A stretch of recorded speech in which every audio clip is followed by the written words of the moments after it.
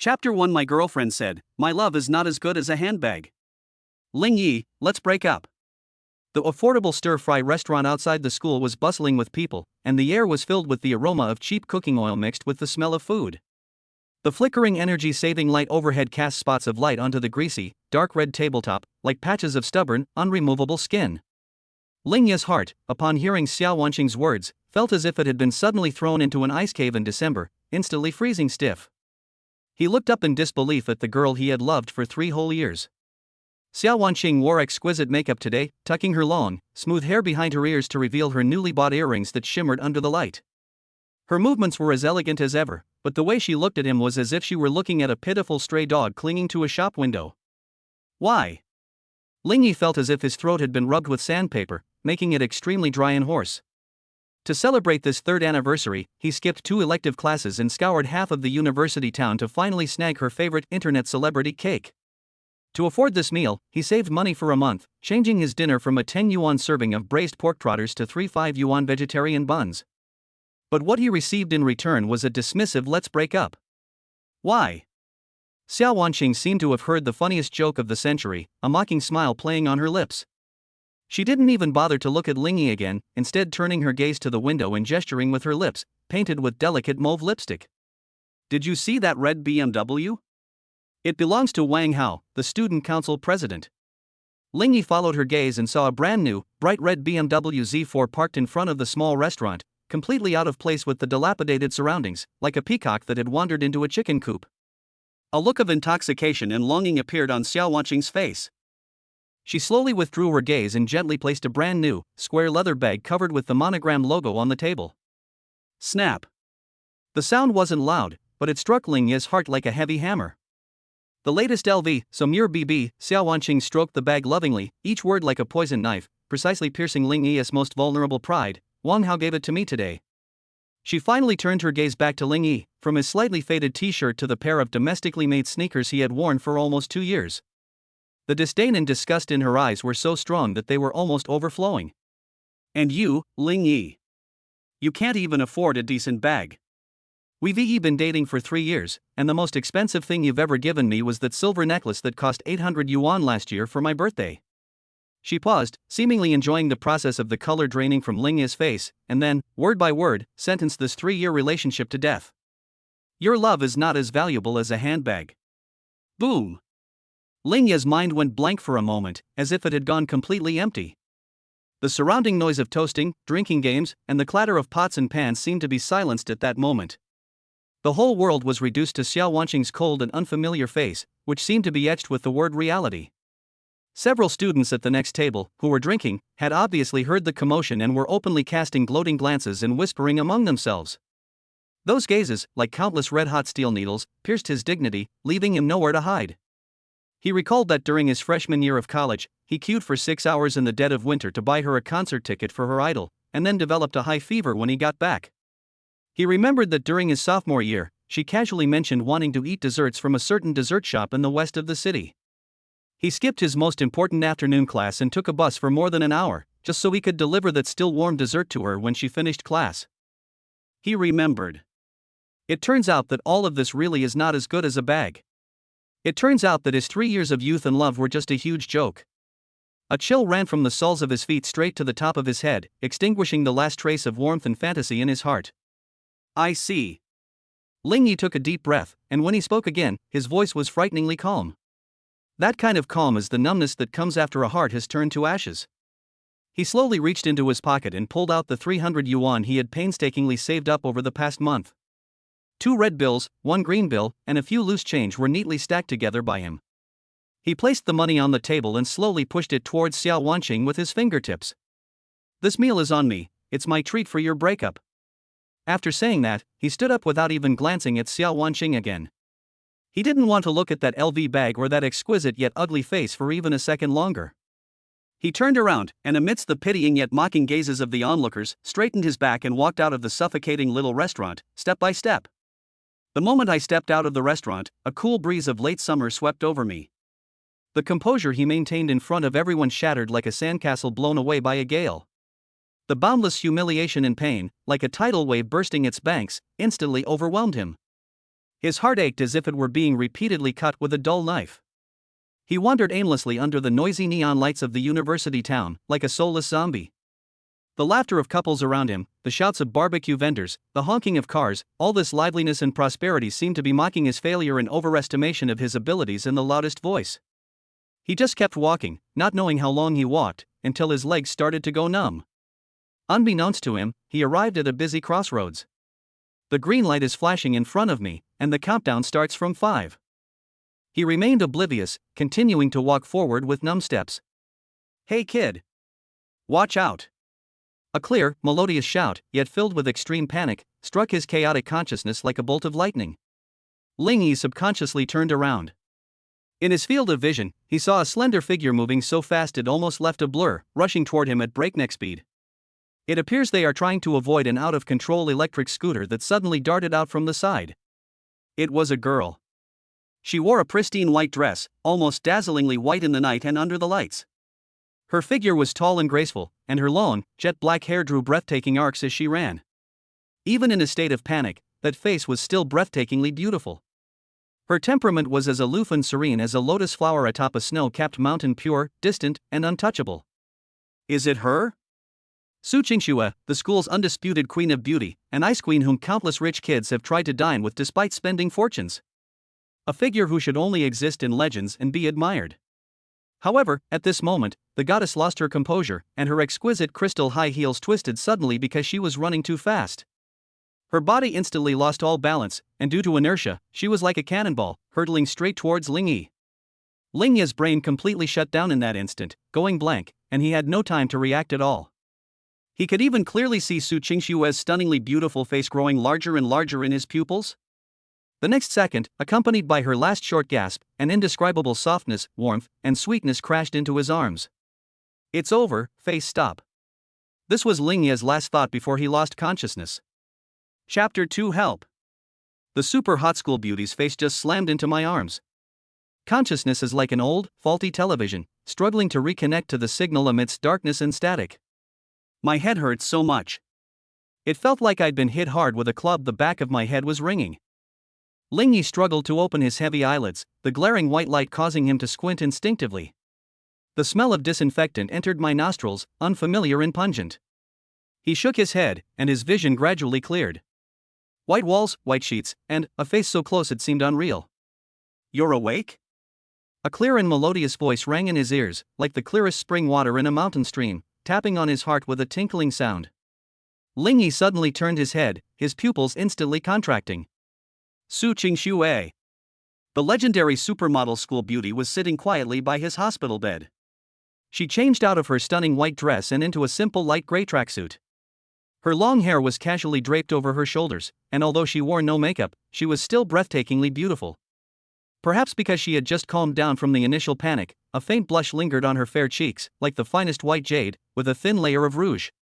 Seeing Ling Yi staring straight at her, Su Qingxue seemed a little uncomfortable, and her ears turned slightly red. She handed over a medical report, her tone still cold, but if you listened carefully, you could detect a hint of barely perceptible apology. "Sorry, I bumped into you by accident." She pointed to the conclusion on the test report. "The doctor said you only have a mild concussion, nothing serious, just need some rest." Ling Yi only then belatedly realized what was happening. Holy crap, this isn't a dream. Breakup, humiliation, heartbreak, and then, being face slapped by the school's most beautiful goddess? The ups and downs of life are just too exciting. He struggled to sit up, but a sharp pain immediately shot through the back of his head, making him hiss involuntarily. "Don't move." Su Qingxue immediately stepped forward, stretched out her slender hand, and gently pressed down on his shoulder. Her fingertips were slightly cool, and the moment they touched his shoulder, Ling Yi felt as if a faint electric current had surged through him, making his whole body stiffen. Awkward. Extremely awkward. A lone man and a lone woman, alone in a room. The other person is a goddess-level figure who can only be admired from afar, while he is an ultimate loser who was just knocked out by his girlfriend with an LV bag. The contrast is simply too stark. It's nothing. Ling Yi cleared his throat, trying to make his voice sound less disheveled. I was just not watching where I was going. He didn't want this privileged girl to feel any guilt because of this, and then to stage some melodramatic, domineering school beauty falls in love with me scenario. He's now a bit allergic to women, especially beautiful women. Just then, a completely emotionless, cold, machine-synthesized electronic voice suddenly exploded in the depths of his mind. Ding! Detected that the host has suffered a major blow in their life, and their mental state has plummeted to rock bottom, meeting the activation conditions. Love attack system successfully bound. Ling Yi was instantly stunned. What is that? Love attack system? Hallucination? Holy crap, did this girl really give him post-concussion syndrome? He's even starting to hallucinate? He glanced at Su Qingxue without making a sound and found that she looked normal and obviously hadn't heard the voice. That sound is. Ling Ye's heart began to pound uncontrollably. As a contemporary young man who reads online novels in his spare time, a bold idea, so audacious that even he himself found it outrageous, popped into his head uncontrollably. Could it be that? Scanning the vicinity. Scan complete. Ding. Destined heroine detected Su Qingxue. Appearance, 99 naturally beautiful. Body proportions, 98 golden ratio. Special potential? To be unlocked. Overall rating, extraordinary level. Strongly recommend the host establish a deep emotional connection. A series of electronic sounds, like rolling thunder, exploded in his mind. At the same time, a semi-transparent blue data frame that only he could see suddenly appeared above Su Qingxue's head. Holy crap! It really is. It's true. Ling Yi's breathing almost stopped at that moment. The pain and humiliation brought by the breakup were completely washed away in that instant by a tidal wave of ecstasy and disbelief. Golden finger. The kind of cheat-like ability that only exists in novels has actually come true for me. Calm down. Ling Yi, you must calm down. He pinched his thigh hard, and the intense pain confirmed that this was not a dream. He suppressed the turmoil in his heart and tried to maintain a calm exterior, but his rapid breathing and slightly dilated pupils still betrayed his inner turmoil. Su Qingxue noticed his unusual behavior. Looking at Ling Yi's face, which was flashing with light and displaying a variety of expressions, she asked with some concern, "What's wrong? Are you feeling unwell? Should I go call the doctor again?" No, no need. Ling Yi quickly waved his hand, forcing a smile that looked more like a grimace. I just have a little low blood sugar, I'll be fine after a while. Ding. First intimate contact physical with the destined heroine has occurred, triggering a newbie gift pack critical hit. They're here. They're here. Ling Yi's heart jumped into his throat. New player gift pack. Following the typical novel formula, this reward is absolutely phenomenal. 100 million? Or a god-level skill? He had already started fantasizing about having 100 million in his left hand and a Thompson Riviera apartment in his right, then driving a Lamborghini Veneno in front of Xiao Wanqing and Wang Hao, showing off to them. However, the system's next sentence left him completely dumbfounded. The new player gift pack has been triggered. Rewards will be distributed after the host and the destined heroine have an effective emotional interaction. Binding successful. The system has entered standby mode. Then. And that was it. The cold, electronic sound vanished completely, as if the power had been cut off. Ling Yi stood there, stunned, and blinked. That's all? That's it? Where's the promised newbie gift pack? Where's the promised 100 million? Where's the promised god tier skill? So my system is still an unactivated version? Do I have to interact with the heroine of destiny to unlock it? This system, something feels off. Are you really alright? Su Qingxue looked at Ling Yi's face, which was alternating between ecstasy and astonishment, and she really thought that this guy's brain had been damaged. She took out a pen and a notepad from her pocket, quickly wrote down a string of numbers, and handed it to Ling Yi. This is my phone number. I've already paid the medical bills, so don't worry. Just rest well. If you feel unwell again or need any help, feel free to call me anytime. Her voice was very pleasant, with a hint of polite aloofness, but the concern in her eyes was genuine. Ling Yi blankly accepted the note that still carried a faint warmth, staring at the string of delicate numbers on it, momentarily at a loss for words. Seeing that he was alright, Su Qingxue also felt that it was inappropriate for a girl like her to stay in a male ward, so she stood up. Then you should get some rest. I'll be going now. She nodded slightly, turned and left the school clinic. The entire ward fell silent instantly. Ling Yi was left alone, sitting blankly on the hospital bed, clutching the note with the phone number written on it tightly in his hand. A gentle breeze blew in from the window, causing the white curtains to flutter softly.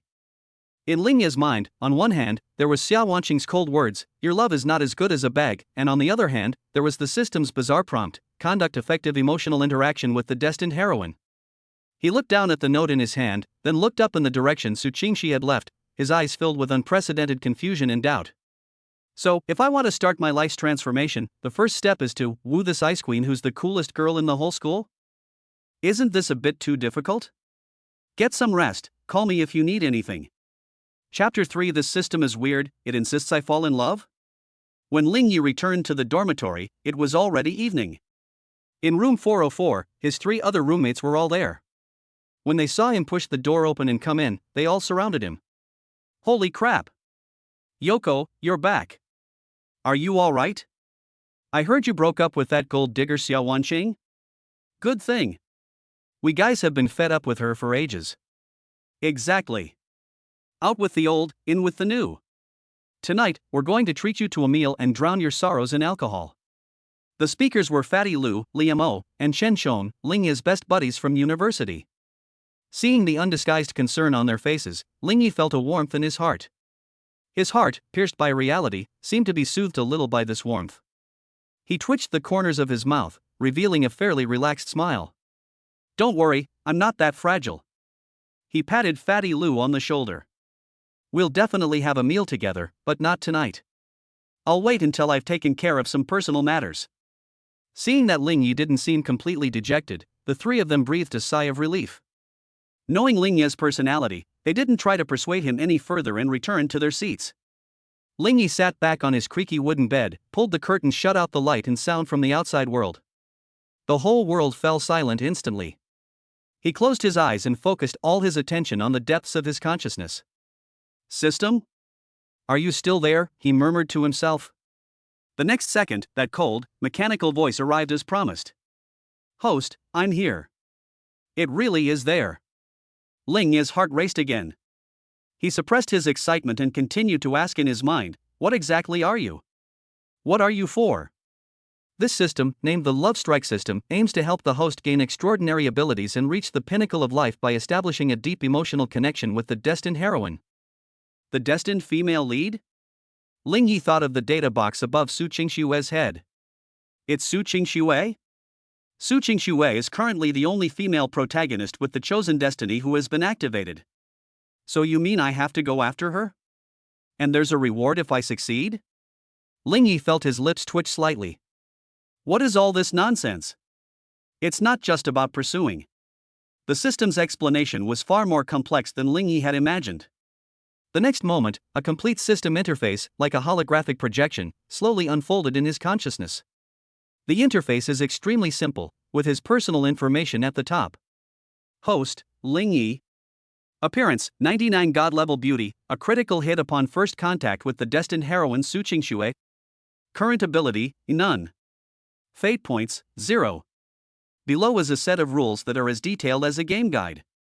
Core rules. 1. Emotional interaction. Any effective emotional interaction between the host and the destined heroine has a chance to trigger a critical hit and obtain a reward. 2. Definition of interaction. This includes, but is not limited to, dialogue, eye contact, physical contact, experiencing events together, giving gifts, and helping each other resolve crises. 3. Critical hit mechanism. The deeper the interaction and the stronger the emotional fluctuations, the higher the critical hit multiplier and the richer the rewards. The type of reward will be closely related to the heroine's special potential. For reward types, these include, but are not limited to, cash, skills, physical enhancements, networking resources, and special items. 5. Ultimate goal. Achieve a 100% emotional bond with the chosen heroine to unlock her ultimate ability and begin scanning for the next chosen heroine. Lingyi carefully read these rules at least 10 times. After reading it, he fell silent. There was a full half-minute of silence. Then, he came to a conclusion. Holy crap! Isn't this just a dating simulation game? Other people's systems either involve daily check-ins, generous rebates, or at the very least, tasks and monster slaying. Why did the style of the story become so distorted when it came to me? Do I have to be the one to date? And it's about defeating an epic boss like Su Qingsue, who is extremely difficult. What a joke! He had just been badly hurt by a gold digger and now had a psychological aversion to beautiful women. And this system had just arranged this for him? Isn't this asking the impossible? Ling Yi felt a bit of a toothache. He now seriously suspects that this system was created by some bored god just to make a fool of himself. Just as he was ranting about this bizarre system and feeling his worldview being challenged once again, his phone on the bedside table suddenly vibrated. He picked up his phone and unlocked the screen. It's a WeChat message. It came from an avatar he knew all too well, yet loathed all too much: Wang Hao, the student council president.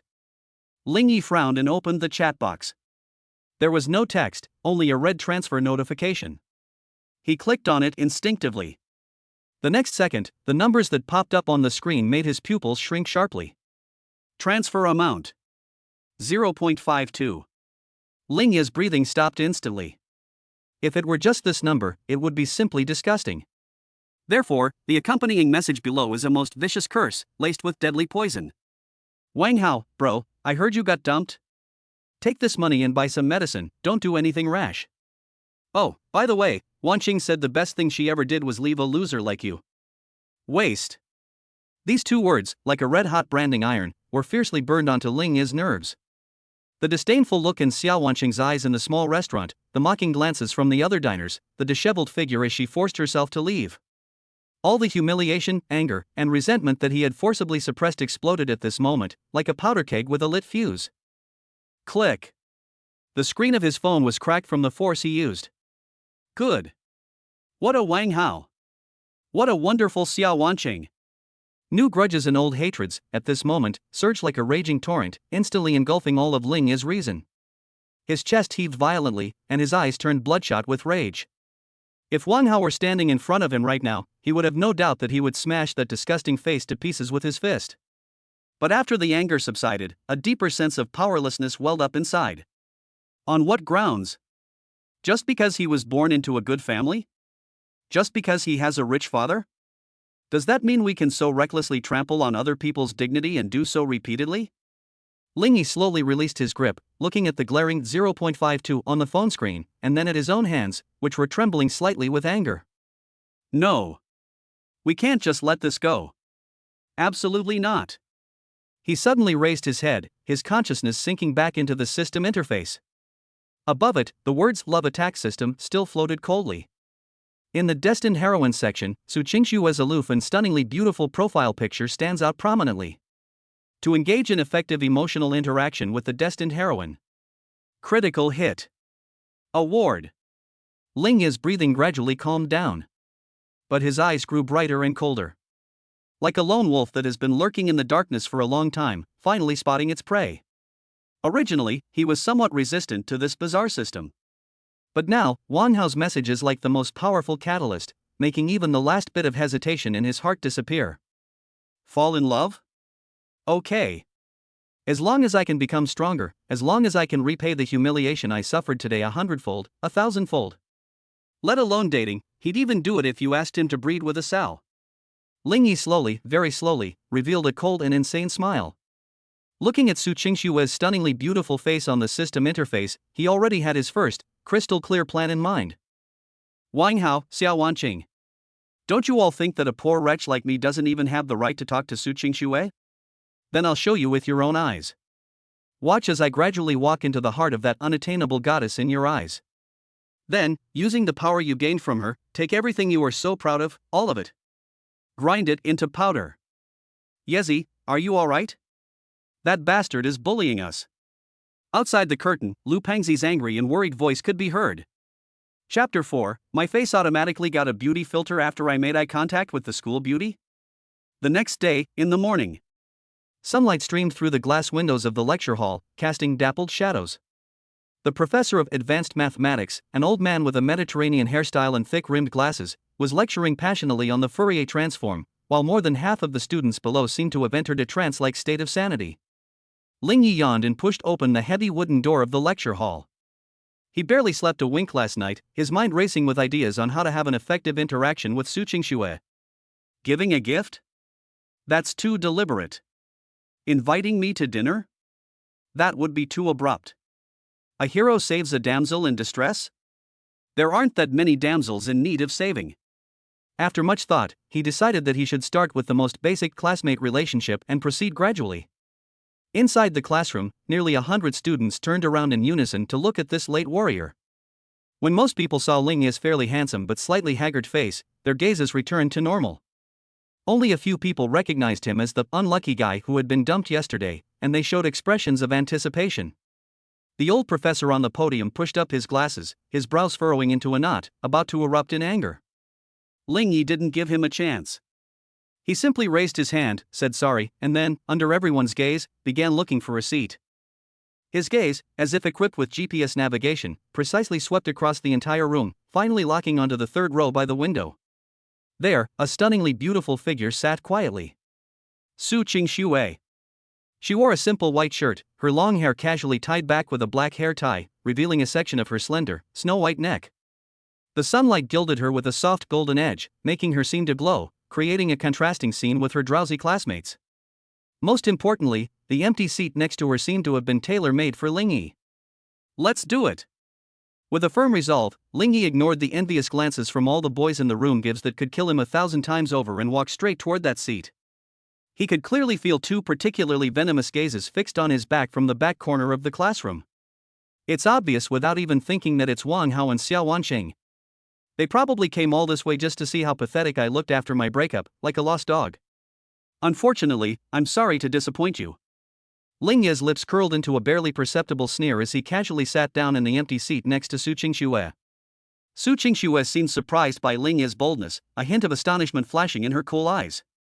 She nodded slightly as a greeting, then returned her attention to her book. Lingyi thought to himself, she really is an ice queen. Her composure is impressive.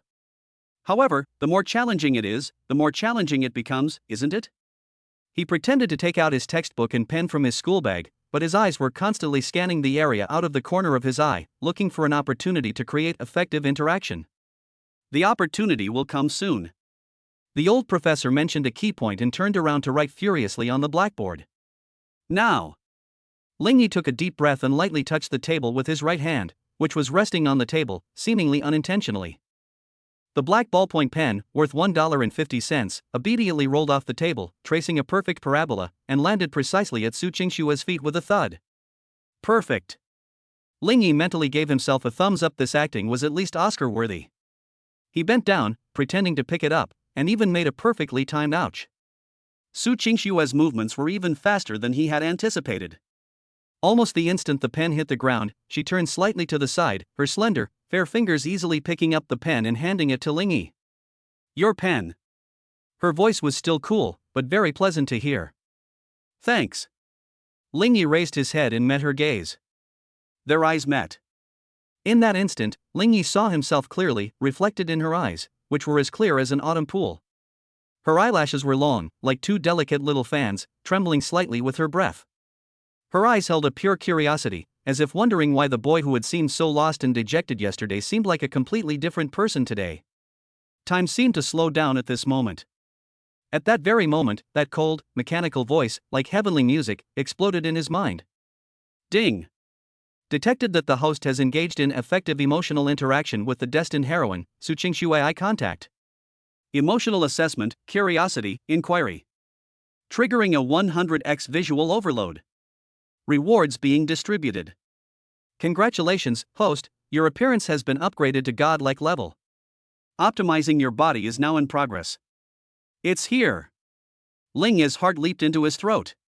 The next second, an indescribable, electric-like warm sensation suddenly exploded from his heart and instantly swept through his limbs and bones.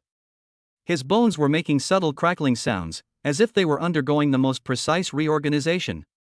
His skin looked as if it had been infused with the most potent vitality essence. Every pore was opening up and breathing, becoming firm, smooth, and delicate. His features seemed to be perfectly sculpted by an invisible divine hand. The contours of his face became more three-dimensional and deep, his nose bridge was as high as a mountain ridge, and his eyes, which were originally quite pretty, had a slightly upturned corner, giving them a captivating and bewitching charm. His pupils also became darker and deeper than before, as if they contained the stars and the sea. All these changes happened in the blink of an eye. To everyone around, an extremely bizarre and shocking scene unfolded. 1 second ago, Lingyi was just an ordinary-looking college student. After exchanging glances with the school beauty Su Qingxue, he became so handsome that he practically glowed, as if a game character had been instantly loaded with a top-tier graphics patch and character customization data. Holy crap! A boy sitting in the front row dropped his pen to the ground, his mouth agape wide enough to fit an egg. He. A girl who was secretly putting on makeup next to him suddenly snapped her eyebrow pencil in half with a snap, and looked at Lingyi with disbelief and horror in her eyes. Even the old professor on the podium stopped lecturing, adjusted his thick glasses, and looked like he had seen a ghost. The entire lecture hall, filled with nearly 100 students, seemed to be under a spell of collective silence, falling into a deathly stillness. All eyes were fixed on Lingyi's face, like iron filings drawn to a magnet. What kind of handsome is that? It's no longer possible to describe him simply as handsome or charming. It was a work of art that seemed to combine the best features of all the top beauties in the East and West. Any more would be cloying, any less would be bland. It was so perfect that there was not a single flaw, enough to make any female creature breathless, and it transcended gender aesthetics. Even the white t-shirt he was wearing, slightly yellowed from multiple washes, now seemed to complement his stunning good looks with its war-damaged trendy style, exuding a fatal charm. The instigator, Su Qingxue, was the person closest to all these changes. She watched as Lingyi's face underwent a transformation that could only be described as a miracle right before her eyes.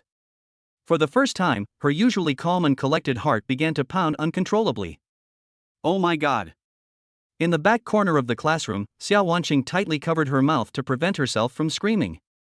Her eyes, as she looked at Lingyi, were filled with shock, regret, and a hint of infatuation that she herself didn't even realize. Wang Hao, standing next to him, had an even more interesting expression on his face. It was a mixture of jealousy, anger, and the fear of seeing a natural enemy. His proud family background and wealth seemed, suddenly, worthless in the face of Lingyi's face, which could bewitch the world. Oh my god, who is he? One of the girls, finally recovering from her extreme shock, let out a trembling, dreamlike whisper. Chapter 5. Oh no, he's so handsome I can hardly control myself. The school bell, like a clarion call of liberation, finally roused the entire lecture hall from its frozen state of time and space. The old professor was the first to come to his senses. He glanced at the blackboard, then at Lingyi, who was sitting next to Su Qingxue and was so handsome he seemed inhuman. In the end, he said nothing, grabbed his lesson plan, and hurriedly fled this place of right and wrong that had shaken his worldview. The moment he left, the oppressive atmosphere was instantly ignited. Holy crap! Hey handsome! What's your name? What's your major? Let's be friends. Hi, classmate. I'm from the Campus Beauty Pageant Club. I think you have the potential to become the first campus heartthrob in the history of Jiangcheng University. Hey handsome. Send me your WeChat. Send me your WeChat. Almost within 3 seconds of the bell ringing, at least 20 or 30 girls swarmed in from all directions of the classroom like sharks smelling blood, instantly surrounding Lingyi's seat. The various perfume scents mixed together almost killed Lingyi on the spot. He even saw a few bolder individuals take out their phones, open the QR code scanning interface, and attempt to forcibly scan the code. This is even more exaggerated than the Spring Festival travel rush for train tickets. Lingyi had never seen such a scene in his previous life. If it had happened yesterday, he probably would have died on the spot and wished he could find a crack in the ground to crawl into. But now, things are different. A godlike level of beauty brings more than just a change in appearance, it brings an absolute confidence that comes from within. Instead of panicking, he calmly stood up, a perfectly timed, slightly wicked and aloof smile playing on his lips, his deep gaze slowly sweeping over the faces of those in front of him, faces flushed with excitement. Excuse me, everyone. His voice wasn't loud, but it had a strange magnetism that clearly reached everyone's ears. The girls, who were originally full of energy, felt their hearts skip a beat when they saw his eyes, which seemed to hold the stars and the sea. They actually made way for him without even realizing it. Amidst countless infatuated, amazed, envious, and jealous gazes, Lingyi strolled out leisurely. Su Qingxue followed closely behind, watching Lingyi's back, her usually cold eyes sparkling with an unprecedented brilliance. This guy. It's really completely different from before. The two had just stepped out of the teaching building and hadn't gone more than a few steps when Su Qingxue's phone rang. It was her best friend calling. As soon as the call connected, a pig-like scream came from the other end. Qingxue. Qingxue. Look at the campus forum. It's exploded. It's completely exploded. Su Qingxue frowned and opened the Jiangcheng University campus forum app.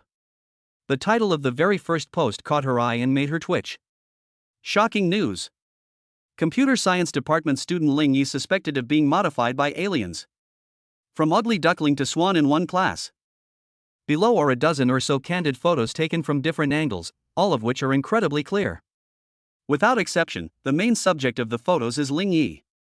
There's his killer profile as he sits in the classroom, the fleeting glance he gives when he stands up, and his composed and effortless demeanor when surrounded by girls.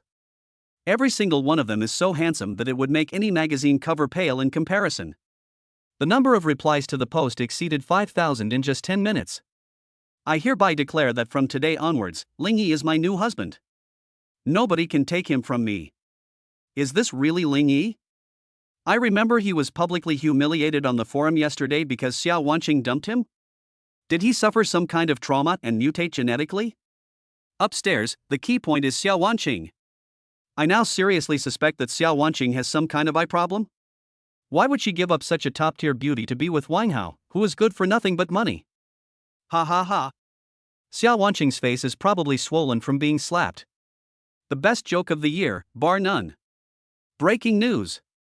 Xiao Wanqing has deleted all the posts on her WeChat moments showing off her relationship with Wang Hao. I'm dying of laughter. Su Qingxue couldn't help but smile slightly as she read the comments. She looked up at Ling Yi walking ahead, and the guilt she felt for bumping into him seemed to, inexplicably, disappear. I even felt a little amused. I have something to do, I'll be going now, Su Qingxue said to Ling Yi as she put away her phone. If she continued down this path, she feared she would become the enemy of all the girls in the school. Okay. Ling Yi nodded, without trying to stop him. He knew that food must be eaten one bite at a time, and life must be walked one step at a time. Being able to have two effective interactions with Su Qingxue today is already a huge win. After saying goodbye to Su Qingxue, Ling Yi walked alone towards the cafeteria. Throughout the journey, he received the attention of a head of state. Regardless of gender or age, as long as it is alive, one's gaze will be involuntarily drawn to it. He even saw a guy turn around to look at him and crash headfirst into a roadside telephone pole with a loud duong. Holy crap, this irresistible charm is just too much to resist. Ling Yi silently made a self-satisfied comment in his mind. This feeling is just so amazing. Upon entering the cafeteria, the normally bustling hall became eerily quiet for 3 seconds. Then, an even more exaggerated discussion erupted.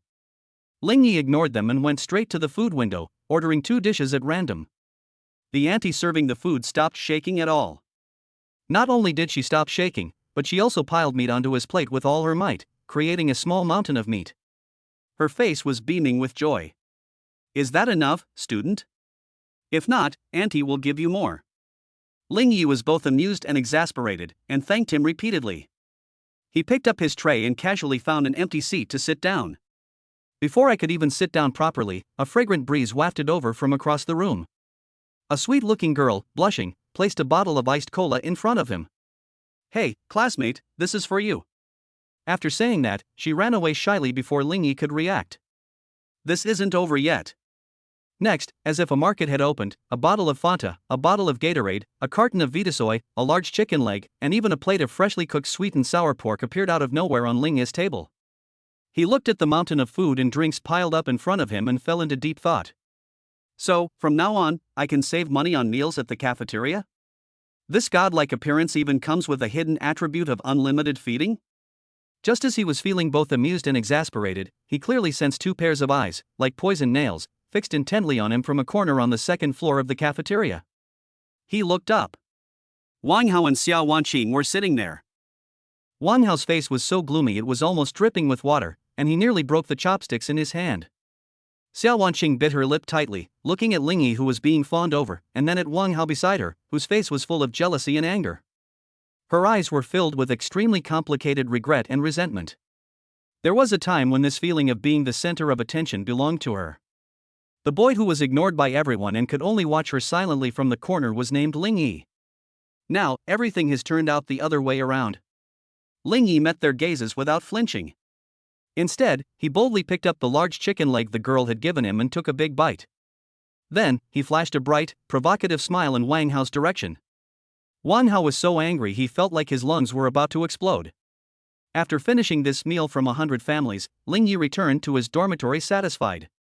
His 3 roommates were looking at him as if he were an alien. Yi, tell me honestly, have you been possessed? Fatty Lou circled around him several times. Otherwise, there's no way to explain it. Get lost.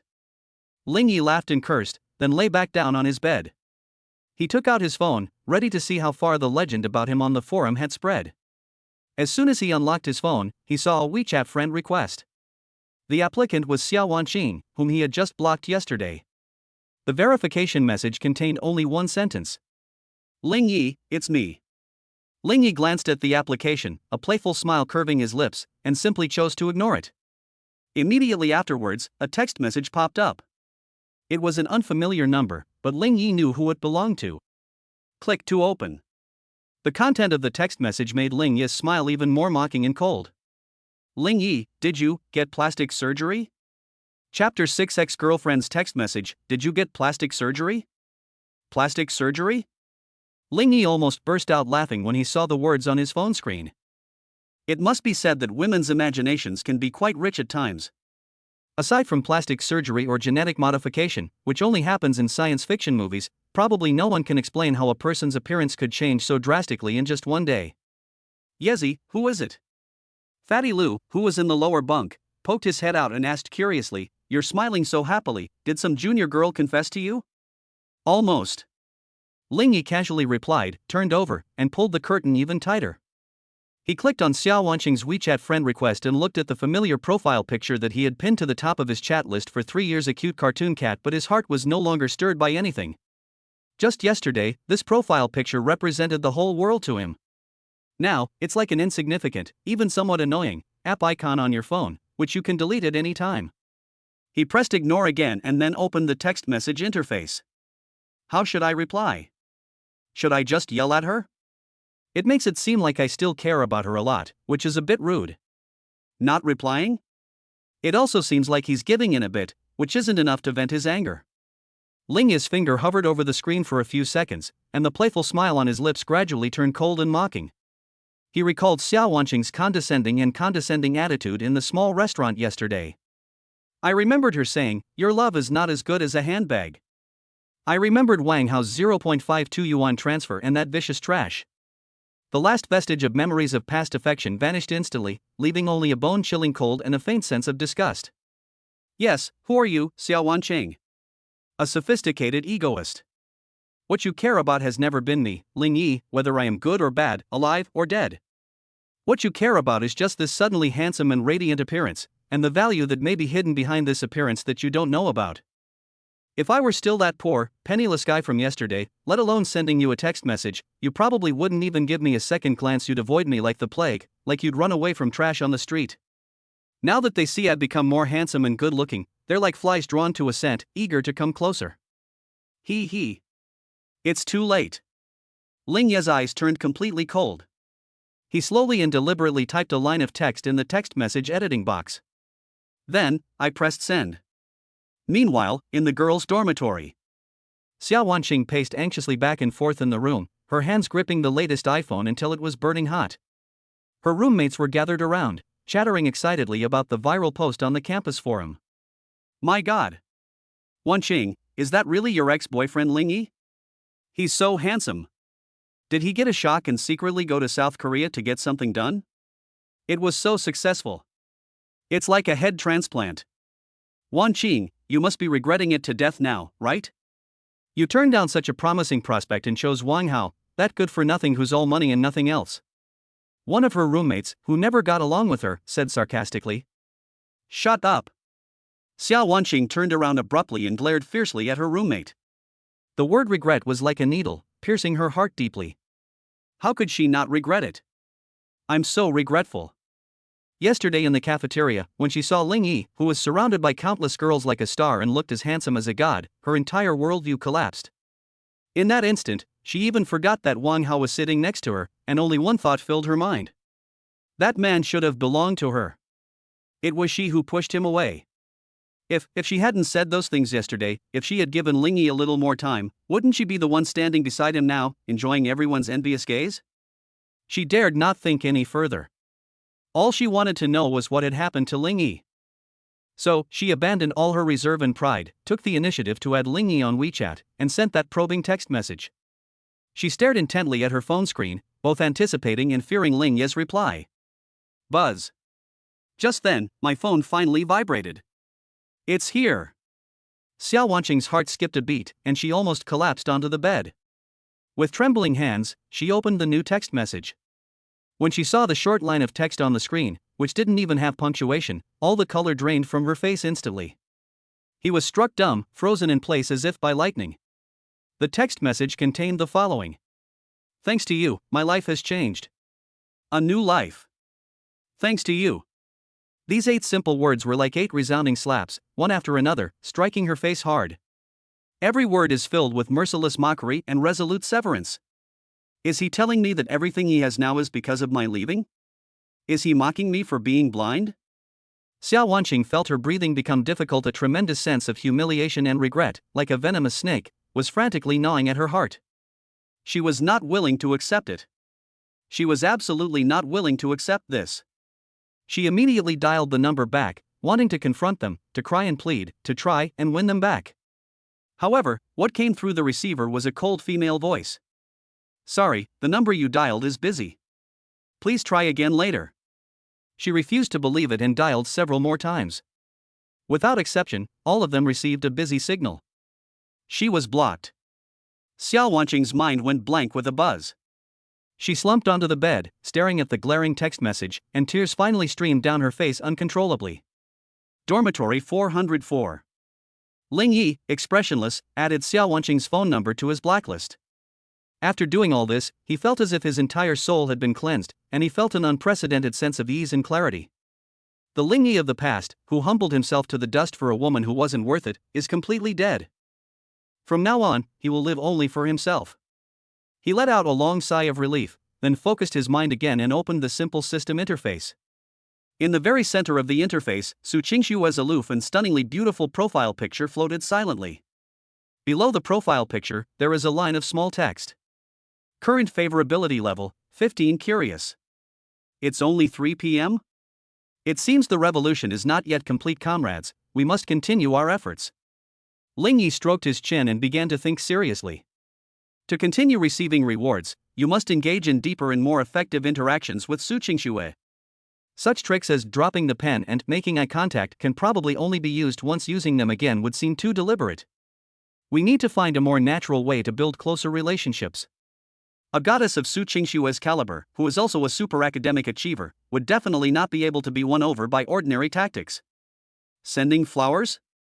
Sending a gift? That's too tacky. She probably wouldn't even bother to look at it. Invite her to dinner and a movie? Forget about it. She wouldn't even bother with a rich second generation like Wang Hao, so why would she go out with him? You have to cater to their preferences. What are her hobbies? Studying, researching, and... Lingya's mind suddenly flashed back to the note with Su Qingshua's phone number written on it in the school clinic yesterday, and how he had spent half the night studying the system alone in his dormitory after she left the clinic. A bold plan gradually took shape in his mind. He looked at Su Qingshua's profile picture, and a confident yet playful smile appeared on his lips once again. This is none of your business, don't bother me.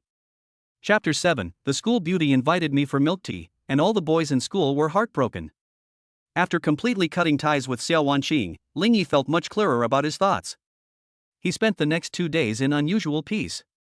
He attends classes on time every day and spends his free time in the library, living a life as regular as a retired cadre.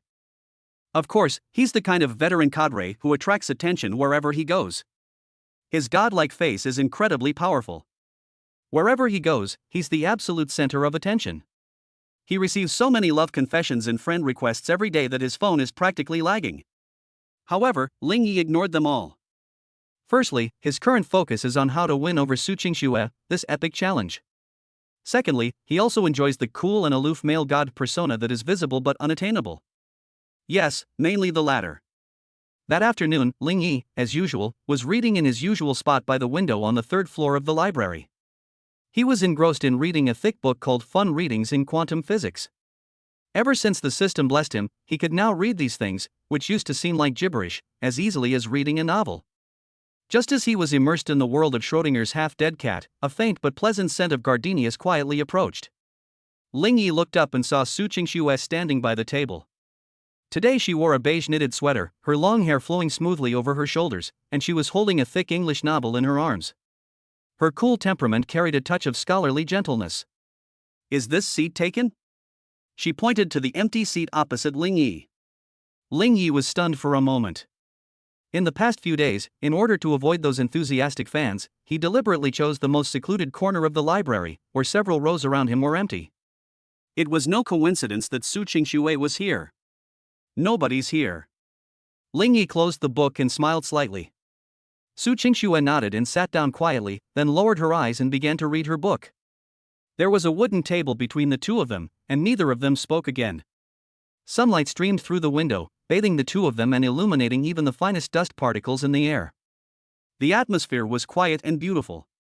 Ling Yi could feel his nerves, which had been tense from thinking about how to win over the other person for days, strangely relaxed at this moment. Perhaps, simply spending some time quietly with her would be a good form of interaction? However, Su Qingxue didn't seem to think so. About 10 minutes later, she suddenly closed the book, looked up, and quietly gazed at Ling Yi with her clear eyes. "To thank you for helping me out that day, and also to apologize for bumping into you in the first place." It seemed to be the first time she had taken the initiative to invite a boy. Her ears were slightly red, and there was a barely perceptible pause in her voice. "Shall I buy you a milk tea?" "It's here." Ling Yi was secretly delighted, but he kept a straight face and even raised his eyebrows in feigned surprise. "Okay." He agreed readily and decisively, without the slightest hesitation. Su Qingxue seemed to breathe a sigh of relief and stood up. The two walked out of the library, one after the other. However, they all underestimated just how terrifying the chemical reaction could be when the names Ling Yi and Su Qingxue were combined. As the two walked side by side on the main road of the campus, which was shaded by sycamore trees, a campus storm began without warning. The first person to spot them was a girl who was passing by. She was looking down at her phone when she glanced up and froze instantly. He didn't even notice his phone fall to the ground with a thud. Her mouth was agape, wide enough to fit a light bulb, and her eyes were filled with utter shock, as if she were thinking, "Holy crap, what an amazing combination. Am I dreaming?" Her reaction was like a pebble thrown into a calm lake, instantly creating ripples. More and more people have noticed the male and female protagonists walking together. Then, holy crap! Look! Isn't that Ling Yi and Su Qingxue? How did those two end up together? Am I seeing things? My God! Su Qingxue actually smiled at him. Even if it was just a slight twitch of her lips, I saw it. I absolutely saw it. Take a picture. Quick, take a picture. This is a historic moment. For a moment, all the students on the road stopped in their tracks as if they had been frozen in place. Countless gazes, like searchlights, focused from all directions. Immediately following was a chorus of clicking sounds as people pulled out their phones. If Ling Yi's appearance alone previously only triggered a fangirl effect, so now, his being with Su Qingxue has triggered a real magnitude 8 earthquake. One of them is a newly emerging, mysteriously handsome school heartthrob whose good looks are outrageous. One is an ice queen who has consistently topped the list of school beauties and is so aloof that she seems untouched by worldly affairs. These two people, who are completely unrelated, actually ended up in the same frame. This is a huge amount of information. At this moment, Jiangqing University's campus forum experienced its most surging and explosive traffic since its inception. A newly posted thread received over 10,000 replies in just 3 minutes, crashing the server. The post's title was filled with despair and lamentation after a breakup. It's official? The school beauty treated Ling Yi to milk tea. "I feel like I've been dumped, all the boys in school are green with envy today." The accompanying picture shows Ling Yi and Su Qingxue queuing in front of a milk tea shop, their backs to the camera. The boys are handsome and the girls are graceful, like a scene from a fairy tale. Fake. It's all fake. It's photoshopped. It's definitely photoshopped. I don't believe it. How could my goddess possibly fall for another man? Ling Yi, give my goddess back to me. Wa'ada. Today, we are all heartbroken. Is it possible that they are just ordinary friends? Hey bro upstairs, have you ever seen Su Qingxue smile at any ordinary friend? Have you ever seen her treat any ordinary friend to milk tea? It's breached, completely breached. The two people at the eye of the storm seemed completely oblivious to the storm raging outside. Inside the milk tea shop, Ling Yi ordered a lemonade, and Su Qingxue ordered an iced, sugar-free oolong tea. The two found a seat by the window and sat down. "I'm sorry, I seem to have caused you trouble," Su Qingxue said helplessly, looking at the students peeking out the window and taking pictures like crazy. "I'm used to it." Ling Yi shrugged, looking smug. "You, a beautiful woman, should understand the troubles of being handsome." But Su Qingxue was amused by his narcissistic remark. Her smile was like an iceberg melting, like spring flowers blooming, causing several boys who were pretending to drink milk tea but were actually peeking at them to crush their cups. Ling Yi was also stunned for a moment. "I have to say, this girl's smile is absolutely gorgeous." Ding! Detected emotional fluctuation in the destined heroine, Su Qingxue, joy. Emotional connection deepened, favorability +5. Current favorability, 20 friend. Hearing the system notification, Ling Yi felt even more delighted. It's done. The relationship has officially progressed from curiosity to friendship. Su Qingxue seemed to realize that she had lost her composure, so she quickly composed herself, took a sip of oolong tea, and changed the subject. "By the way, about that algorithmic flaw in my paper you mentioned last time, how did you spot it?" This is a question that has been puzzling her for the past few days. That algorithm model was something she had painstakingly built, and even her advisor praised it highly. How could a student from another department have seen through the problem at a glance? It's just a feeling. Ling Yi had already prepared his words and began his performance. "After you bumped into me that day, I felt like my mind suddenly opened up. I could see the essence of many things at a glance." He attributed everything to metaphysics. Su Qingxue naturally didn't believe it, but looking at Ling Yi's flawlessly handsome face and those deep eyes that seemed to see through everything, she felt that it wasn't entirely impossible. After all, the very change in his appearance is the biggest unscientific thing. "Well, could you take another look at me? I've recently hit a roadblock." As Su Qingxue spoke, she actually took out a thin and light laptop from her bag. Ling Yi looked at her studious demeanor, where she seemed to talk about studying all the time, and couldn't help but laugh and cry. "Hey lady, we're on a date. Even though it's milk tea. However, he likes it. Isn't this exactly what I need, effective emotional interaction?" Just as he was about to take over the computer, show off his skills, and further win over the goddess. Outside the milk tea shop, under a large tree a few dozen meters away, Wang Hao was staring intently at the perfect couple chatting happily by the window, the flames of jealousy almost bursting from his eyes. His face turned ashen with extreme anger, and the veins on his hand gripping the phone were bulging, his knuckles white from clenching it. "On what grounds? Why should I? That poor wretch I trampled under my feet, that piece of trash Xiao Wanqing threw away like garbage, why should he be able to sit with Su Qingxue?" Still laughing. He actually dared to laugh. Su Qingxue smiled too. That bitch. That penniless wretch. Wang Hao felt like his lungs were about to explode with anger. His hands trembled as he dialed a number he knew by heart, his voice hoarse and somber with anger. "Hey! Call a few brothers, I'm going to cripple that kid named Ling Yi." Chapter 8: The Rich Second Generation's Taunt. Does a toad deserve to eat swan meat? Beep beep. The piercing sound of a car horn, like a thunderclap from a clear sky, abruptly shattered the warm and harmonious atmosphere in the milk tea shop. Ling Yi and Su Qingxue looked in the direction of the sound. The bright red BMW Z4 was like a vicious dog blocking their way, arrogantly and brazenly blocking their only route back. Passers-by turned their heads and pointed at the eye-catching sports car. The car door was pushed open with a bang. Wang Hao got out of the driver's seat, a twisted, sinister smile on his face caused by extreme anger. Behind him followed two shady-looking young men who were clearly no good. Clearly, that phone call had summoned his helpers. "Hey, isn't this Ling Yi, the newly crowned campus heartthrob of Jiangcheng University?" With his hands in his pockets, Wang Hao strode in with what he thought was a cool gait, approaching step by step, but his words were filled with venomous malice. "What's wrong? You just got dumped by Wan Xing, and you're already so eager to find a new target?" His gaze, like that of a venomous snake, swept back and forth between Ling Yi and Su Qingxue, finally settling on Su Qingxue's cold and beautiful face, his eyes filled with undisguised greed and jealousy. "Qingxue, I advise you to stay away from this kind of poor bastard. What does he have besides a good-looking face? Can he buy you LV?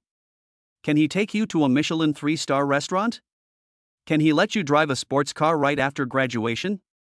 With each word he spoke, he took a step closer to Ling Yi, his arrogance reaching its peak. A toad should stay in the mud and stop dreaming of eating swan meat. He practically pointed at Ling Yi's nose and roared out those last words. The students who were watching the commotion suddenly burst into a suppressed gasp. The smell of gunpowder is too strong. Everyone held their breath, waiting to see Ling Yi's reaction.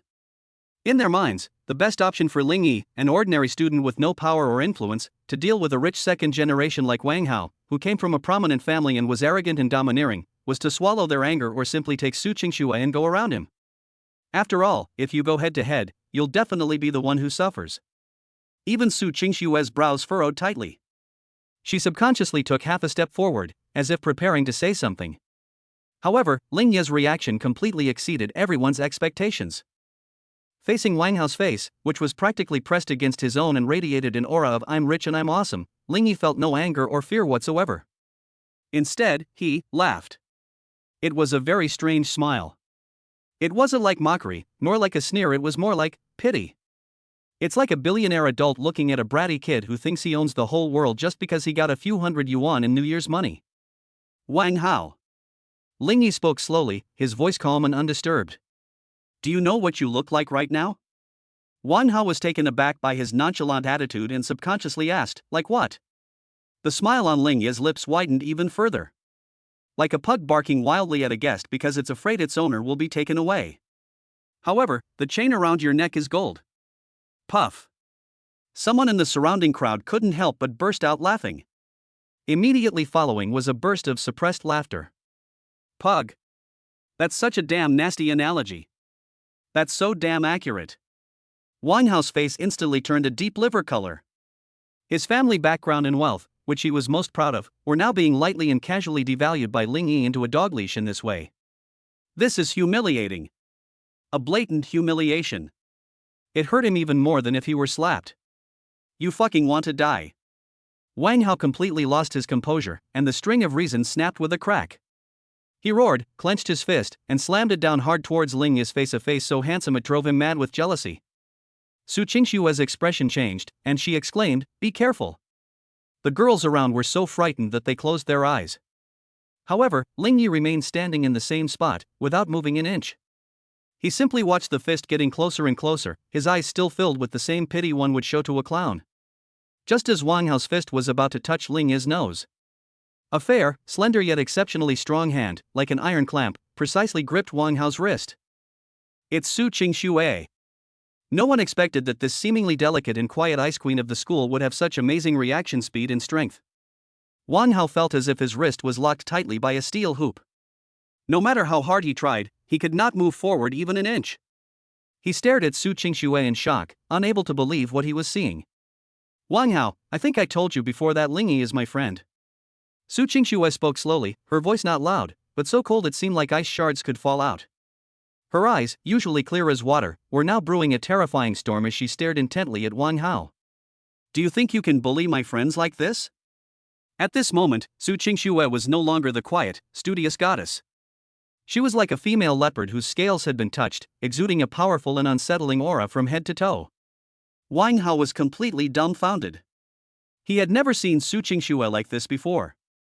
He had always thought that Su Qingxue was just a bookworm from a well-off family, with a proud personality and a dislike for fighting with others.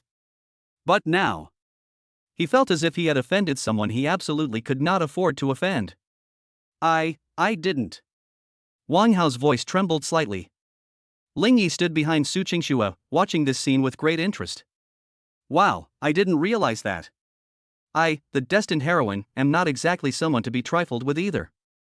That protective look of his is kind of cool. Ding. Detected that the destined heroine Su Qingxue is maintaining the host. Emotional fluctuation judgment, protective, angry. Emotional connection greatly deepened. Favorability +10. Current favorability, 30 deep friend. The system notification sounded in Ling Yi's mind again. He could feel a warm current, even more powerful and purer than the last time he was attacked by beauty, surging wildly into his body from the invisible emotional connection between him and Su Qingxue. This time, something different seems to be awakening. At this moment, Wang Hao, who was completely intimidated by Su Qingxue's aura, finally shouted out his words without thinking due to extreme jealousy and resentment. Su Qingxue. You're going against me for such a poor wretch? What kind of spell did he cast on you? He's a complete waste. A piece of trash that Xiao Wanqing used and discarded like garbage. I'm going to mess with him today. Let's see what you can do to me. As he spoke, he suddenly flung Su Qingxue's hand away and lunged at Ling Yi again, acting like a madman. Su Qingxue's face turned completely cold. She stepped forward again, intending to stop Wang Hao. However, a warm hand gently rested on her shoulder and pulled her behind her. It was Ling Yi. He looked at the rich second generation who had lost his mind and slowly shook his head. The look of watching a show on his face finally disappeared and was replaced by an extreme coldness. Some things only need to be said once. His voice was very soft and faint. But it sent a chill down everyone's spine. Looking at the not-so-tall, but exceptionally upright figure blocking her way, Su Qingxue felt a strange sense of peace in her heart. She looked at Wang Hao, her eyes no longer showing the slightest hesitation. She spoke, word by word, in an almost judgmental, icy voice. Wang Hao, I'll say it again, get out. Chapter 9 Ding. The school beauty's academic aura boosts your IQ by 100. Faced with Wang Hao, who was about to pounce on him like a madman, Ling Yi didn't even raise an eyebrow. He simply stood there quietly, his eyes as calm as a bottomless, icy pool. It wasn't that he didn't want to move, but that he knew someone would move before him. As expected. Just as Wang Hao was about to rush in front of her, Su Qingxue moved. Without the slightest hesitation, she grabbed Ling Yi's wrist, turned around, and left in a swift and decisive manner. Let's go. Her voice remained clear and cold, yet carried an undeniable decisiveness. She couldn't even be bothered to waste another word on Wang Hao, a fool who had lost his mind. Ignoring is the highest form of contempt. Su Qingxue. You bitch. You stop right there. Watching the two figures disappear into the distance, Wang Hao was so angry that he jumped up and down in frustration, spewing out the most vicious curses.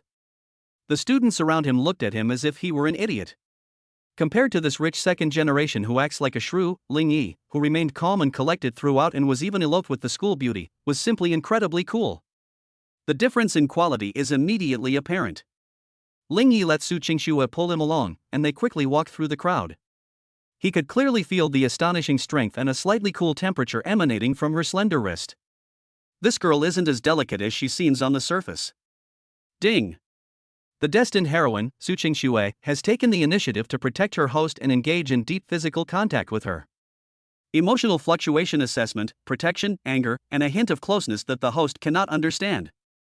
Emotional connection greatly deepened. Favorability plus 10. Current favorability, 30 deep friend. It's here. Ling Yi's heart skipped a beat. The system's notification sound, like the most precise metronome, exploded in his mind. Ding. Detected that the host's emotional connection with the destined heroine Su Qingxue's special potential, wisdom has reached the deep friend level. Trigger a 1000x knowledge boost. Rewards being distributed. The next second, a cool current, 100 times more powerful and purer than the last visual assault, and almost tangible, surged wildly from their clasped wrists into Ling Yi's limbs and bones, finally rushing straight to the top of his head. Boom! Ling Yi felt as if his brain had been struck by a bolt of lightning from the heavens. The whole world instantly changed in his eyes. It is no longer just about colors and shapes. It's data. An endless torrent of data composed of zeros and ones. The age of the sycamore tree by the roadside, the number of leaves, the photosynthetic efficiency. The architectural structure, load-bearing limit, and reinforced concrete mix of that teaching building in the distance. Even the number of strands in Su Qingxue's long hair that fluttered in the wind, the curvature and resilience of each strand. Everything was instantly analyzed, modeled, and quantified in his mind. At the same time, countless pieces of knowledge that were originally like heavenly books to him were forcibly copied into his memory palace as if they were copied with a USB drive. Calculus, linear algebra, quantum physics, relativity, string theory. Artificial intelligence, genetic engineering, neural links, controlled nuclear fusion. The crystallization of countless human wisdom, from basic disciplines to cutting-edge technologies, is no longer a cold symbol or formula at this moment, but has become an instinct that he can call upon at will, as natural as breathing and heartbeat. His brain, like an old single-core processor, was instantly upgraded into a quantum computer with billions of cores. The speed of thinking has increased by more than 100 times. This feeling is amazing. It's like a two-dimensional being glimpsing the magnificence of a three-dimensional world for the first time. Ding! Rewards distributed. Congratulations, host, you have acquired the God-level passive ability Omniscient Eye Beginner. Omniscient Eye Beginner, you can see through the basic structure and logic of all things, possessing learning and analytical abilities far exceeding those of ordinary people. Note, this ability can be upgraded as the emotional connection with the destined female protagonist related to wisdom deepens. Ling Yi only slowly came back to his senses from that mysterious state of enlightenment after the system notification ended. He glanced at Wang Hao, who was still furiously and helplessly raging in the distance, and the last trace of pity in his eyes, like looking at a clown, completely vanished. Instead, there is an absolute indifference, as if looking at lower-dimensional beings. He and Wang Hao are no longer on the same level of existence. The two walked until they reached a quiet corner behind the library, where Su Qingxue stopped and let go of her hand. She seemed to realize that her behavior just now was somewhat inappropriate, and a faint blush rose again on her fair cheeks. "I'm sorry, just now," she said somewhat awkwardly. "Wang Hao was a bit paranoid, and I was afraid he might hurt you. I'm the one who should apologize." Ling Yi looked at her, a hint of tenderness in his eyes that he himself didn't realize. "It seems I've caused you trouble again." "It's no trouble at all." Su Qingxue shook her head. Looking into Ling Yi's eyes, which seemed to see through everything and were as deep as the starry sky, that strange feeling welled up in her heart again. Is he really just an ordinary college student? Why is it that my pride and joy and intelligence and composure seem insufficient in his presence? Well, if there's nothing else, I'll head back now. Su Qingxue felt her heart beating a little fast and prepared to find an excuse to slip away. If she stayed any longer, she was afraid she might say something she shouldn't. However, just as she turned around, Ling Yi suddenly spoke. His voice was calm and confident, with an irresistible charm. Etc. Su Qingxue stopped in her tracks instinctively.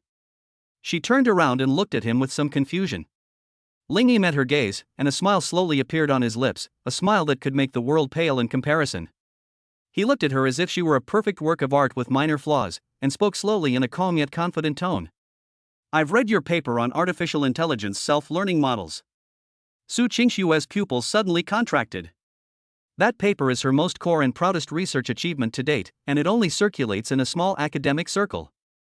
How did Ling Yi, an undergraduate student from another department, come to see it? However, Ling Yi's next words struck her like a thunderbolt. The idea is good, and the data is very detailed, but... Ling Yi paused, his eyes gleaming with wisdom, like an academic giant pointing out the future. He spoke clearly, word by word. There's a flaw in the algorithm model on the third page of your paper on artificial intelligence. I can help you optimize it. In Chapter 10, I gave the professor a quiz that completely stumped him. Su Qingxue was completely stunned. Her usually calm and clear eyes were now slightly widened by extreme shock, her long eyelashes trembling gently like the wings of a startled butterfly. Is there a flaw in the algorithm model? How did he know? That paper was the most core secret in her field of artificial intelligence research. Not to mention Ling Yi, an undergraduate from another department, even her own advisor had only seen a simplified abstract. Could it be that he hacked into my computer? Impossible. Her computer is protected by 3 layers of the world's top firewalls, making it impossible for even the world's best hackers to infiltrate it silently without alerting her. But if not, how could he know so accurately? Even details like page 3 are explained in great detail. At this moment, Ling Yi's image in Su Qingxue's eyes was instantly shrouded in a thick, impenetrable fog of mystery. Seeing her adorable expression of shock and speechlessness, Ling Yi felt a surge of satisfaction. This is exactly the effect I wanted. For a super genius goddess like Su Qingxue, any vulgar pursuit methods would only annoy her. Only by demonstrating overwhelming strength in her most prized field of intelligence, enough to make even her look up to him, can one truly unlock her frozen heart. We'll talk later. Ling Yi didn't continue speaking. Instead, he wisely dropped this boastful remark and turned away with a flourish, leaving Su Qingxue with only a back view that exuded mystery and sophistication. He knew the fishing hook had already been lowered. Next, all you have to do is wait for the fish to take the bait. The next day, in the same lecture hall, in the same advanced mathematics class. Ling Yi arrived 10 minutes early today and, as always, sat down next to Su Qingxue in a very natural and unpretentious manner. Su Qingxue glanced at him, her expression even more complicated than yesterday. There was curiosity, a desire to explore, and a hint of anticipation that she herself didn't even realize. She really wanted to ask that question from yesterday, but her girlish reserve prevented her from speaking up. Lingyi wasn't in a hurry, leisurely flipping through the textbook. The time of a class period passed slowly in this somewhat subtle atmosphere. 5 minutes before the bell rang to signal the end of get out of class, the Mediterranean-looking old professor on the podium suddenly pushed up his glasses and revealed a kind smile that made all the students' buttocks tighten. Class, to test your recent learning progress, we're going to have a surprise quiz. Time, 15 minutes. Total score, 100. The last bonus question is worth 20 points and will not be included in the total score, but those who can answer it will receive an excellent grade on the final exam. As soon as he finished speaking, a chorus of wails erupted in the classroom. Holy crap! No way, Lao Zhou. You're doing this again? Oh no, I just stayed up all night playing games yesterday, my brain is completely mush. 15 minutes? That's not even enough time to do a multiple choice question. The old professor, whose real name is Zhou Bapi, is famous throughout the school for setting tricky questions and loving surprise tests. He is one of the top 3 most hated teachers in the hearts of countless students. Soon, the teaching assistant distributed the test papers. The moment the test papers were handed out, the groans in the classroom rose another decibel. This is too difficult. Is this even a question a human could answer? Apart from the first multiple choice question, almost none of the questions on the entire test paper were understandable to the students. The various obscure theorems and bizarre functions are enough to make one's scalp tingle. Even Su Qingxue couldn't help but furrow her beautiful brows tightly after seeing the test paper. Clearly, the difficulty of this exam paper exceeded her expectations. Ling Yi, sitting next to her, became the only exception in the entire room. While others were still scratching their heads, unable to even understand the questions. He has already started writing. Swish, swish, swish. Inside the classroom, only the crisp, rhythmic sound of ballpoint pen nibs rubbing against paper remained. Ling Ye's expression was extremely relaxed, and he even looked like he was about to yawn. To him, who had gained the all-seeing eye, these questions were as simple as 1 + 1 is equal to 2. The solution to each problem was as clear as if it were etched into his DNA. He didn't even need to think, muscle memory drove his hands to write out the most standard and perfect solution steps. Su Qingxue was concentrating on solving a difficult problem when she was drawn in by the continuous swish sound around her. She couldn't help but turn her head and steal a glance at Ling Ye's exam paper. She was completely stunned at first glance. Ling Ye's test paper was already densely covered with answers. The handwriting is neat, the steps are clear, and the logic is rigorous. Moreover, he wrote without the slightest pause, as if these problems, which would give even doctoral students a headache, were nothing more than elementary school-level mental arithmetic in his eyes. He's not just writing nonsense, is he? The first thought popped into Su Qingxue's mind. But she quickly dismissed the idea. Because the big question that Ling Yi had just finished was the very problem that had stumped her for a full 5 minutes without any clue. The solution he provided was a completely new approach that she had never seen before, yet it was incredibly ingenious and could be considered an art form. This approach is more than 10 times simpler and more efficient than the standard answer in textbooks. Su Qingxue felt that her understanding had been violently impacted like never before. This guy. What kind of monster is it? Just as she was utterly shocked, Ling Yi had already finished the last question. He stretched and glanced at his watch. Not bad, exactly 10 minutes. He stood up and, under the stares of the entire class as if he were an alien, walked straight to the podium and placed the test paper in front of Professor Zhou. Teacher, I'm handing in my paper. The entire venue was deathly silent. Professor Zhou adjusted his glasses, paused for 3 seconds, and then took the almost completely filled exam paper. He initially thought that Ling Yi was just trying to attract attention again. But when his gaze fell on the exam paper, the expression on his face instantly froze. From the first question to the last question. All correct. The steps are perfect. Impeccable. Even, he solved the extra problem that he deliberately set out, a problem with a difficulty level comparable to the International Mathematical Olympiad. Moreover, the method he used was even more ingenious than the standard answer he himself set. This. Professor Zhou felt like he was about to have a heart attack. He pointed at the exam paper and then at Ling Yi, his lips trembling for a long time, unable to utter a complete sentence. Ling Yi ignored him and instead picked up a piece of chalk, turning to face the blackboard. The solution the teacher gave for this bonus question is too complicated. His voice, though not loud, clearly carried throughout every corner of the classroom. Actually, there is an even simpler solution. As he spoke, under the astonished gazes of the entire class and Professor Zhou, he began to write fluently on the blackboard. There was no draft, no pause. Beautiful mathematical symbols and formulas flowed from his pen, forming a problem-solving report that could be described as a work of art.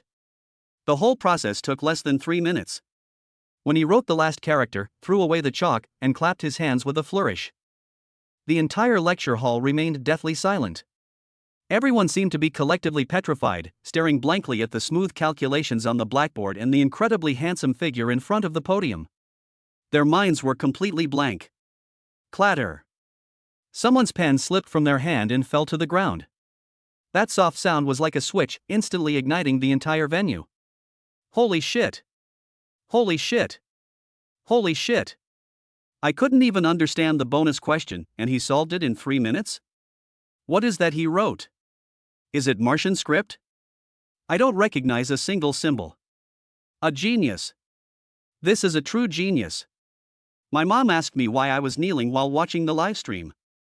Even Su Qingxue stood up at this moment, and for the first time, her usually calm and beautiful eyes shone with a dazzling light called admiration. If her good looks were merely what sparked her curiosity about Ling Yi. At this moment, this overwhelming and ultimate wisdom truly struck her heart.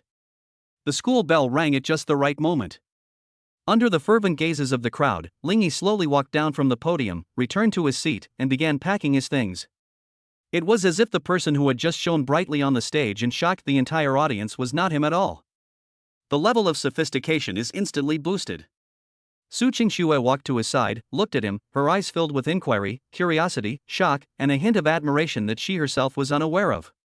She took a deep breath and, in an extremely serious voice, asked the question that had been lingering in her mind for a long time. Ling Yi, who exactly are you? Chapter 11 Su Qingxue's invitation, my cat wants to see you. Who exactly is it?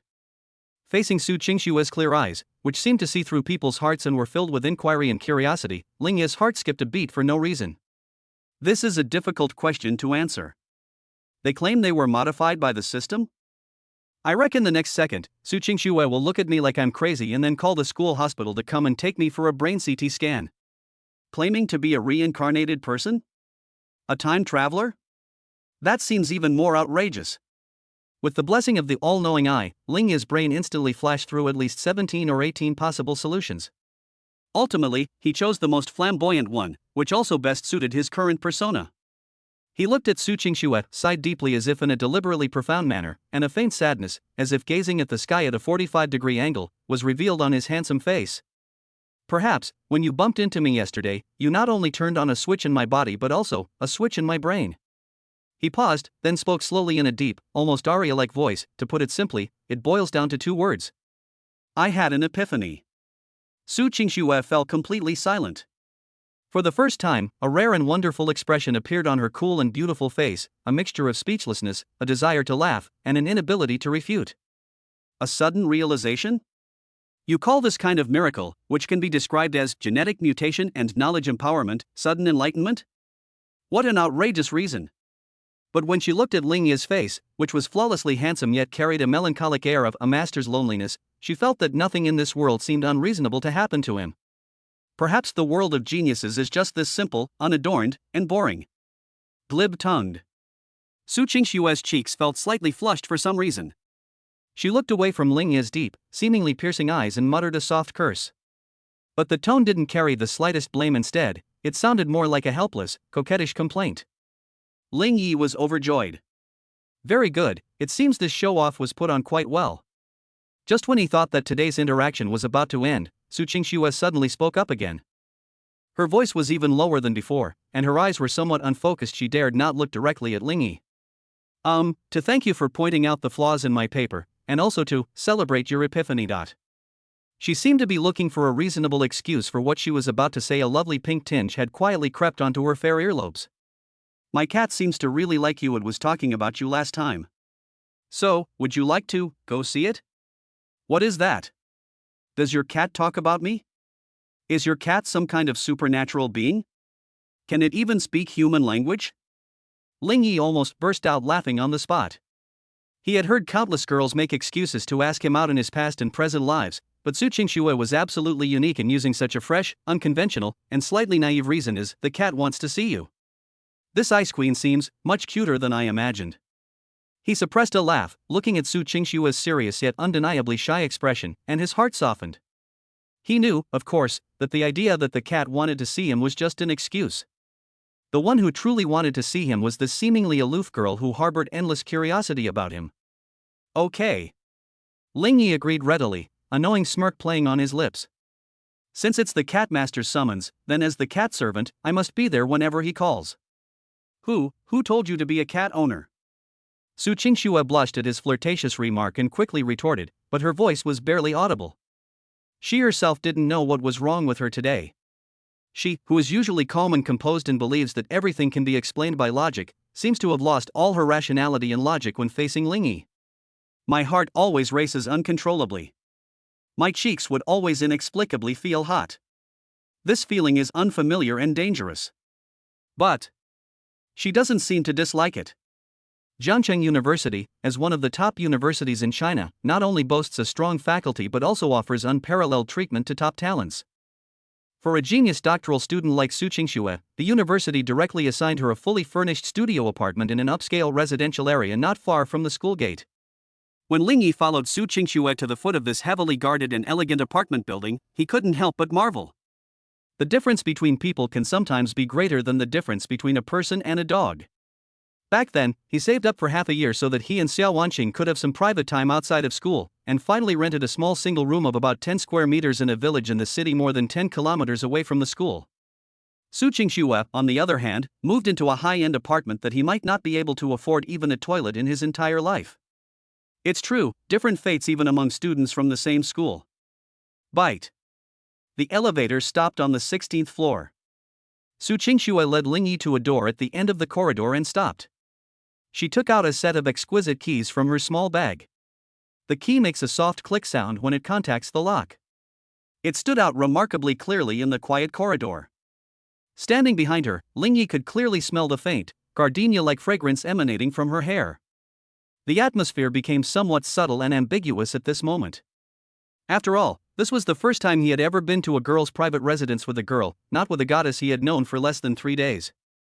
It would be a lie to say I'm not looking forward to it. Moreover, according to the system's rules, the rewards triggered by this deeper level of interaction that enters the private space are absolutely extraordinary. He had even started mentally planning what kind of critical hit he would receive this time. Are they giving you money directly? Or are they giving you some amazing skill? Just as he was lost in thought, the door in front of him was slowly pushed open. A warm breeze, carrying a faint fragrance and a touch of languor, wafted in from inside the door. Su Qingxue turned to the side, her fair face showing a hint of girlish nervousness and shyness that she herself was unaware of. She looked at Ling Yi and spoke in a voice as soft as a feather, gently tickling his heart. The house is a bit messy, please don't mind. Chapter 12, Petting the cat in the school beauty's boudoir triggers a stroke of good fortune. A bit messy? Ling Yi stood in the entryway, looking at the spotless, tidy studio apartment that was as clean as a show flat, and couldn't help but twitch his lips. Sister, do you have some misunderstanding about the word chaos? The apartment is decorated in the currently popular minimalist wood style, and the open layout makes the space feel exceptionally spacious and bright. The living room, dining room, and study are connected, and outside the huge floor-to-ceiling windows is the bustling CBD night view of Jiangcheng City. A faint scent of gardenias filled the air, exactly the same scent he had smelled on Su Qingxue before. If this is considered messy, then my own dorm room, which is like a pigsty, could probably be defined as a landfill. Change your shoes. Su Qingxue seemed to realize that her words were a bit Versailles-like, and a suspicious blush rose on her fair cheeks. She took a pair of brand new, obviously men's gray cotton slippers from the shoe cabinet and placed them in front of Ling Yi. Ling Yi glanced at the slippers, which were clearly brand new and still had the tags on, and understood immediately. It seems I am the first male creature to step into this sacred realm. How should I put this feeling? One word: awesome. He casually changed into slippers and went inside. Meow. A soft, meowing sound, so sweet it could melt your heart, came from under the sofa in the living room. Immediately afterwards, a fluffy, white little head peeked out from under the sofa. It was a ragdoll cat of excellent quality, with sea blue eyes like the purest sapphires, curiously and warily observing Ling Yi, this uninvited guest. Snowball, come here, Su Qingxue called softly. The ragdoll cat named Snowball merely glanced at her aloofly before refocusing its gaze on Ling Yi, seemingly assessing the danger level of this two-legged creature. It's usually a bit shy, Su Qingxue explained with a hint of helplessness. Yeah? Ling Yi smiled. He crouched down and reached out his hand towards the ragdoll cat. Strangely enough, the aloof ragdoll cat that had been indifferent to Su Qingxue did not flinch when it saw Ling Yi's outstretched hand. Instead, it hesitated for a moment, then took elegant steps and walked over. First, it cautiously sniffed Ling Yi's fingertips with its pink little nose. Then, it made a gurgling sound, indicating that it was comfortable, and actively rubbed its furry cheek against Ling Yi's palm. Their intimate behavior left Su Qingxue, who was standing next to them, completely dumbfounded. Snowball, so proactive? It's worth noting that it took her more than half a month to finally get Snowball's favor from the cattery, allowing her only to pet it once. Ko Ling Ye. He's only been inside for less than 3 minutes. Could it be that this guy is not only fatally attractive to girls, but even cats can't resist him? Ling Yi was secretly pleased to see Shueqiu acting so familiar. It seems that this god-level beauty is irresistible across species. He picked up the snowball. It was soft, warm, and felt wonderful to the touch. He sat down on the sofa with his cat in his arms and began to enjoy petting it. Snowball was unusually cooperative, rolling over in his arms and letting him do whatever he wanted, its gurgling sounds like a tractor running non-stop. Looking at the warm and harmonious scene before her, Su Qingxue's nervousness and shyness from inviting the boy home disappeared without her realizing it. She took off her coat, revealing a beige knitted sweater underneath, which perfectly accentuated her shapely figure. She walked into the open kitchen, skillfully took 2 bottles of Perrier from the refrigerator, and placed them on the coffee table in front of Ling Yi. Have something to drink. She then sat down on the other side of the sofa, with a cat's width between her and Ling Yi. Thanks. Ling Yi petted the cat while looking around the apartment. He discovered that although the apartment was decorated in a minimalist style, it was full of life in the details. Besides various advanced professional books, there were also several comics and novels on the bookshelf. On the balcony, there are several pots of vibrant succulents. Even the refrigerator door is covered with cute cat stickers. This allowed him to see a Su Qingxue who was completely different from the aloof and academically gifted goddess at school, a more real and gentler version of herself. Do you usually live here alone? Ling Yi asked casually. Mum. Su Qingxue nodded, taking a small sip of her Perrier. I like quiet. I can tell, Ling Yi said with a smile, otherwise I wouldn't be able to raise such a aloof cat. It's not aloof at all, Su Qingxue said, glancing at Snowball who was snuggling and rolling around in Ling Yi's arms, with a hint of jealousy. It's just picky about who it's with. The two chatted casually like that. We talked about everything from cat breeds to school food, from the latest movies to our hobbies. The atmosphere was more harmonious and warm than ever before. Ling Yi discovered that Su Qingxue wasn't actually aloof, she was just not good at communicating with unfamiliar people. Once she started talking, she would also complain, be curious, and laugh. Su Qingxue also discovered that Ling Yi was far more insightful than she had imagined. He not only understands academics but also life. He's witty, humorous, and full of witty remarks, always able to hit her funny bone with just a sentence or two. Chatting with him is very relaxing and comfortable. Before I knew it, the sky outside the window had gradually darkened. The room was lit only by a warm yellow floor lamp, which cast long, long shadows of the two people. Snowball was already asleep in his arms, snoring softly. Just as this warm and ambiguous atmosphere reached its peak, that familiar, jarring system notification sound rang in his mind once again. Ding! Detected that the host and the destined heroine, Su Qingxue, engaged in a deep emotional interaction lasting 2 hours in a private space. Atmosphere assessment: warm, harmonious, ambiguous. Emotional connection greatly deepened. Favorability plus 15. Current favorability, 45 trust. Ding! Congratulations, host. You have triggered an extremely rare life-related critical hit, a 1000x fortune boost. A stroke of good fortune? Ling Yi's heart skipped a beat. Here it comes. Finally, something practical. Rewards being distributed. Congratulations, host, you have acquired a god-level passive ability, the Sense of Wealth Beginner. Financial acumen beginner, you can vaguely sense wealth opportunities around you. From a lottery ticket that's about to win to a stock that's about to skyrocket, you might be able to smell them. Note, this ability can be upgraded as your emotional connection with the female protagonist, who is destined for wealth, deepens. After reading the skill description, Ling Yi's breathing instantly became rapid. This is practically a walking ATM. With this ability, making money will be as easy as breathing. Amazing skill. That's absolutely incredible skill. Just as he was thrilled by his newfound abilities, his gaze drifted unintentionally out of the huge floor-to-ceiling window. The apartment building is located on a bustling commercial street. Across the street, in an inconspicuous corner, there was a small shop with outdated decor and hardly any customers. The shop's signboard, dilapidated from years of neglect, is only half lit up, with a few words crookedly written on it. China Welfare Lottery. The moment Ling Yi saw the lottery shop, an incredibly strong and clear thought suddenly popped into his mind. Go there. There's money there. There is lots and lots of money. This feeling is like a wolf that has been starving for 3 days and 3 nights suddenly smelling the aroma of a whole roasted lamb, intense, domineering, and beyond question. Is this a sense of fortune? Ling Yi's eyes instantly turned fervent as he looked at the unassuming lottery shop. In his mind, an incredibly clear, yet incredibly audacious plan instantly took shape. Su Qingxue noticed his unusual behavior and followed his gaze, only to see a bustling street scene.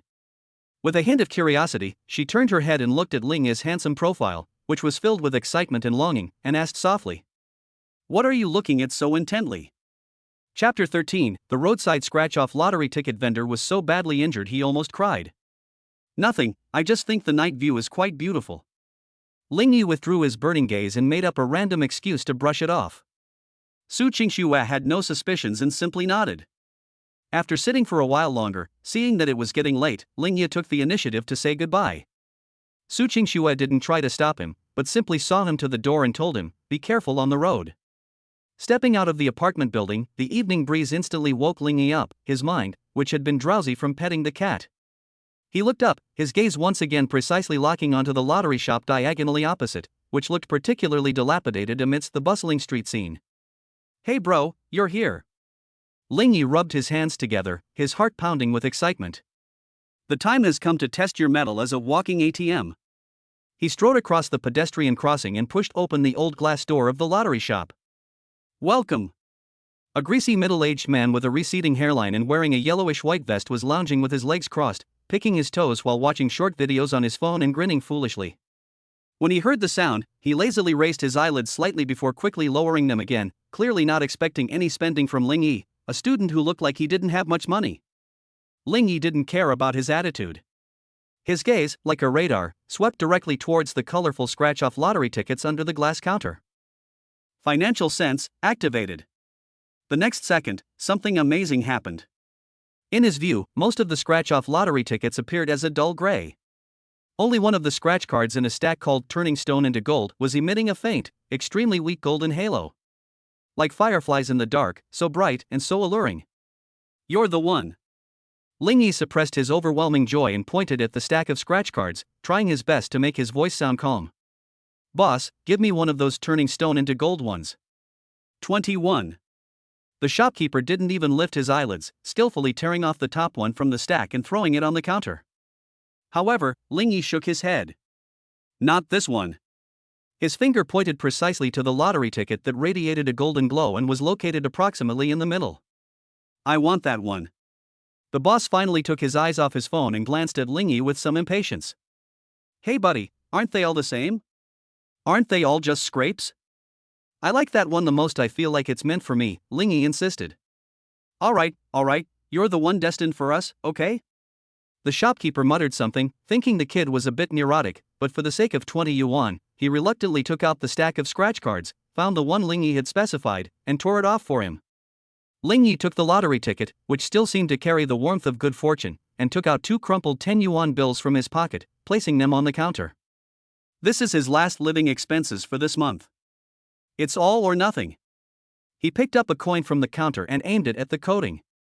First grid, scratch it open. 1,000. A great start? Ling Yi was overjoyed and continued scraping.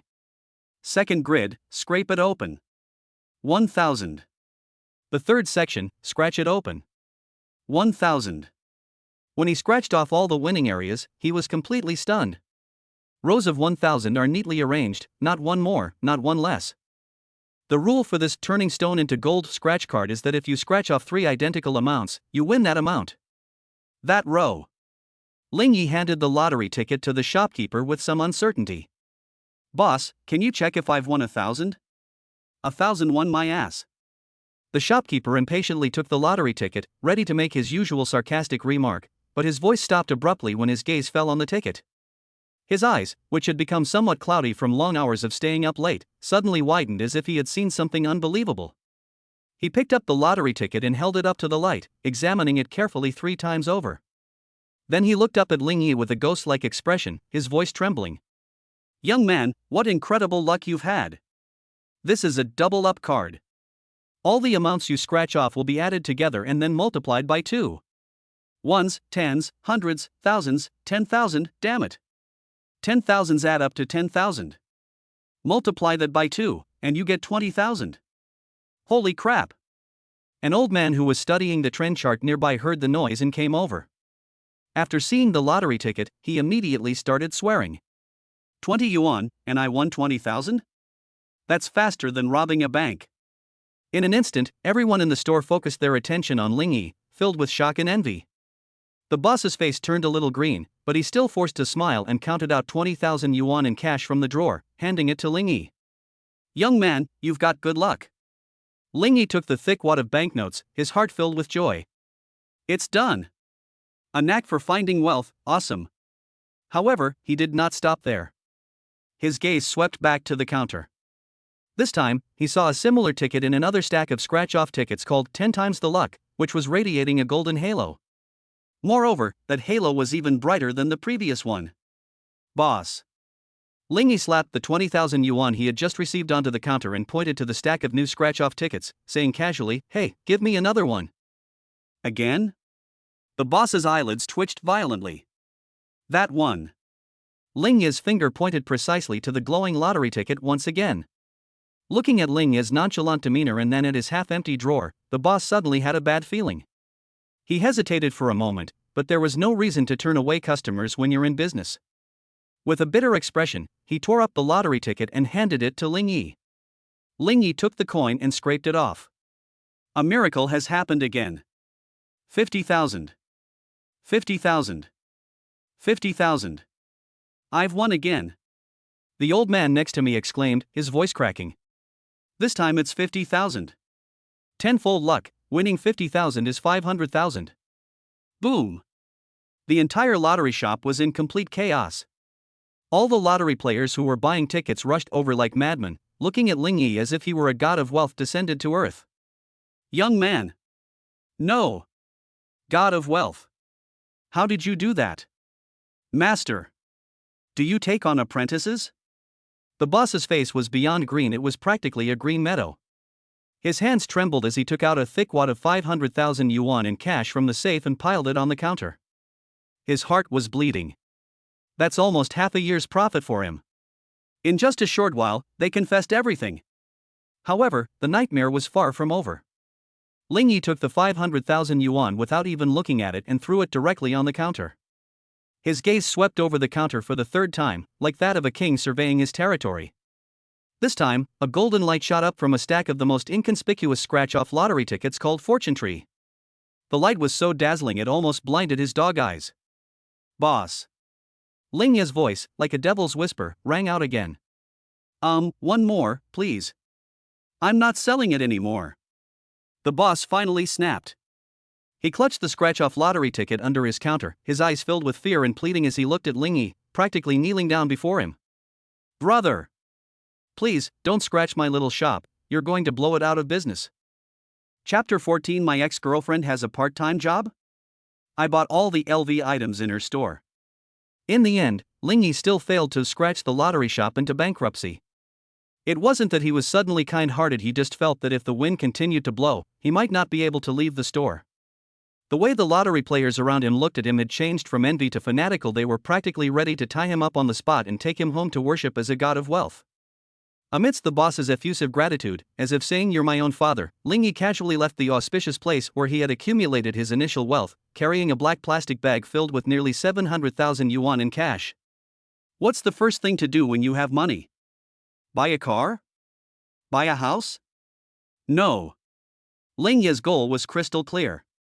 Go and spend money, and use the methods that Xiao Wanqing and Wang Hao believe in and admire most to rubbing their faces into the ground. He took a taxi and headed straight to Mixi, the most upscale shopping mall in Jiangqing City. As soon as Ling Yi stepped into the magnificent, air-conditioned hall of Wanxiang City, his poor and shabby aura, so out of place with the surroundings, attracted many subtle but disdainful glances. After all, a young man wearing a faded t-shirt and carrying a black plastic bag doesn't look like someone who's here to spend money. They seem more like people who came to collect scrap.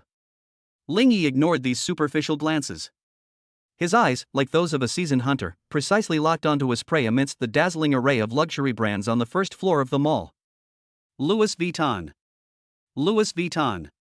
Xiao Wanqing's dream package and Wang Hao's chick-chasing artifact are also a thorn in Ling Yi's heart that he can't get rid of. Very good. Today, I'll turn this thorn into a knife stuck in your heart, Xiao Wanqing, one you'll never forget for the rest of your life. He carried a black plastic bag and strode straight toward the LV store, which was decorated like a palace. Welcome to Louis Vuitton. The hostess at the door, though a hint of surprise flashed in her eyes when she saw Ling Yi and the black plastic bag in his hand, still maintained a professional smile and politely opened the door for him. As soon as Ling Yi stepped inside, he was stunned by the sight of the room. The next second, the corners of his mouth uncontrollably turned up wildly. Really? We'll meet again anywhere in life. Not far away, a familiar figure in an LV sales uniform, with a slender figure, was enthusiastically introducing a latest handbag to a bejeweled lady by a display case. If it's not Xiao Wanqing, then who is it? The smile on her face was humble, ingratiating, and even a little obsequious, a stark contrast to the haughty woman she had been in the small restaurant just a few days earlier. It seems that relying solely on that good-for-nothing Wang Hao isn't enough to maintain his high spending habits. They've all come here to work as sales assistants. That's so interesting. Seemingly noticing Ling Yi's gaze, Xiao Wanqing subconsciously turned her head. When she saw that the person who came was Ling Yi, the professional smile on her face froze instantly. Immediately afterwards, that smile transformed into utter contempt and disdain. She glanced at Ling Yi's outfit, which cost no more than 200 yuan, and then at the tacky black plastic bag in his hand, her eyes filled with undisguised mockery. She didn't even bother to come over, she just spoke from afar, in a condescending tone, in a sarcastic manner. Hey, isn't this Ling Yi? What's wrong? Heartbroken? Can't figure it out and came here to broaden your horizons and see how big the gap is between you and others? Her voice wasn't loud, but it was loud enough for the sales assistants and customers around her to hear clearly. All eyes instantly focused on Ling Yi, filled with amusement at the prospect of a good show. The wealthy woman who had just been listening to her introduction frowned and subtly moved a few steps away from Ling Yi, as if he carried some kind of virus. Faced with this familiar humiliation from Xiao Wanqing, Ling Yi felt no emotion. I even felt a little amused. He couldn't be bothered to waste a single word on such a stupid woman.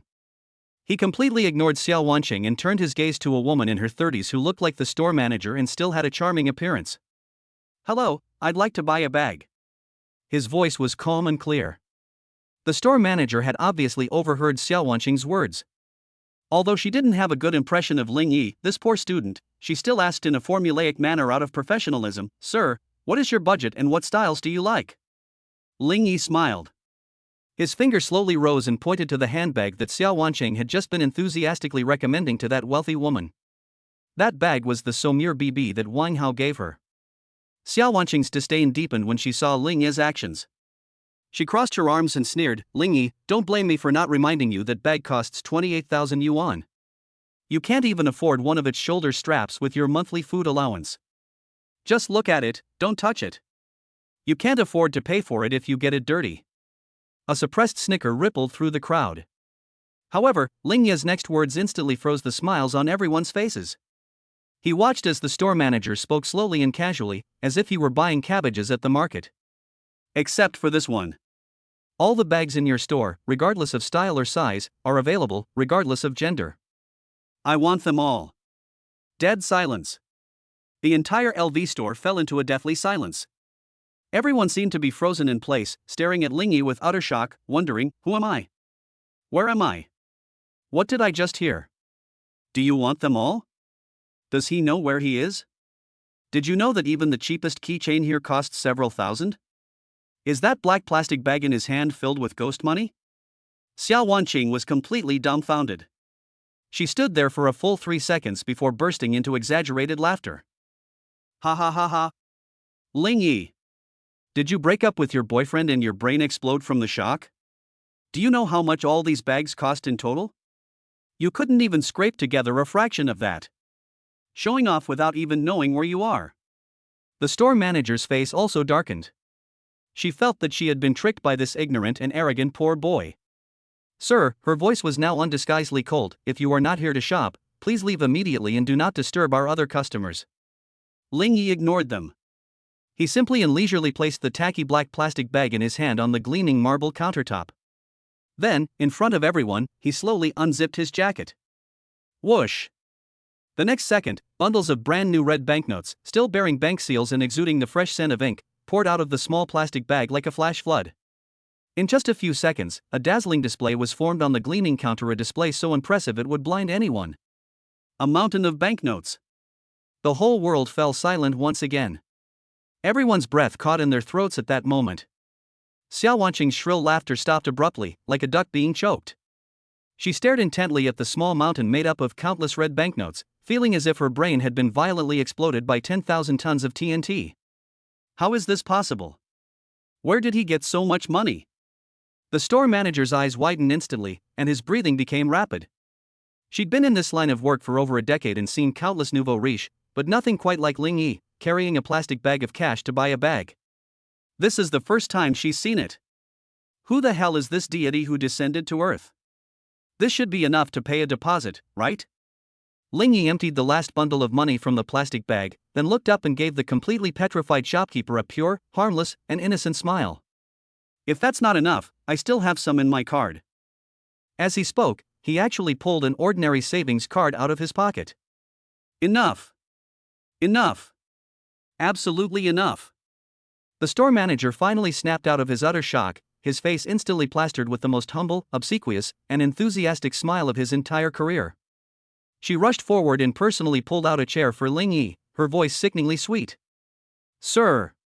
Please have a seat. I'll calculate the total price for you right away. The surrounding sales assistants finally realized what was happening, and their gazes towards Ling Yi instantly changed from disdain to fervor, almost to the point of pouncing on him. This isn't a scrap metal collection place at all. This is like the god of wealth descending to Earth to experience life. Only Xiao Wanqing remained standing there, as if her soul had been ripped away, her face deathly pale and her body ice cold. Soon the store manager came running back with a calculator, his voice trembling. Sir, the total price of all the bags in our store is 3,647,000 yuan. Are you sure you want them all? Swipe your card. Ling Yi didn't bother with any words and simply handed over the bank card. Okay. Okay. The store manager took the card with trembling hands, as if he had received some kind of imperial decree. A few minutes later, accompanied by a soft beep from the POS machine, a long receipt was printed out. The transaction was successful. The entire counter erupted in another collective gasp. More than 3 million. Without even blinking. Just like that? Ling Yi slowly stood up and took back his card. For the first time, his gaze finally fell on Xiao Wanqing, who had remained completely stunned from beginning to end. Looking at her face, contorted with shock and regret, he felt no pleasure, only a cold indifference. He slowly walked up to her. Then, in a calm, almost cruel, and emotionless tone, he slowly said, You, please pack all these bags for me yourself. Chapter 15. She cried, saying I humiliated her with money. Xiao Wanqing's mind went completely blank with a buzz. She stared blankly at Ling Yi, at his handsome face that felt so unfamiliar to her, at his cold, emotionless eyes, feeling as if she had been thrown into an absurd nightmare. Should we let her pack it herself? What a humiliation! Who is she? She's the most beautiful girl in the art department at Jiangcheng University. A goddess adored by countless boys. A girlfriend even Wang Hao has to go to great lengths to please. Now she's being asked to pack up all those luxuries she's dreamed of but can't afford, like a lowly waitress for her ex-boyfriend whom she dumped and despised. No. She can't do it. Her pride and self-respect wouldn't allow her to do that. I don't. Without even thinking, Xiao Wanqing screamed and refused. However, as soon as she finished speaking, a voice 100 times colder than Ling Yi's rang in her ear. Xiao Wanqing. Do you want to be expelled? He is the store manager. At this moment, the middle-aged woman who had been fawning over Ling Yi to the core was staring intently at Xiao Wanqing with the look of someone looking at trash. This gentleman is our most distinguished VVIP customer. You must unconditionally fulfill any request he makes. Right now, immediately. Go pack it for the gentleman.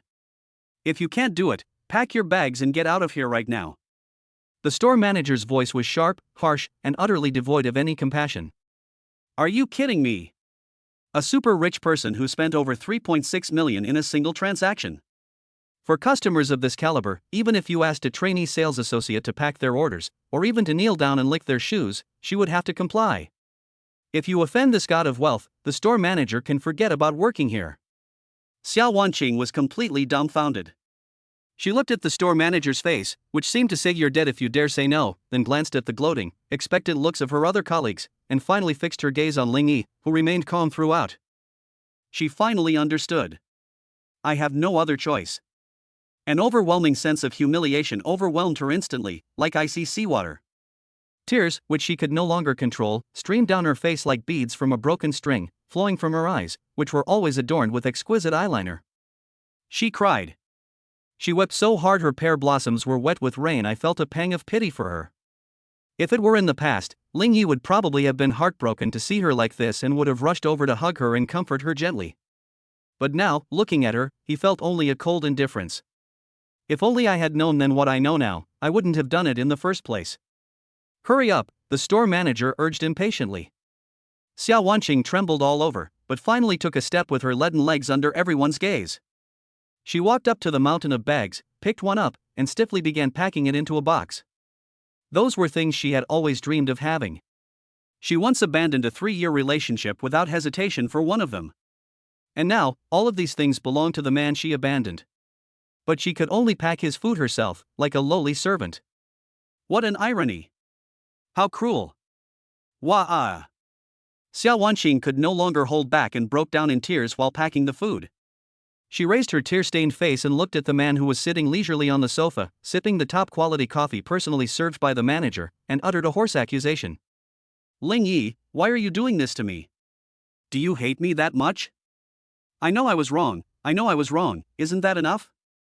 Do you really have to humiliate me with money like this? Her cries were filled with grievance and resentment, as if she were the one who had been let down and hurt.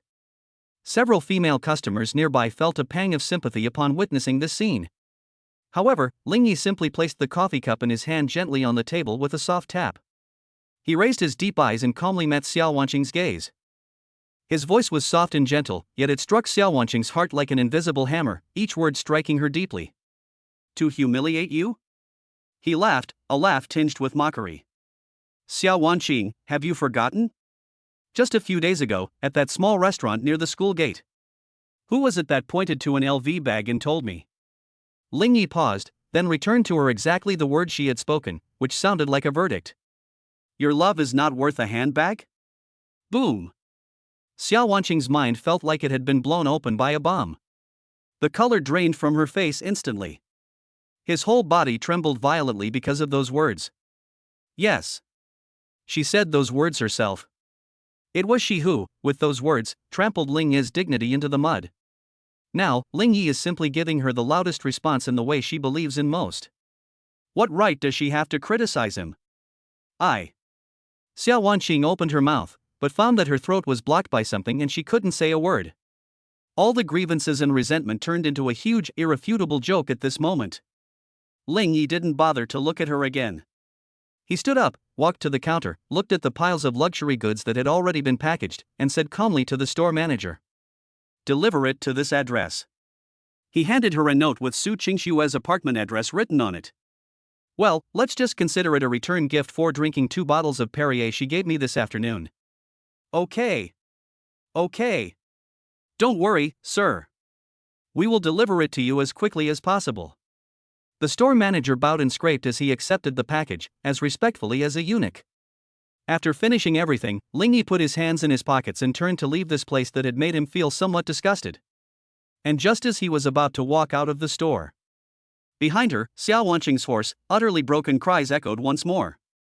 She no longer cared about dignity or pride, and staggered to her feet, trying to catch up with Ling Yi. She regretted it. She really regretted it. She didn't know what had happened to Ling Yi. All she knew was that she had missed out on a man she shouldn't have missed.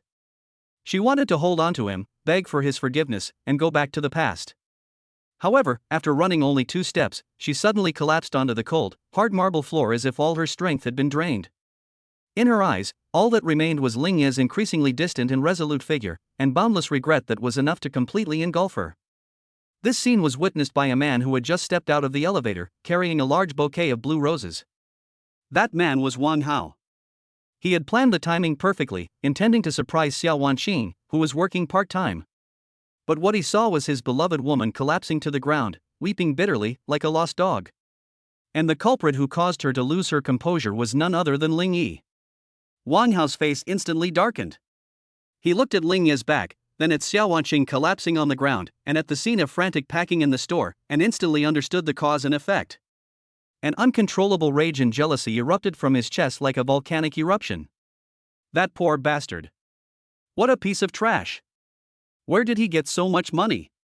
What gives him the right? What makes Xiao Wanqing cry like this for him? Ling Yi. Wang Hao roared and slammed the expensive bouquet of blue roses in his hand to the ground. His eyes were bloodshot as he frantically chased after Ling Yi in the direction he had left. Behind him, Xiao Wanqing, who had collapsed to the ground, finally let out a heart-wrenching cry. Why did you do this to me? Chapter 16, The rich second generation arrests me with his men, and the school beauty descends from the sky. Ling Yi ignored Xiao Wanqing's heart-wrenching cries behind him. He didn't even bother to turn his head. A character who has been completely erased from her own world, whose joys and sorrows have no connection to her anymore. All he wanted to do now was leave this godforsaken place filled with the stench of money and perfume, and go back to properly study his several destined heroines who were eagerly awaiting his return. Yes, it's mainly for research. He hummed a little tune and pressed the button for the elevator leading to the underground parking lot. However, the moment he stepped out of the elevator, a dangerous aura made him stop in his tracks. His sense of wealth gives him a keen sense of money, and his repeated contact with destined heroines such as Su Qingxue and Tang Yaoyao seems to have subtly endowed him with a beast-like intuition. He raised his head and calmly looked behind the massive load-bearing columns deep inside the parking lot. Come out. His voice was exceptionally clear in the empty and quiet parking lot. Don't hide like a few stray dogs that haven't been weaned yet. Aren't you ashamed? The words had barely left his mouth. Slap, slap, slap. A burst of overly forceful applause rang out from the shadows. Immediately afterwards, Wang Hao's face, distorted by jealousy and anger, slowly emerged from behind the load-bearing pillar. Behind him followed 4 shady-looking young men. They were all dressed in brightly colored hair, with cigarettes in their mouths and gleaming steel pipes and baseball bats in their hands. They looked at him as if he were a lamb to the slaughter. Ling Yi, I really underestimated you. Wang Hao's eyes were as red as a rabbit's, staring intently at Ling Yi, his voice hoarse like a broken gong. I never expected you to have such guts. Not only did you dare to steal my woman, but you also dared to humiliate her in front of so many people. He had clearly placed all the blame for Xiao Wanqing's breakdown on Ling Yi. The corner? Ling Yi laughed, a laugh that held a hint of amusement.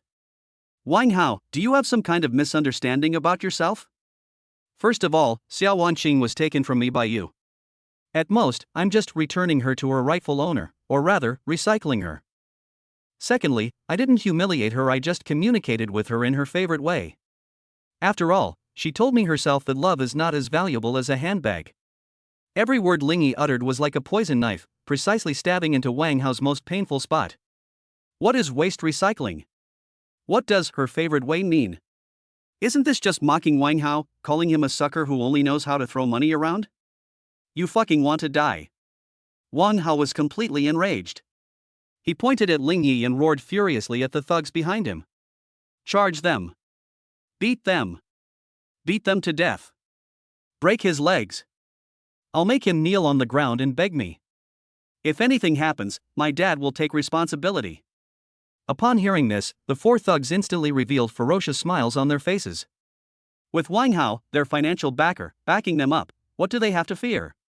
The four men exchanged a glance, smashed their cigarette butts on the ground and stomped them out, then, carrying their weapons, began to surround Ling Yi step by step. The cold steel pipes reflected a chilling glint in the dim parking lot lights. The air seemed to freeze at that moment. However, Ling Yi, who was in the center of the encirclement, showed no sign of panic. He even had the leisure to crack his wrists and neck, making a series of crisp crackling sounds. To be honest, he really has to thank Wang Hao. He was just worried about not finding a place to test just how powerful the basic fighting techniques he had cracked from Tang Yaoyao really were. The punching bag, which wasn't meant to be a sparring partner, just came to my door. There are 4 of them. Good, that's enough of a warm-up. Kid, remember to watch your step in your next life and don't mess with the wrong people. A blonde thug grinned maliciously, swung the steel pipe in his hand, and was the first to rush forward, smashing it down hard on Ling Yi's head. If that blow lands squarely, it will definitely crack my skull open. However, just as the steel pipe was about to hit him, Ling Yi moved. Quick. Incredibly fast. In the dim, alcohol and drug-induced pupils of the blonde thug, Ling Yi's body merely shifted slightly to one side. With an extremely simple sidestep, he effortlessly dodged the powerful blow at a mysterious angle, like a gazelle leaping over a cliff. Immediately afterward, Ling Yi's right hand shot out like a venomous snake emerging from its hole, grabbing the blonde man's wrist and pulling him down. At the same time, his left knee slammed upward. One pull, one push. The movements were fluid and seamless, executed in one go. Snap. A sickening sound of bones shattering rang out clearly. Ah! The blonde thug let out a blood-curdling scream, and the steel pipe in his hand clattered to the ground. His entire arm was bent outward at an odd angle, clearly indicating that it was completely broken. All of this happened in the blink of an eye. The other 3 thugs were killed instantly before they could even react to their companion. What are you standing there for? Attack together. Wang Hao was the first to react, and he roared at the top of his lungs.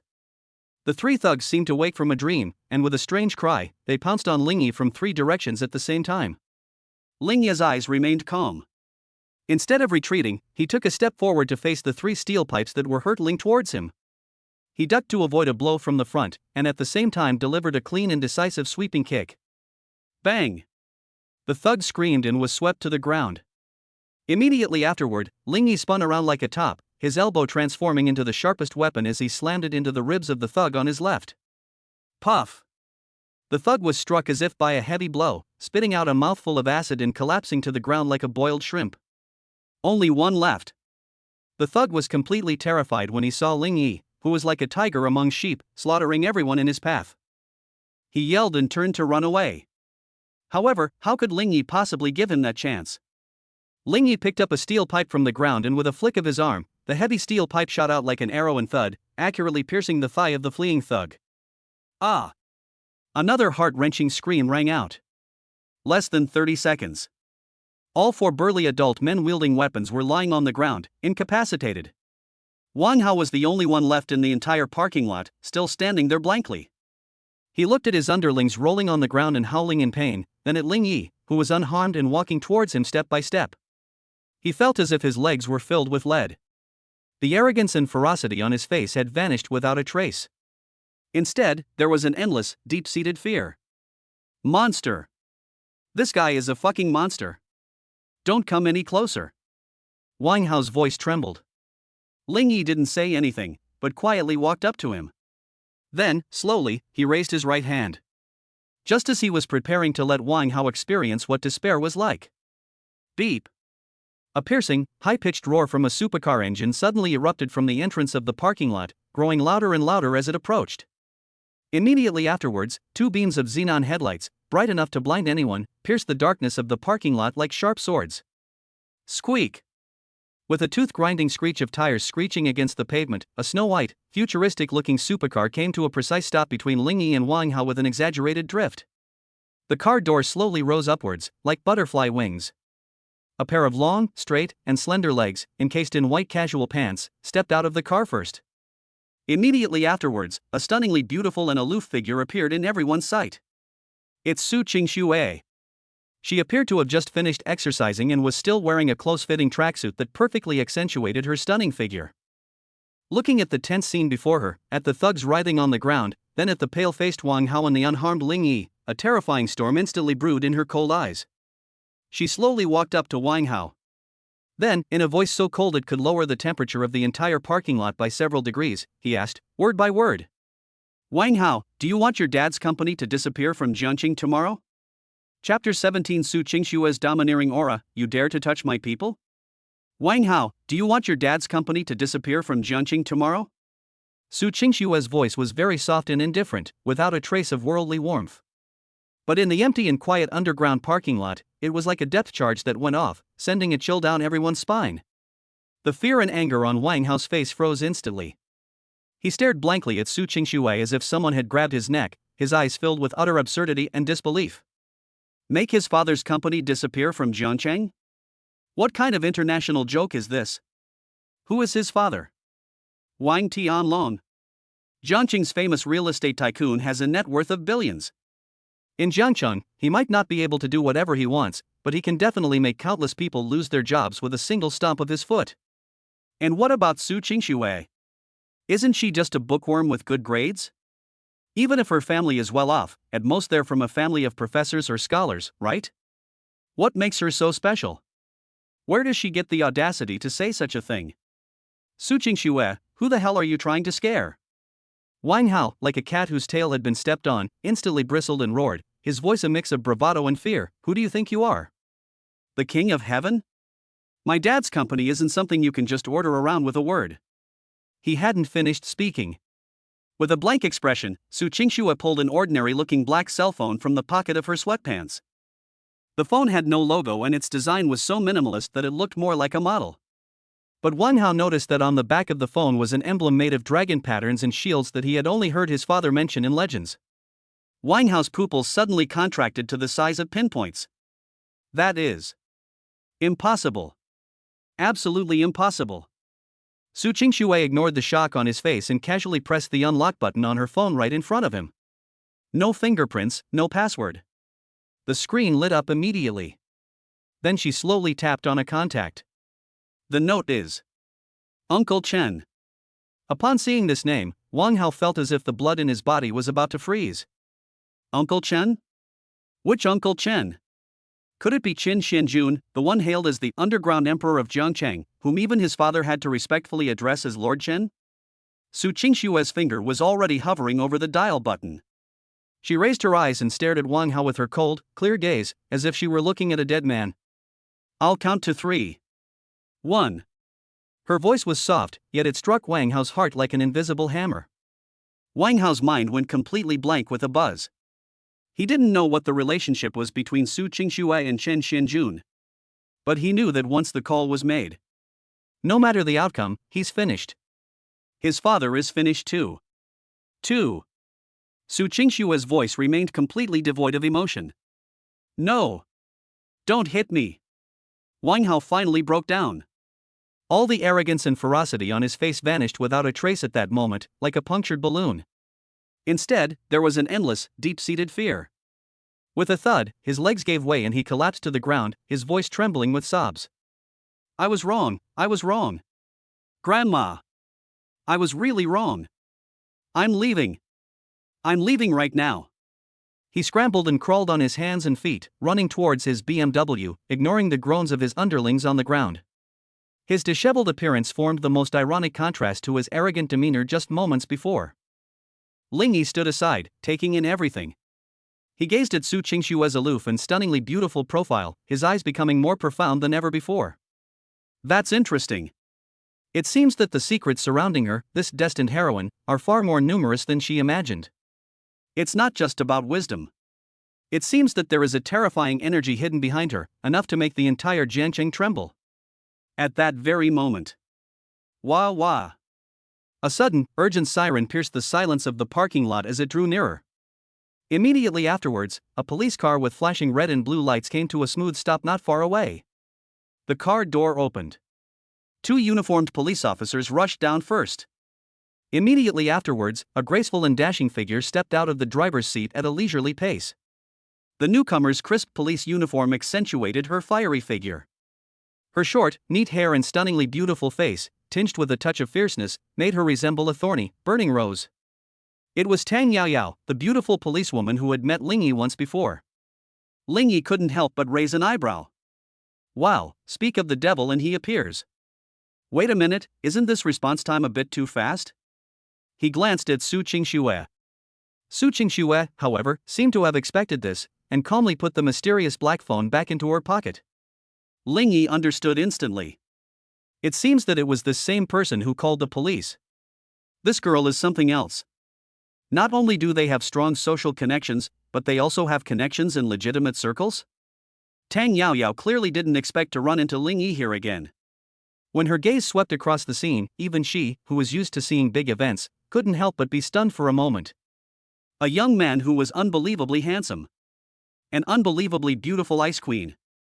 A supercar that looks incredibly valuable.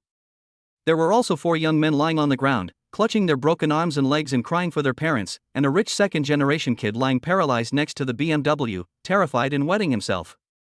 This scene. That's a lot of information. Her sharp gaze swept back and forth between Ling Yi and Su Qingxue before finally locking onto Ling Yi, who looked most like the person in charge.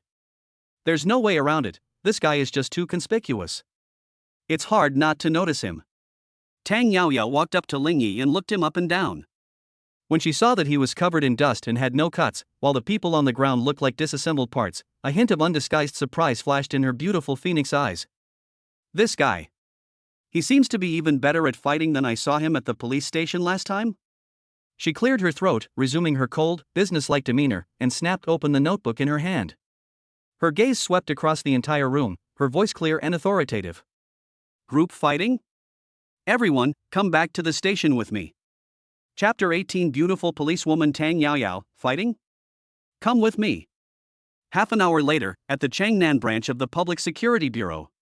Under the glaring incandescent light, Ling Yi sat listlessly on the cold interrogation chair, holding a steaming cup of goji berry and red date tea in his hand. The tea was specially delivered by Su Qingxue's assistant on her way to the police station. In her words, staying up late is bad for your health, so I need to replenish my body. Looking at the few red dates floating in the cup, Ling Yi felt that his experience today was a bit too surreal. 1 second he was passionately fighting with a thug wielding a steel pipe. The next second, she was sitting in the interrogation room, drinking the Goddess brand health tea. The art style changes faster than turning the pages of a book. In stark contrast to his leisurely demeanor, the interrogation rooms next door emitted a cacophony of pig-like screams. Officer! I was wrong. I was really wrong. It was him. He started it. My leg. Is my leg broken? Quick, call an ambulance for me. It's obvious without even thinking that it's Wang Hao and his hidden dragons and phoenixes. As for Su Qingxue, she was invited to another office, presumably for a friendly exchange with the leaders there. After all, the power of someone who could paralyze Wang Hao with just one phone call was beyond the comprehension of ordinary police officers. Click. The interrogation room door opened. A dashing and heroic aura, mingled with a faint scent of perfume, wafted over me. Tang Yaoyao walked in wearing a pair of stylish Martin boots and carrying a notebook, then closed the door behind her. She pulled out the chair opposite Ling Yi and sat down, slamming the notebook onto the table with a thud. Those aggressive phoenix eyes were fixed on Ling Yi's face like those of a hawk. Name: Ling Yi. Age: 20. Profession: a third-year student in the computer science department of Jiangcheng University. Tang Yaoyao asked questions while rapidly taking notes without even looking up. The entire process was conducted in a cold, businesslike manner, like a machine devoid of emotion. However, when she looked up to continue asking about the case, she found that Ling Yi, instead of showing the tension and fear that ordinary people feel when entering the police station, was looking at her with curiosity. His eyes were clear, open, and even carried a hint of subtle appreciation. It's like appreciating a work of art, not facing a police officer about to interrogate you. Tang Yaoyao felt her brow twitch involuntarily. This guy. That's pretty bold. Have you seen enough? Her voice turned colder. No. Ling Yi's answer almost made her choke. Officer, you're so handsome, it's not too much to look at you a few more times, is it? Smooth talking. Tang Yaoyao's pretty face turned cold, and she slammed the pen in her hand heavily on the table with a thud. Ling Yi. Show some respect.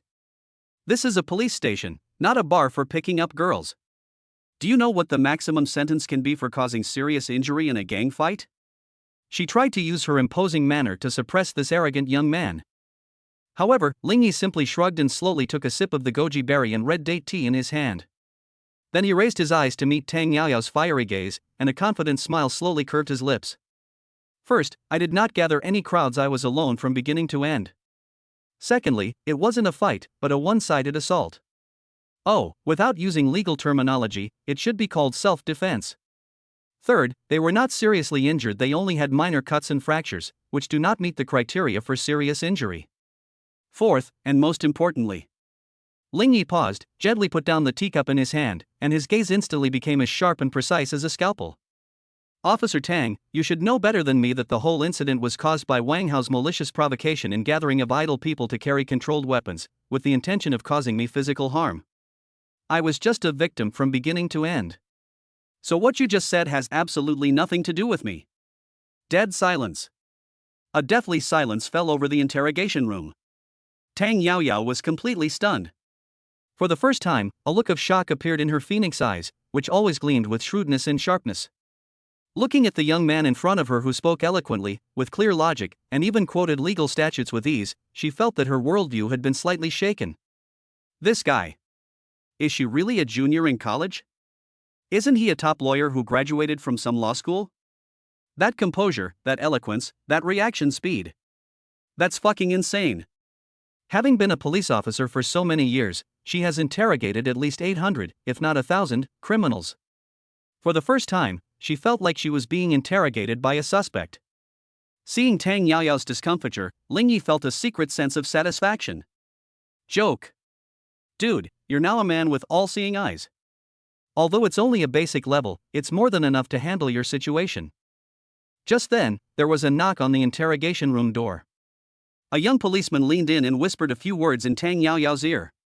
Tang Yaoyao's expression instantly became even more interesting. She waved for the young policeman to leave, then turned her gaze back to Lingyi. The look in his eyes had changed from shock to utter astonishment and suspicion. All the surveillance cameras in the parking lot just happened to break down half an hour before the incident. Her voice was somewhat hoarse. The statements of Wang Hao and the others were also surprisingly consistent. They all said that they broke their arms and legs by accident and that it had nothing to do with you. Even Wang Hao himself cried and begged to reconcile with you and offered to compensate you for your emotional distress.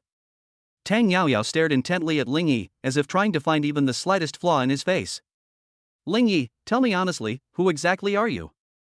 Why is even the eldest daughter of the Su family waiting for you outside in person? Miss Su? Lingyi's heart stirred. It seems that Su Qingshua's background is even more profound than I imagined. However, his face still maintained that calm and composed expression. I'm just an ordinary student. He shrugged. As for why they changed their stories, maybe it's because they had a change of heart. After all, justice resides in the hearts of the people, doesn't it? A sudden pang of conscience? Justice resides in the hearts of the people. You're fucking kidding me. Tang Yaoyao felt her blood pressure spike again. She would swear on her years of honor as a police officer that this matter was definitely not as simple as it seemed on the surface. This kid named Lingyi is definitely hiding a huge secret. However, without evidence and with one-sided testimonies, even if she had doubts, there was nothing she could do about Lingyi.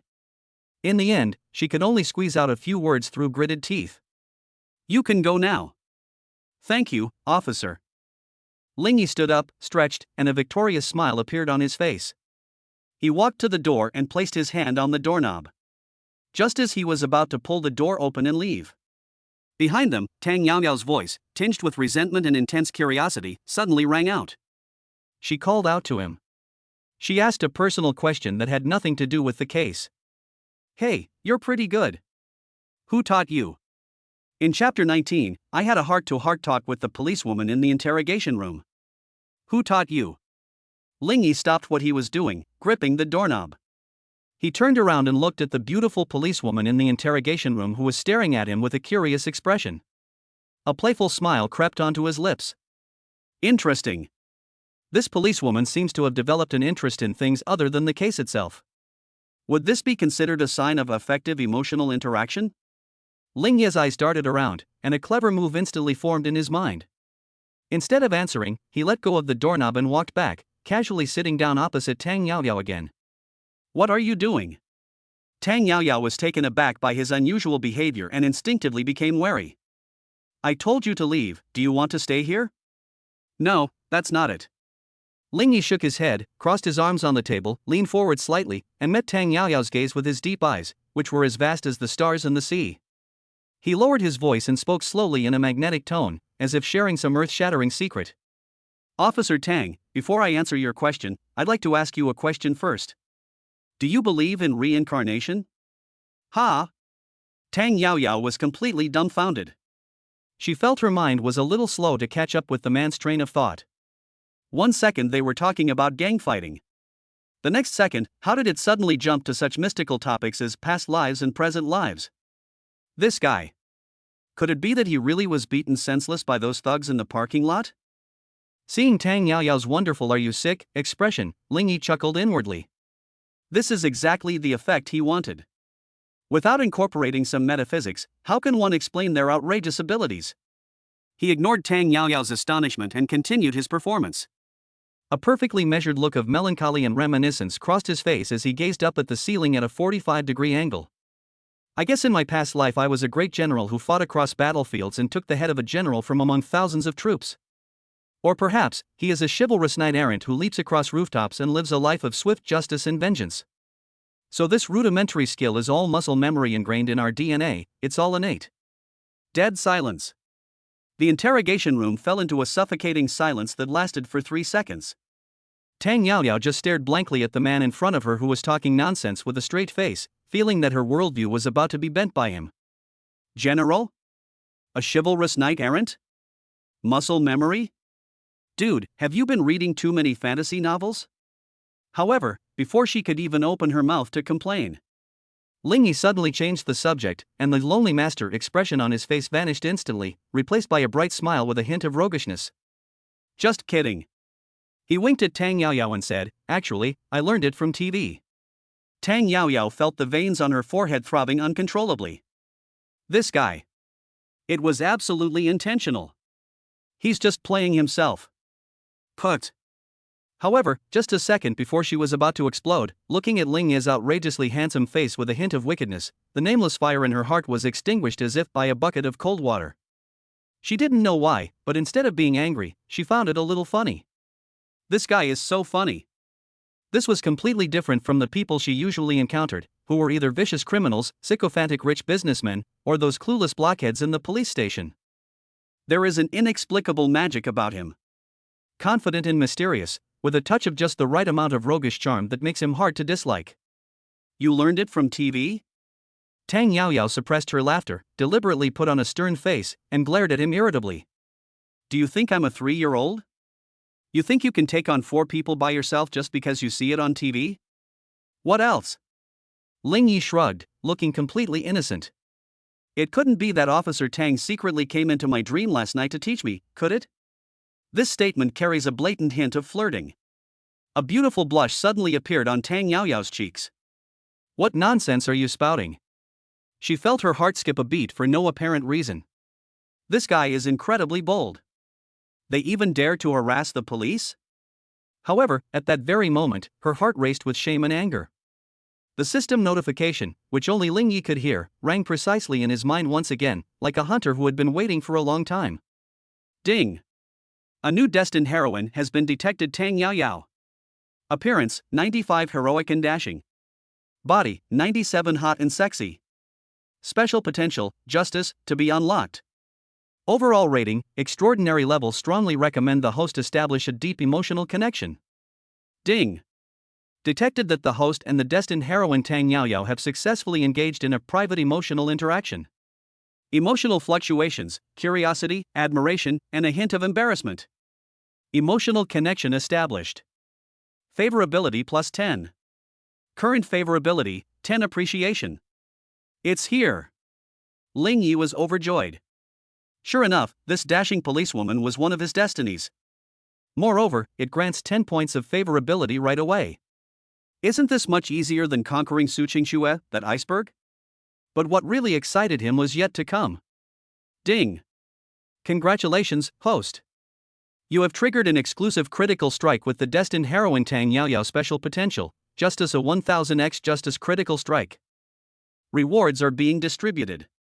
The next second, a scalding warm current, completely different from the cool airflow from Su Qingxue before, burst forth from his heart. This warm current didn't rush to his brain, but rather, like a flood bursting its banks, it instantly washed over his limbs and bones, flowing into every muscle, every bone, and every nerve. Lingyi felt as if his body was being thoroughly tempered and reshaped from the inside out by a volcano. His muscles were becoming stronger and more explosive at an incredible speed. His nerve reaction speed has increased by more than 10 times. At the same time, countless pieces of knowledge and skills about fighting, combat, grappling, and defeating an enemy with a single blow flooded into his mind like a tidal wave. It's not the kind of dead knowledge from books. Rather, it is a fighting instinct that has been honed through countless trials and tribulations and is ingrained in one's very bones. How to exert force, how to deflect force, how to find weaknesses, and how to defeat the enemy in one move. He completely grasped all of this in just a few seconds. If he had relied solely on brute force to defeat those 4 thugs before, then. Now, he is a true fighting master. Ding! Rewards distributed. Congratulations, host, you have obtained a God-level active skill Basic Combat Techniques Max. Basic Fighting Skills Max, you have mastered the essence of all basic fighting styles in the human world and integrated them seamlessly. Note, this is more than enough to deal with ordinary people. Lingyi only slowly came back to his senses after the system's voice ended, recovering from the strange feeling of his power surging. He glanced at the beautiful policewoman across the table, who was still blushing slightly because of his flirtatious remarks, and his expression instantly changed. This is no policewoman at all. This is a walking kung fu manual. Tang Yaoyao felt uncomfortable under his suddenly intense gaze. What kind of trouble is this guy up to now? She quickly stood up, cleared her throat, and resumed her businesslike demeanor, trying to regain the initiative. Alright, stop being so cheeky. Don't let me see you fighting again. Chapter 20 Ding. Tang Yaoyao's sense of justice has maxed your fighting skills. Alright, stop being so glib. Don't let me see you fighting again. Tang Yaoyao left behind this warning-tinged yet somewhat helpless remark, then turned and strode out of the interrogation room in her stylish marten boots. She was afraid that if she stayed any longer, her calm and composed heart, typical of a police officer, would be stirred up by this guy. As Lingyi watched her slender, fiery figure disappear through the doorway, the smile on his face grew even brighter. He slowly stood up, feeling the unprecedented, explosive power within his body. In his heart, only one word remained. Cool. That was fucking awesome. I originally thought that being cornered by that idiot Wang Hao today would at least result in some dirty tricks, and even if I won, my posture wouldn't be very presentable. And what was the result? Not only did he take down all his opponents without getting hurt, but he also ended up in jail and got a free top-tier fighting master skill. This move was an absolute steal. He walked out of the interrogation room, where Su Qingxue was sitting quietly in the waiting area, reading a magazine. She seemed to notice Lingyi's gaze, and looked up at him, nodding slightly. Lingyi smiled at her, but instead of going over immediately, he walked straight out of the police station. Night had fallen. The cool evening breeze on his face cleared his head, which was flushed from the surge of power. He needs to verify it. Let's test just how strong this suddenly acquired power really is. He looked around and found that the alley next to the police station was deserted, with only a lonely trash can and a mottled old wall. Great, this is the place. Lingyi walked deep into the alley, and after making sure there were no surveillance cameras or pedestrians, slowly raised his right hand. He took a deep breath, recalling the instinctive fighting techniques in his mind, and concentrated all his strength into his fist. He didn't use his full strength, not even half of it. He casually, as if greeting a friend, lightly punched the seemingly indestructible brick wall. There was no earth-shattering noise. There wasn't even a sound. The feeling was like punching a soft block of tofu. However, when Lingyi withdrew his fist, he himself couldn't help but gasp in shock. On that solid brick wall, a clear fist print, half an inch deep, was clearly visible. Centered on the fist imprint, fine cracks, like a spider web, spread wildly outwards. Is this even human power anymore?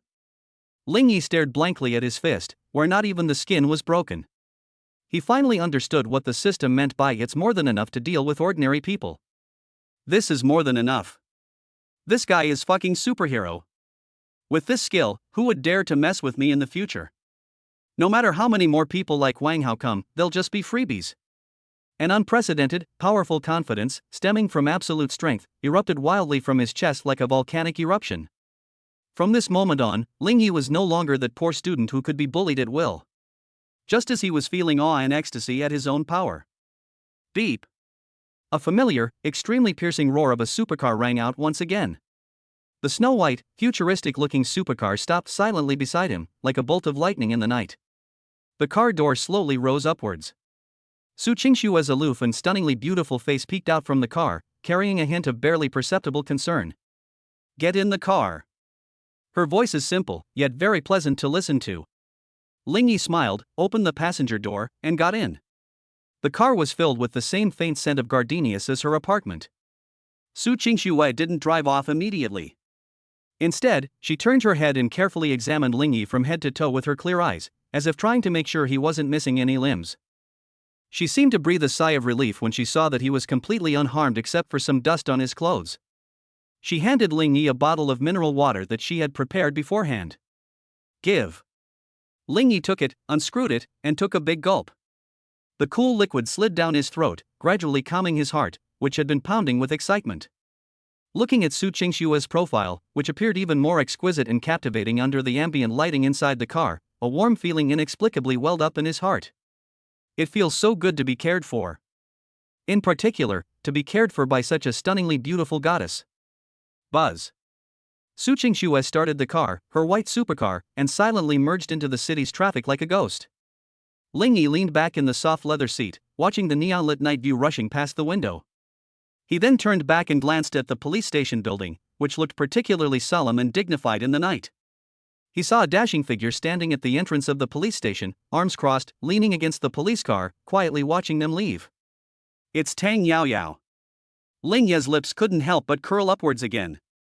He slowly withdrew his gaze and immersed his consciousness into his system interface. On the interface, the two destined heroines' avatars, representing Su Qingxue and Tang Yao Yao, are shining brightly on either side of each other. One gifted him with stunning good looks and extraordinary knowledge and fortune. The other one gave him the power to protect himself and even crush all villains. Beauty, wisdom, wealth, and power. In just a few days, he had transformed from a penniless young man into a monster who had collected all the versions of answers. Ling Yi let out a long sigh of relief, his heart filled with boundless pride. Wang Hao? Xia Wanqing? That's all in the past. His life truly began tonight. A legend of his own, omnipotent, and city-dominating power is about to begin. Born. Are you all right? Did they give you any trouble? Just as his heart was surging with emotion, he heard Su Qingshua's cool voice beside him, which carried a hint of concern. Chapter 21. The rich kid is back again, this time I'll take on 10. The white, futuristic supercar glided into the night like a ghost and finally came to a stop downstairs in front of Su Qingshua's upscale apartment building. Inside the car, all was quiet. Only the soft breathing of the two of them and the faint, indistinct noise of the city outside the window could be heard. Ling Yi didn't rush to get out of the car, and Su Qingsue didn't urge him either. The two sat there quietly, and the atmosphere gradually became somewhat ambiguous. In the end, it was Su Qingsue who broke the silence first. She unbuckled her seatbelt, turned her head, and quietly looked at Ling Yi with her eyes that were still surprisingly bright in the night. Thank you for tonight. Her voice was soft, carrying a hint of dependence and reassurance that she herself was unaware of. Without Ling Yi, she couldn't imagine how things would have turned out tonight. A verbal thank you isn't enough. Looking at her breathtakingly beautiful face so close to his, Ling Yi's lips curled into a mischievous smile, and he blurted out, "Remember to treat me to dinner next time." I'll pick the place. A Michelin 3-star restaurant isn't too much to ask, is it? Su Qingsue was amused by his shameless and overbearing manner, but she also felt a strange sweetness in her heart. Her cheeks flushed slightly, and she gave a soften before quickly pushing open the car door and running into the apartment building as if fleeing a startled fawn. As Ling Yi watched her somewhat flustered back, the smile on his lips grew even brighter. How to win over the Ice Queen? It doesn't seem that difficult. He hailed a taxi, satisfied, and headed towards his dilapidated dormitory building. Half an hour later, downstairs in the boys' dormitory. The taxi stopped at the intersection, and Ling Yi paid the fare and got out. The moment he stepped onto the ground, his heart, which had been swaying with elation from being alone with the goddess, sank sharply. A strong, undisguised killing intent enveloped him from all directions like a tidal wave. It was so quiet all around. It was eerily quiet. On weekdays, this time of day is when the nightlife is just beginning, and the convenience stores and barbecue stalls downstairs should be bustling with people. But now, apart from the dim streetlights, the entire road is deserted, not a soul can be seen. Ling Ye's steps slowly came to a stop. His senses, heightened by acquiring basic fighting techniques max, clearly detected at least a dozen malevolent auras lurking behind the massive sycamore trees ahead and inside the dilapidated van parked by the roadside. He. A cold glint flashed in Ling Ye's eyes. He sneered inwardly, they really won't give up. Instead of backing down, he put his hands in his pockets as if nothing had happened and continued walking slowly toward the dormitory building. The moment he walked up to the van, splash! The car door was suddenly pulled open. Immediately afterwards, several dark figures rushed out from the darkness on both sides of the road. Within seconds, a dozen or so young men wielding gleaming steel pipes and baseball bats appeared out of nowhere and completely blocked Ling Ye's path. Slap, slap, slap. A burst of overly loud applause rang out from inside the van. Wang Hao slowly stepped out of the car. His face was still wrapped in several bandages. He had bumped his head on them when he fell in the parking lot that afternoon out of fear. At this moment, his once handsome face was completely distorted and looked extremely ferocious due to extreme jealousy and anger. He pointed at Ling Yi, who was surrounded, and let out a sinister laugh like that of a night owl. Ling Yi, aren't you supposed to be a great fighter? Weren't you acting all high and mighty in the parking lot? Today, I called 15 people. 15. He practically roared the number out, as if it gave him boundless courage. I'd like to see if you can walk out of here standing up today. 15 thugs armed with weapons were fighting against an unarmed college student. This is a force that could cripple someone. However, this scene was enough to terrify any ordinary person. Ling Ye's face, however, remained calm and composed. He even had the leisure to take out his phone and glance at the time. Then he put the phone back in his pocket. He raised his head, looked at Wang Hao, and said something that made everyone present think they had misheard. 15? Too little. Not enough for me to warm up. Before the words were even finished, Ling Yi moved. Without the slightest hesitation, he stomped his foot and charged towards the group of thugs closest to him like a cannonball. Court death. Those thugs didn't expect Ling Yi to take the initiative. With a sneer, they swung the steel pipes in their hands and smashed them down hard on Ling Yi's head. However, in Ling Yi's eyes, who possesses the instinct of a fighting master, their seemingly fierce movements were full of flaws and as slow as snails. Ling Yi's body moved like a ghost, shifting slightly to one side at an unbelievable angle. Call. 3 steel pipes, accompanied by a sharp whistling sound, slammed into empty air, almost touching the tip of his nose. Now! Ling Yi's eyes instantly turned cold. He crouched down, stepped forward, and delivered a clean and decisive elbow strike that slammed into the ribs of one of the thugs. Bang! The thug screamed and flew backwards like a shrimp, his body hunched over. Without pausing, Ling Yi turned his body in his right hand, like an iron clamp, precisely grabbed the wrist of another thug holding a stick and twisted it forcefully. Snap! The cracking sound of bones breaking. The thug let out a blood-curdling scream, and the steel pipe slipped from his hand. Ling Yi took the heavy steel pipe from his arm and with a flick of his wrist, he created a dazzling flower of death in his hand. Bang!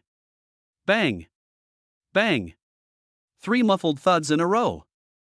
3 more thugs were knocked to the ground before they could even react, clutching their heads and rolling around on the ground.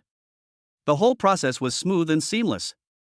It's just like watching a martial arts movie that has been rehearsed countless times. The remaining thugs were completely terrified. Looking at Ling Yi, who was like a tiger among sheep, slaughtering everyone in his path, they felt as if they were facing a completely different person. Instead, it's a killing machine that crawled out of hell. Run! Run! I don't know who was the first to break down, but with a scream, they threw down the weapon in their hand and turned to run away.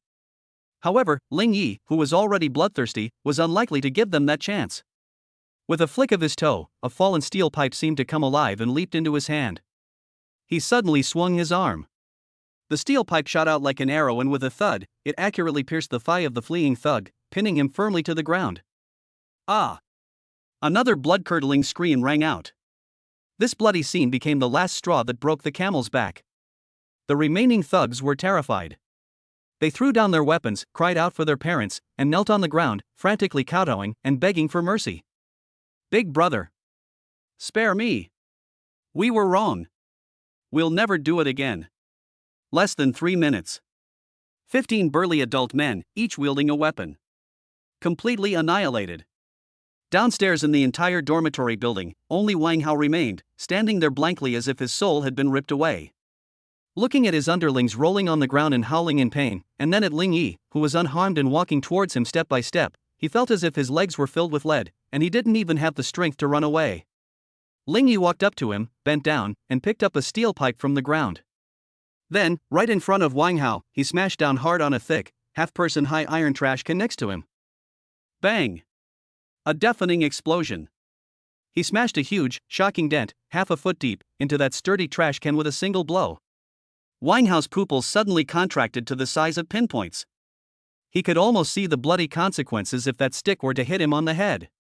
Gulp! He swallowed hard, his legs went weak, and he knelt down on the ground with a plop. Ling Yi didn't look at him. He simply patted Wang Hao's face, which was as white as paper from extreme fear, with the slightly deformed steel pipe, his tone icy and devoid of any emotion. All of this was recorded in its entirety by a slender figure standing quietly behind a dark tree dozens of meters away, using a mobile phone.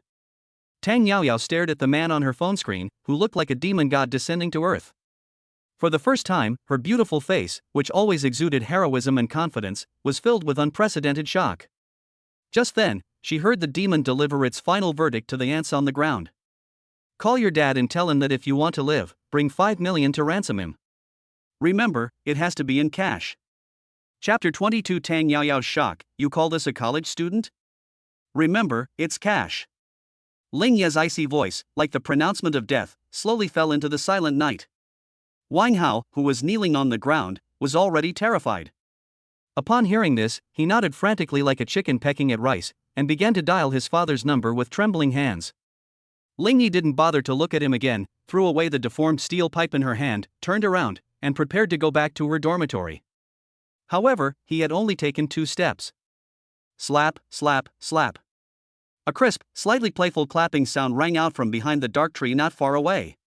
Immediately afterwards, a graceful and valiant figure slowly emerged from the shadows. If it's not Tang Yaoyao, then who is it? She was still holding up her phone, the screen of which clearly showed the recording of her solo performance from earlier. As she watched with great interest as Ling Yi's phoenix eyes, which always carried a fiery aura, were now filled with an extremely complex expression.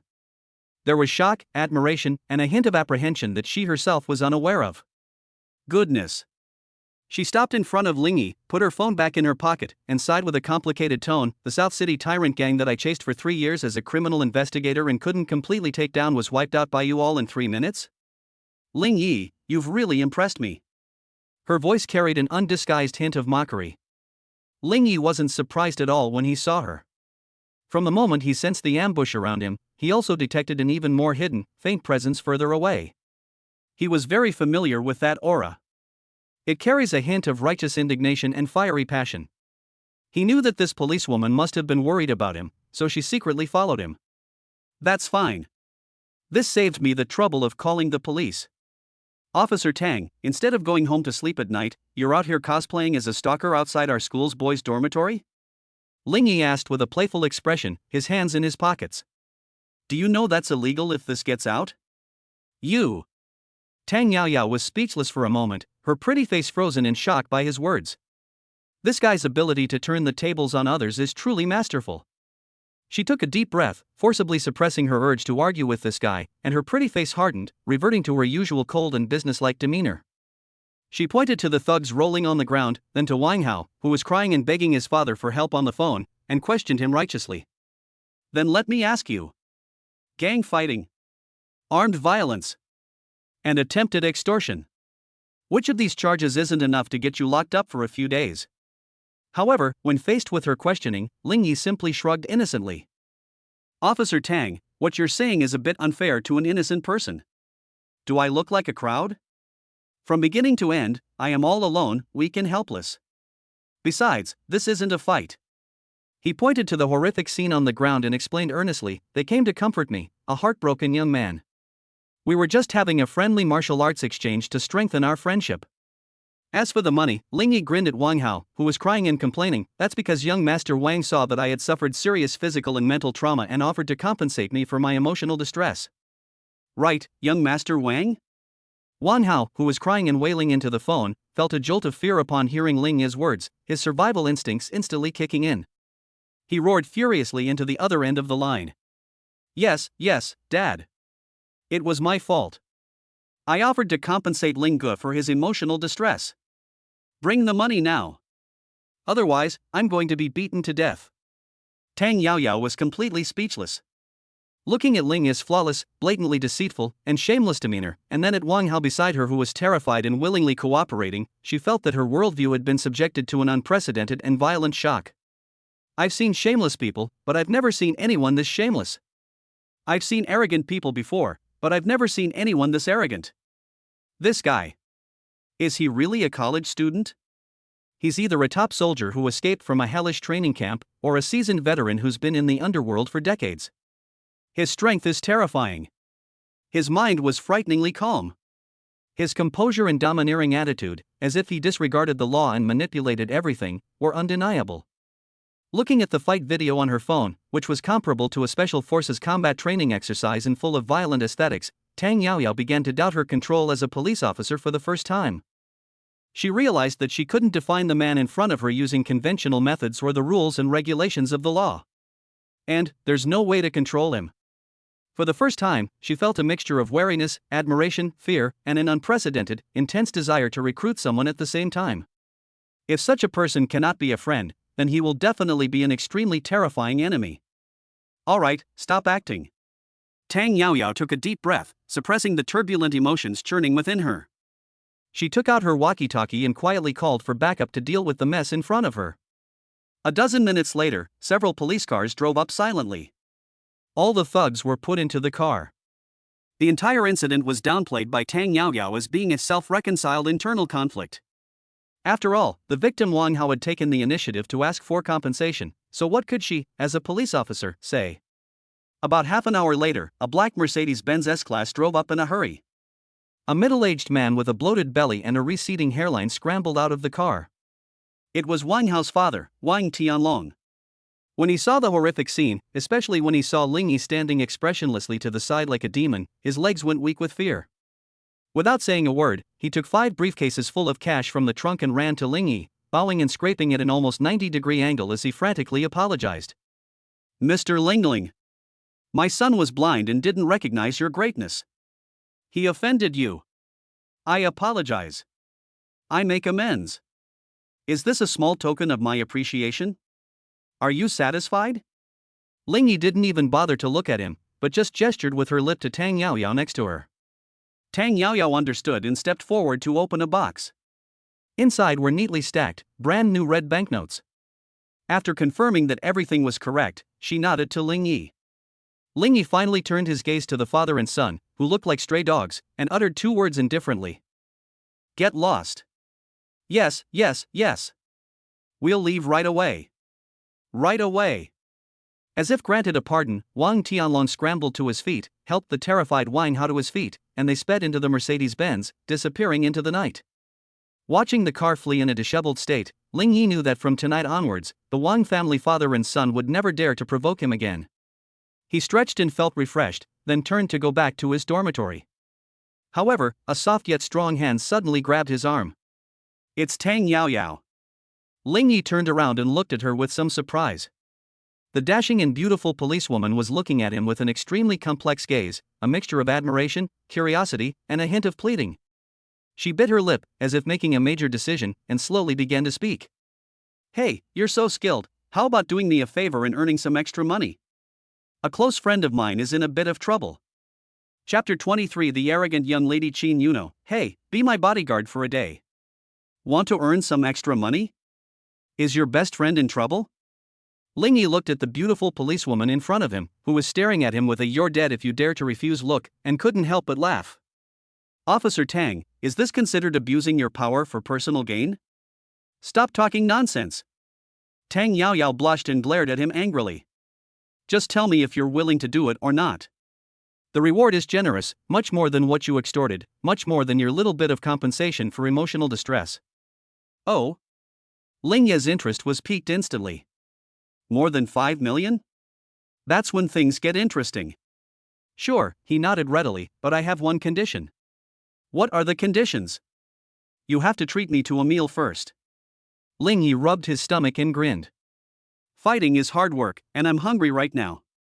Tang Yaoyao was so angry at his shameless act of getting the better deal that she gritted her teeth, but in the end she still managed to squeeze out a single word through gritted teeth. Okay. The next day, in the afternoon. Inside a private room of a top-tier coffee shop in the heart of Jiangcheng City, exuding elegance and offering exceptional privacy. Ling Yi leisurely sipped his cup of civet coffee, which cost several hundred yuan, while his gaze swept back and forth between the two stunningly beautiful women opposite him, each with their own unique style and beauty.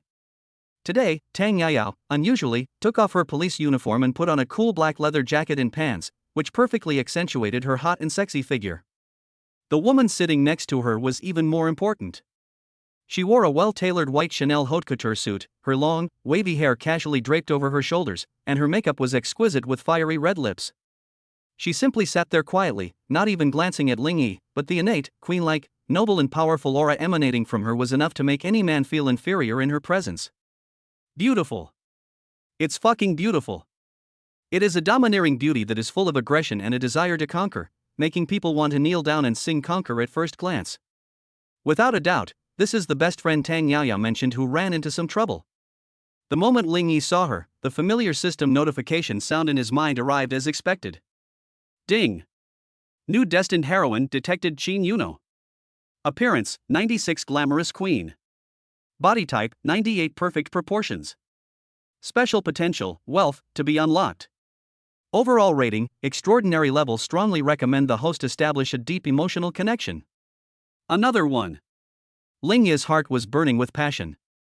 Moreover, this person's special potential is actually wealth? If you interact with her and trigger a critical hit, the reward. Hiss. Ling Yi felt his mouth watering. Just as he was enjoying his daydreams, the queen opposite him finally deigned to look away from the coffee cup in her hand. Her alluring phoenix eyes merely glanced at Ling Yi indifferently, as if scanning goods. Then he turned to look at Tang Yaoyao, his red lips slightly parted, his voice carrying an undisguised languor and disdain. Yaoyao, is this the helper you found for me? A schoolboy who's still in school. Are you sure he's not here to cause me trouble? Her tone and gaze made it seem as if Ling Yi was some insignificant, low-class nobody, not even worthy of her a second glance. Tang Yaoyao's expression immediately turned somewhat awkward. She knew that with Qin Yuno's arrogant personality, this would definitely be her reaction on their first meeting. She quickly explained, No, don't let his youth fool you, he's very skilled. We'll talk about your skills later. Qin Yuno waved her hand, interrupting her. Her gaze returned to Ling Yi, and with a condescending scrutiny, she slowly spoke. Kid, do you know who I am? I know. Ling Yi nodded, took a sip of coffee, and answered slowly, Qin Yuno is the heiress of the Qin Group and a well-known business queen in Jiangcheng. Her net worth is probably several hundred billion. He specifically looked up all this information last night. Know yourself and know your enemy, and you will never be defeated. A hint of surprise flashed in Qin Yuno's eyes. She didn't expect that this seemingly ordinary college student had actually done his homework in advance. But so what? Since you know that, you should also know that the number of people who want to stay by my side and work could stretch from here all the way to the Huangpu River. She pointed out the window. Among them are retired elite soldiers and top international bodyguards. Then what makes you think you're qualified? Her voice, carrying an undeniable sense of oppression, crashed down on Ling Yi like an invisible tide. Any ordinary college student would probably be too scared to speak in the face of such overwhelming aura. However, Ling Yi simply smiled. Instead of being nervous at all, he leisurely crossed his legs and leaned back on the soft sofa in a posture that was even more arrogant and lazy than Qin Yuno's. He looked at the charismatic business queen in front of him and a roguish smile curled at the corner of his mouth. Miss Qin, you've made a mistake. It's not that I want to stay by your side and work for you. Rather, you need me. He paused, then, meeting Qin Yuno's gaze which had suddenly turned somewhat cold, continued slowly in a playful tone. You're lucky you invited me. Even if someone else offered me more money, I might not be happy to accept it. The private room fell into a deathly silence. Tang Yaoyao stared at Ling Yi in disbelief, feeling like her brain couldn't process what she was seeing. This guy. Are you crazy? Does he even know who's sitting across from him? That's Qin Yuno. A woman who can make the Jiangcheng business world tremble with just a stomp of her foot. How dare he speak to her like that? However, what happened next was even more unexpected. After being stunned for a full 3 seconds, Qin Yuno not only didn't get angry, but instead burst out laughing. She laughed so hard her chest heaved up and down, making Ling Yi a little dizzy. Interesting. That's really interesting. She stopped laughing and for the first time truly began to look at the man in front of her, who was both excessively handsome and excessively arrogant. Tang Yaoyao, you finally found me a toy that's not so boring. She took an invitation from her Hermes bag and placed it on the table. Tonight, our Qin group is having an internal family dinner. Her voice regained its languid tone, but her eyes became sharp. My good-for-nothing second uncle has recently been winning over a lot of people at the board of directors, trying to kick me out of my position as heir. He will definitely make things difficult for me at tonight's dinner, and I can't rule out the possibility that he will use some underhanded methods. She glanced at Ling Yi and parted her red lips slightly. So I need someone who is skilled enough and clear-headed enough to be my male companion and act out a play with me, just in case. I see. Ling Yi nodded and cut straight to the point. What about the reward? Oh. Qin Yuno was amused by his straightforward attitude once again. She extended a slender, delicate finger. This number. 1 day? Ling Yi raised an eyebrow. 1 night. 1 million? Ling Yi guessed. Qin Yuno shook her head, a proud smile curving her red lips. She looked at Ling Yi as if he were a country bumpkin who had never seen the world, and then she uttered a number that was enough to drive anyone crazy. 1 million a day. However, I have a condition.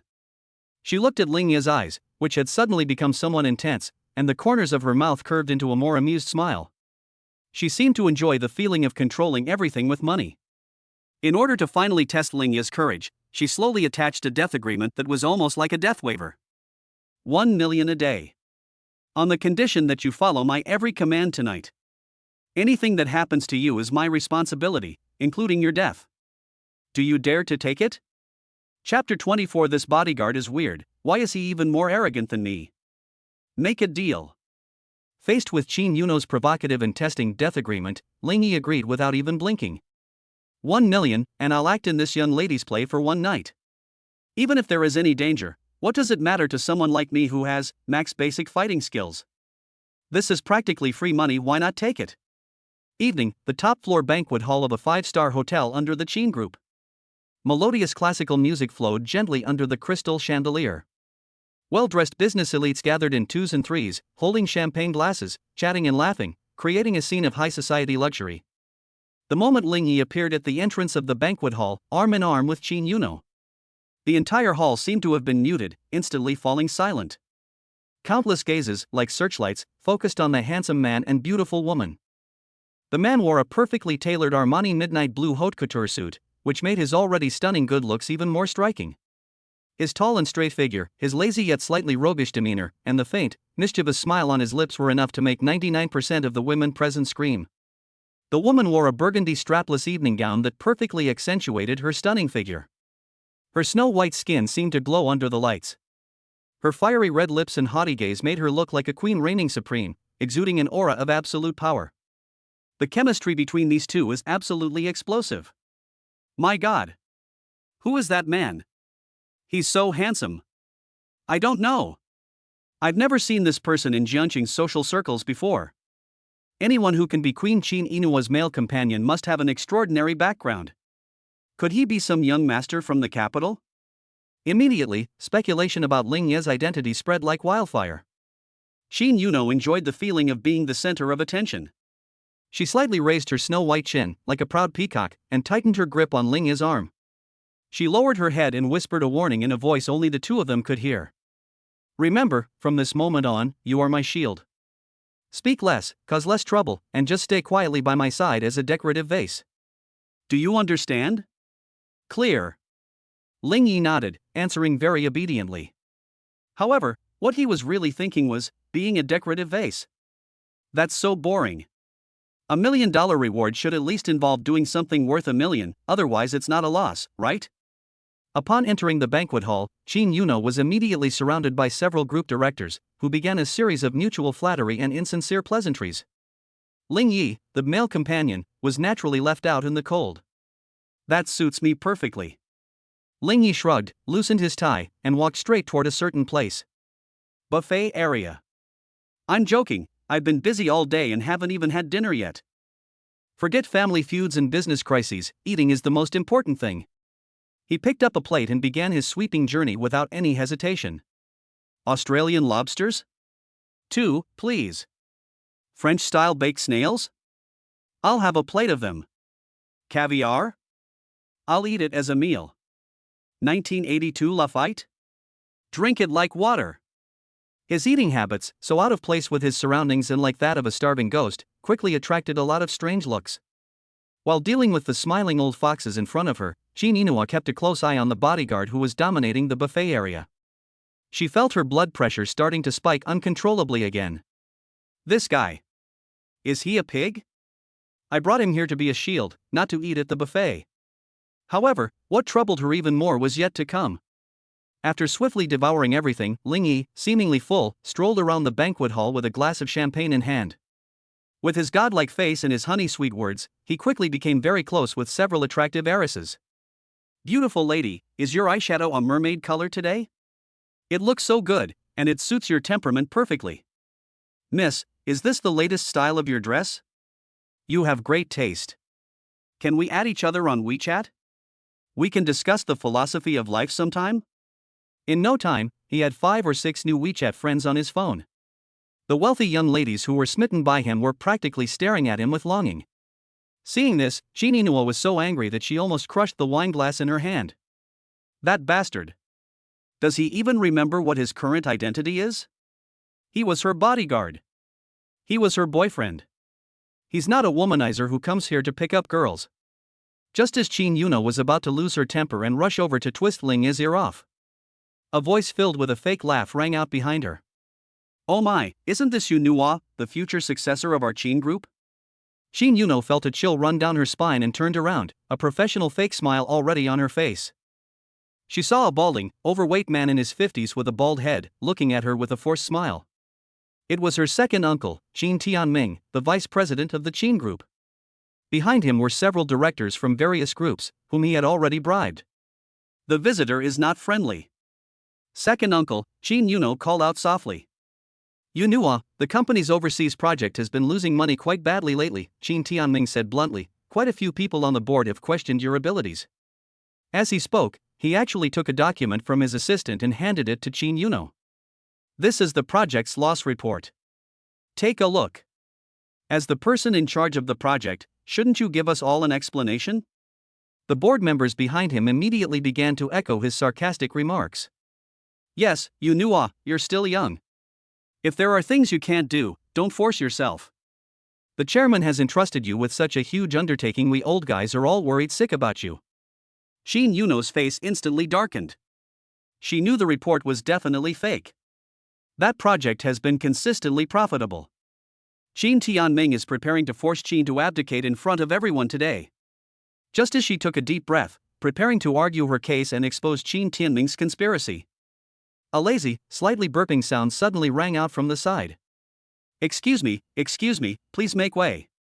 Ling Yi was carrying a plate piled up like a small mountain, with a whole lobster on top, and was wobbling as he tried to squeeze through the gap between Qin Tianming and Qin Yuno. Qin Tianming frowned and impatiently snapped at the handsome but utterly unruly young man who had appeared out of nowhere. Are you blind?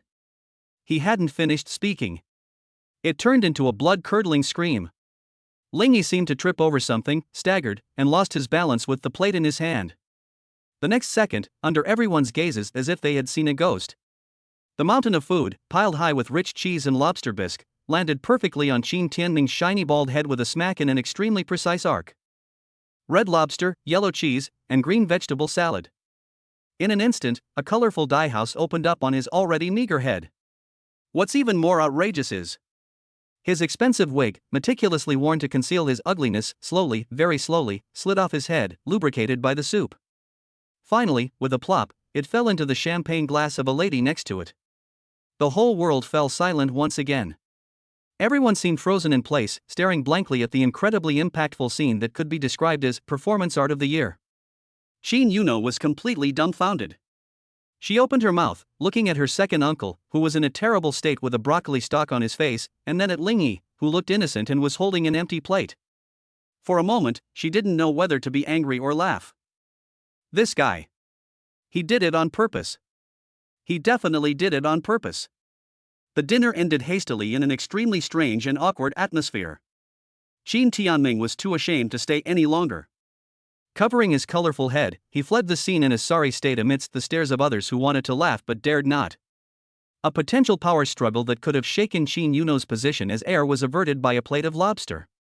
In the underground parking lot on the way back, Shin Yuno was driving her red Ferrari, and the atmosphere inside the car was somewhat silent.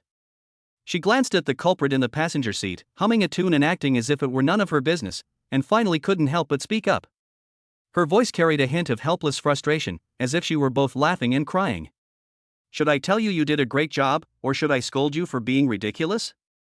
Hey, I'm asking you what you just did. She hadn't finished speaking. Suddenly, a warm, large hand covered her fair and delicate hand that was resting on the steering wheel. Shin Yuno froze, about to lash out. But on Lingya's face, the carefree expression was gone. Instead, there is an unprecedented vigilance and sharpness, like that of a cheetah. His eyes were fixed on the few dark load-bearing pillars deep in the parking lot. His voice was very low, but it carried an unquestionable command. Don't move, we're surrounded. It seems your second uncle doesn't like business warfare, but prefers mortal combat. Chapter 25 Ding. The young lady's money power has added a string of zeros to your account. Don't move, we're surrounded. Lingya's deep and calm voice was like a pebble thrown into a calm lake, instantly stirring up a storm in Shin Yuno's heart. Surrounded? Mortal combat? For the first time, a hint of genuine panic appeared in her beautiful, almond-shaped eyes, which always carried an air of arrogance and languor. Although she grew up amidst the power struggles within her family and was accustomed to the deceit and treachery in the business world, this was the first time she had encountered such a real physical conflict, the kind that only happens in movies. Swish. Swish. Swish. It seemed to be to confirm Lingya's words. The next second, 7 or 8 lithe black figures emerged silently from behind several load-bearing pillars deep in the parking lot, like ghosts. They were all dressed in black outfits that allowed for easy movement, and their faces were covered with black masks. The only thing exposed was their eyes, which were like those of wild wolves, filled with cold killing intent. What's even more chilling is that each of them held a short blade that gleamed with a sinister light. A chilling killing intent, like a tangible tide, instantly enveloped the red Ferrari and the two people inside. Shin Yuno felt as if her breath was about to stop. Her fair and delicate hand, which was resting on the steering wheel, began to tremble slightly uncontrollably. However, just a second before she was about to be consumed by fear. A hand, larger and warmer than hers, gently covered the back of her hand. It was Lingyi. Don't be afraid. His voice, though not loud, possessed a strange, calming power. Stay in the car, lock the doors, and don't get out no matter what happens. After saying that, he let go of her hand, turned his head and looked out the car window at the murderous faces. A cold, bloodthirsty smile slowly curved the corners of his mouth. Very good. It seems that my good second uncle is really desperate and has resorted to such despicable means. That's fine. That way I won't have to go looking for him again. Bang! Without the slightest hesitation, Lingyi pushed open the car door and stepped out with a flourish. He faced 7 or 8 professional assassins wielding sharp blades all by himself. The assassins were clearly surprised that Lingyi would dare to get out of the car alone. When they saw Lingya's excessively young face and his expensive, runway-ready haute couture suit, they couldn't hide their contempt. Kid, get lost if you don't want to die. The leader, a scarred man, shouted in a hoarse voice, our target is the woman in the car. Oh? Lingyi raised an eyebrow, picked at his ear, and said with a playful expression, that's quite unfortunate. Tonight, I'm her bodyguard. If you want to touch her, you'll have to ask me first. Act recklessly. Scarface completely lost his patience. He grinned maliciously and gave his men a wink. Quickly finish this. Leave some survivors. The words had barely left his mouth. The 2 assassins closest to Lingyi pounced on him silently from the left and right like 2 cheetahs pouncing on their prey. The short blade in his hand flashed two deadly streaks in the dim light, aiming straight for Ling Yi's throat and heart. Perfect teamwork. Ruthless. This is definitely a professional killer with blood on his hands. Shin Inua, who was inside the car, was so frightened by what she saw that she turned pale instantly and couldn't help but let out a short gasp. However, they were faced with a deadly pincer attack that could terrify anyone. Ling Yi's face, however, remained calm and composed. Just a second before those two short blades were about to pierce his body. He moved. His body leaned back in a bizarre angle that defied the common sense of physics and was impossible for an ordinary person to do.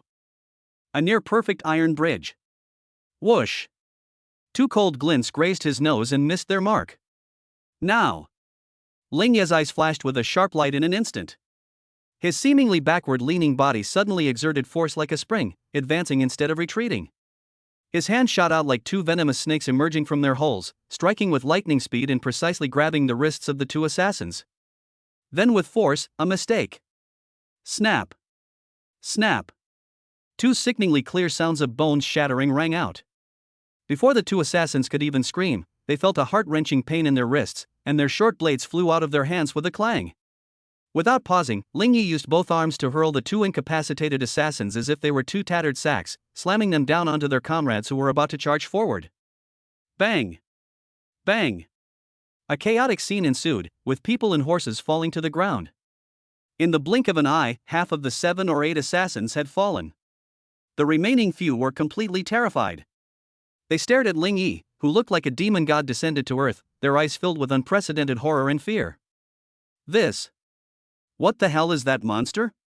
What happened to the promise that he was just an ordinary pretty boy? The intelligence is incorrect. This is a huge mistake. The scarred man at the head of the group finally realized something was wrong. He yelled and turned to run away. However, Ling Yi, who was already bloodthirsty, was unlikely to give him that chance. Trying to run? A cruel smile curled at the corners of Ling Yi's lips. With a flick of his toe, a short blade that had fallen to the ground seemed to come alive and leaped into his hand. He suddenly swung his arm. Call out! The short blade shot out like a shooting star in the night, accompanied by a shrill sound as it cut through the air. Puff! A dull thud as a sharp blade pierced flesh. Scarface, who was about to escape, screamed and was pinned to the load-bearing pillar behind him by the short blade, like a nailed specimen. The battle is over. The entire parking lot fell into a deathly silence once again. Only a few remained on the ground, their suppressed groans escaping from the excruciating pain. Shin Yuno, who was inside the car, was already dumbfounded. Her beautiful eyes, which always held an air of pride and confidence, were now trembling violently with extreme shock. Looking at the man standing alone amidst a mountain of corpses and a sea of blood, though no one was actually dead outside the car, she felt her heart was about to leap out of her throat. Is this the college student with good skills that Tang Yaoyao mentioned? Is this some kind of humanoid Gundam?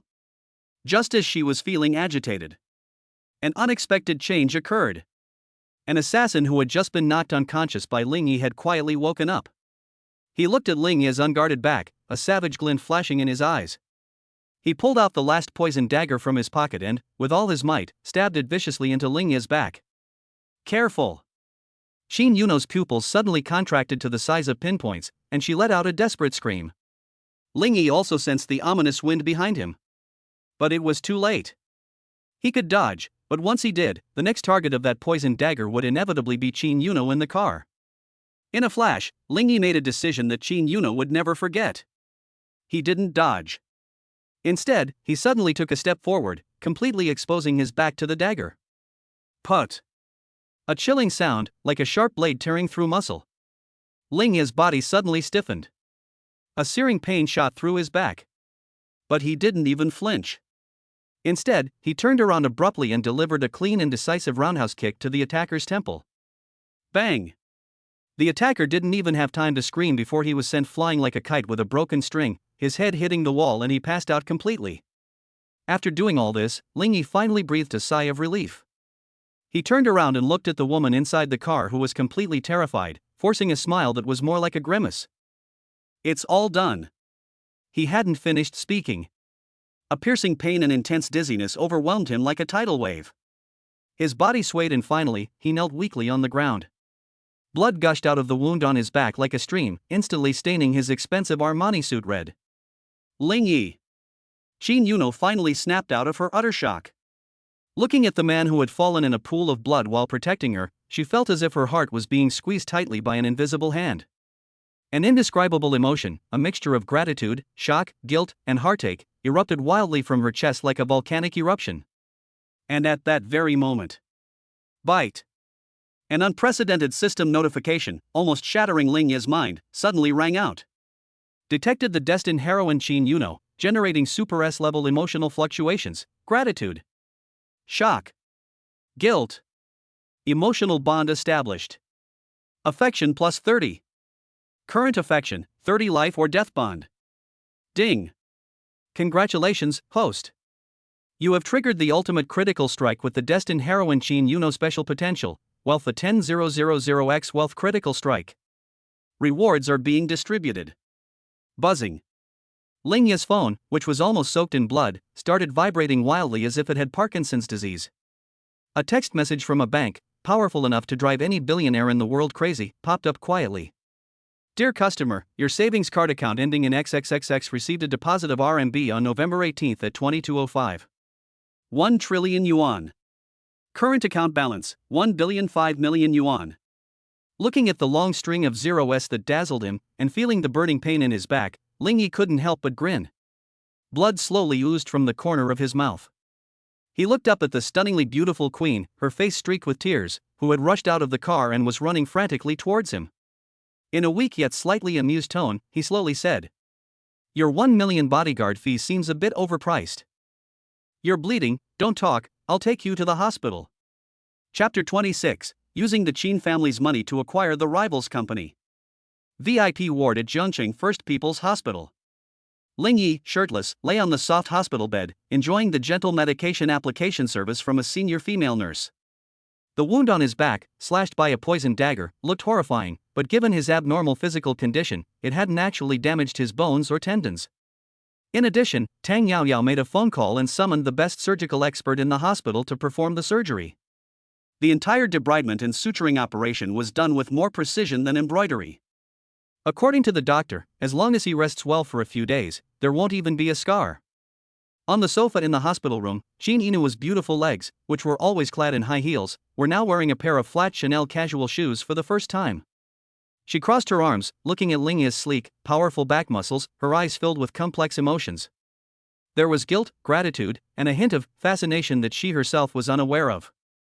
"Tell me, what compensation do you want?"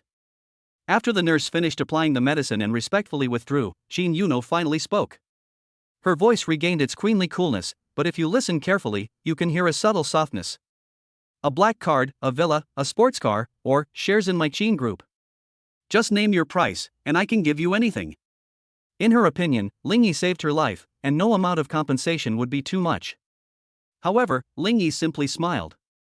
He slowly sat up from the bed, picked up the hospital gown next to him, and casually draped it over his shoulders, revealing his well-defined abs in V-line. He looked at Qin Yuno, his deep eyes seeming to see right through people. "Miss Qin, do you think I'm someone who's short of money?" Qin Yuno was speechless for a moment after hearing his words. Yes. Would someone who can casually produce $1 billion in cash, which she assumed was Ling Yi's own money, care about such a small amount of compensation? Then what do you want? Qin Yuno frowned her beautiful brows. She dislikes owing favors, especially favors from men. "I don't want anything." Ling Yi shook his head. He looked at Qin Inua's face, which was filled with, "What exactly do you want?" and the corner of his mouth gradually became a little playful. "But..." He changed the subject, "I'd like to borrow something from you." "Borrow?" Qin Inua was a little surprised. "Borrow what?" "Borrow someone." Ling Yi's eyes instantly turned as sharp and dangerous as a cheetah's. "Lend me your company's top business team for a day." Qin Yuno was completely stunned. She couldn't keep up with Ling Yi's thought process at all. This guy just had a brush with death, and instead of resting properly and thinking about compensation, he actually wants to go into business? Moreover, judging from his tone, it seems he's planning something big? Despite her doubts, Qin Yuno nodded without hesitation. Can. Let alone lending it, given the life-saving grace Ling Yi had shown her, she wouldn't even bat an eye if he asked her to give him the entire Qin group. She immediately took out her phone, dialed her chief secretary's number, and issued the order in an unquestionable commanding tone. Half an hour later, a team of over 10 top traders, led by Zhao Haiping, the investment director of Qin's Group and a Wall Street returnee elite, appeared in Lingya's small VIP ward, dressed in suits. When they saw that the big boss they were about to serve was actually a young man wearing a hospital gown who looked even younger than them, a look of undisguised astonishment appeared on everyone's face. However, when Qin Yuno gave them a look that signaled them to follow orders, the group of elites immediately adopted the most professional attitude. "Mr. Ling, hello." Zhao Haiping adjusted his gold-rimmed glasses and asked respectfully, "How may I help you?" "Help me short a company." Ling Yi leaned against the hospital bed, speaking concisely and to the point. "The company's name is Tianlong Real Estate." "Tianlong Real Estate?" Zhao Haiping and his team members were all stunned for a moment. They remembered this company. A second-rate real estate company in Jiangcheng, owned by Wang Tianlong, has made some quick money in recent years by speculating on land, but its foundation is very unstable and its cash flow has always been tight. Shorting companies of this caliber is as easy as college students doing elementary school math problems for the Qin family elites who are used to dealing with international financial giants. "No problem." Zhao Haiping nodded immediately. "Mr. Ling, how much funding do we have?" "Not much." Ling Yi extended one finger. 1 billion. Puff. A young trader behind Zhao Haiping, who was drinking water, immediately spat out all the water in his mouth. 10 billion? Still, not enough? The entire team, everyone's eyes were practically popping out of their sockets. Looking at Ling Yi's calm and collected face, they felt their hearts were about to stop beating. 1 billion in cash flow. What does this mean? Even for the Qin Group, it would take several board meetings to mobilize such a huge amount of cash in a single day. And this young man in front of me spoke of it so casually? Qin Yuno's beautiful eyes widened, once again shocked by Ling Yi's grand gesture. This guy. Just who is he? Only Ling Yi himself remained calm. He looked at Zhao Haiping's team, who were completely terrified, and calmly issued the first order. The first step was to spread false information about Tianlong Real Estate's broken capital chain to create market panic. The second step is to use 500 million yuan to dump shares on the secondary market at any cost. The third step is to contact all the banks that have partnerships with Tianlong Real Estate and tell them that the Qin Group is planning a full-scale attack on Tianlong Real Estate. Ling Yi's every instruction was clear, decisive, and hit the nail on the head. Zhao Haiping and his team members, who were already seasoned veterans, were terrified as they listened. That's too ruthless. This is absolutely devastating, leaving no way out. They finally realized that this seemingly harmless young man was an even more terrifying figure than any of the financial giants they had encountered on Wall Street. Yes, Mr. Ling. No one dared to be negligent any longer. They immediately took out their laptops and started operating them like the most sophisticated war machines. A commercial sniping battle against Tianlong Real Estate, a veritable dimensional reduction attack, quietly began in a small VIP hospital room. The next few hours were undoubtedly a nightmare for the entire financial sector in Jiangcheng.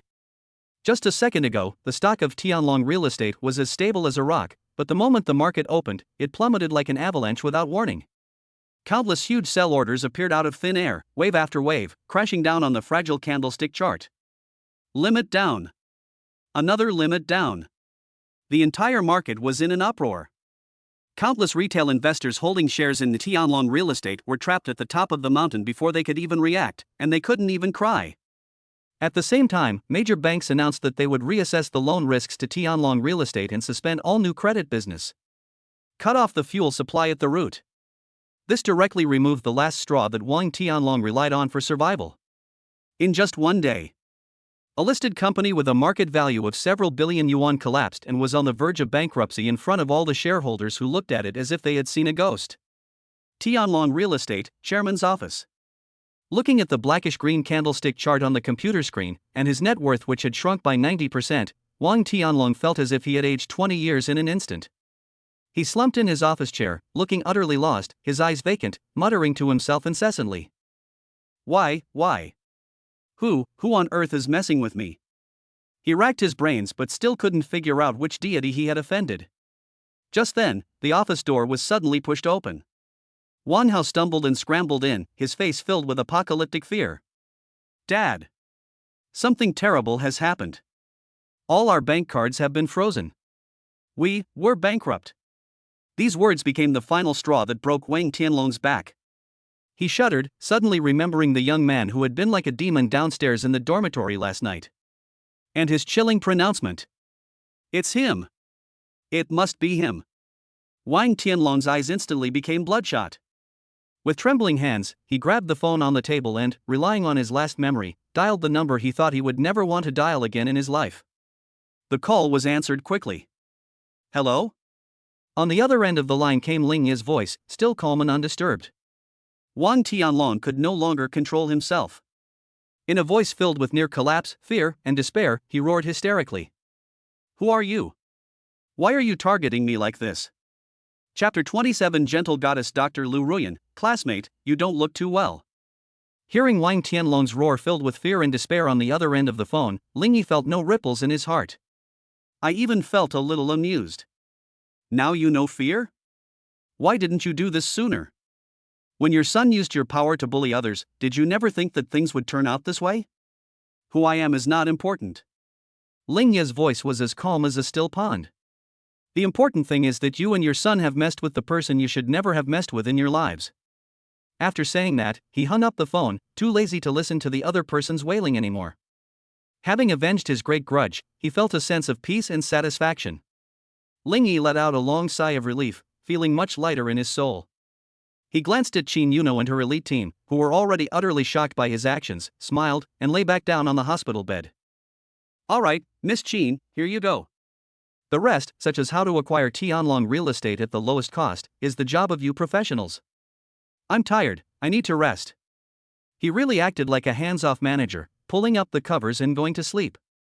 All that remained in the ward were a group of business elites looking at each other in bewilderment, their worldviews severely shaken, and a stunning queen with eyes sparkling with wonder. For the next 2 days, Ling Yi lived a completely carefree life, with everything done for him. Under the guise of recovering from injuries, he comfortably occupied the most luxurious VIP ward at the First Municipal Hospital. My daily work consists of lying in bed, occasionally offering some brilliant insights into the Qin team's acquisition plans. These tips all stemmed from his almost supernatural sense of wealth, which earned him the utmost respect from Zhao Haiping and his group of Wall Street elites. And Qin Yuno, the heir apparent to the prestigious Qin Group, willingly became his personal assistant, serving him tea and water, peeling fruit, and taking meticulous care of him. Tang Yaoyao also came a few times, ostensibly for supervision and investigation, but in reality, she just came to freeload and banter with Qin Yuno, filling the ward with a cheerful atmosphere. As for Su Qingxue, she would deliver a love note that she had personally compiled every afternoon without fail, and in an academic discussion tone, she would inquire about Ling Yi's physical data recovery status. In no time, Ling Yi's small hospital room became a must-visit spot for 3 top goddesses, making all the male colleagues in the hospital green with envy. Ling Yi thoroughly enjoyed this emperor-like life. But wounds will eventually heal. The frightening wound on his back healed completely in just 3 days thanks to his superhuman physical abilities. It would be a bit unreasonable for them to stay in the hospital any longer. That morning, Ling Yi finally completed the discharge procedures. He politely declined Qin Yuno's kind offer to send a whole convoy to pick him up, and alone, he changed back into his faded t-shirt and strolled back to the long-missed campus. Walking on the sun-drenched tree-lined path, breathing in the familiar air of the campus, Ling Yi felt as if she had come back to life. Although the wound has healed, I still experience a slight, throbbing pain when I move my shoulder occasionally. It seems I still need to go to the school hospital to get some medicine to improve blood circulation and remove blood stasis, to consolidate the treatment. Ling Yi touched his back, pondering to himself. The university hospital at Jiangcheng University is quite large and has both traditional Chinese and Western medicine departments. Ling Yi easily registered for a traditional Chinese medicine surgery appointment and walked into the innermost consultation room on the 2nd floor. As soon as you open the door, a faint, pleasant aroma of Chinese herbal medicine, completely different from the pungent smell of disinfectant in the hospital, wafts out and invigorates you. The entire consultation room is decorated in a classic style, with rows of neat, dark red solid wood medicine cabinets replacing the cold metal instruments. A young female doctor, dressed in a spotless white coat, stood with her back to him in front of an antique-style medicine cabinet, tiptoeing to take something from the top drawer. She was slender and graceful, with long, glossy black hair like the finest silk, cascading down to her waist like a waterfall. She possessed an innate, gentle, and quiet scholarly air, as if she had stepped out of an ancient painting of a lady from Jiangnan. Just a glimpse of his back is enough to bring peace to one's heart. Doctor, Ling Yi had just opened his mouth, preparing to explain his purpose. The female doctor trembled slightly like a startled deer, and slowly turned around. The moment I saw her face clearly. Even Ling Yi, who was already used to seeing beauties like Su Qingxue, Qin Yuno, and Tang Yaoyao, couldn't help but catch his breath. Beautiful.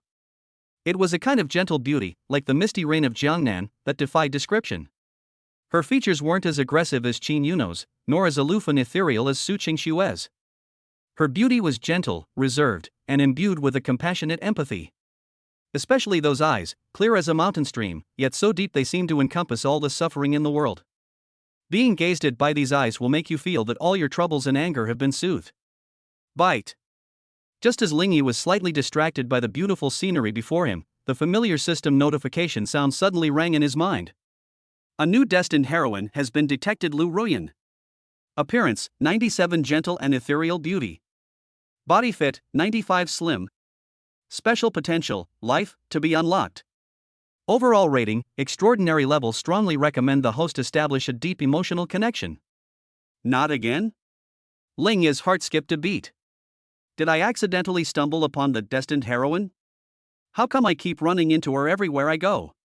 However, this person's special potential is actually life? That sounds much more impressive than wisdom and wealth. Just as Ling Yi's mind was racing, Lu Ruyan, who was opposite him, finally recovered from her initial shock.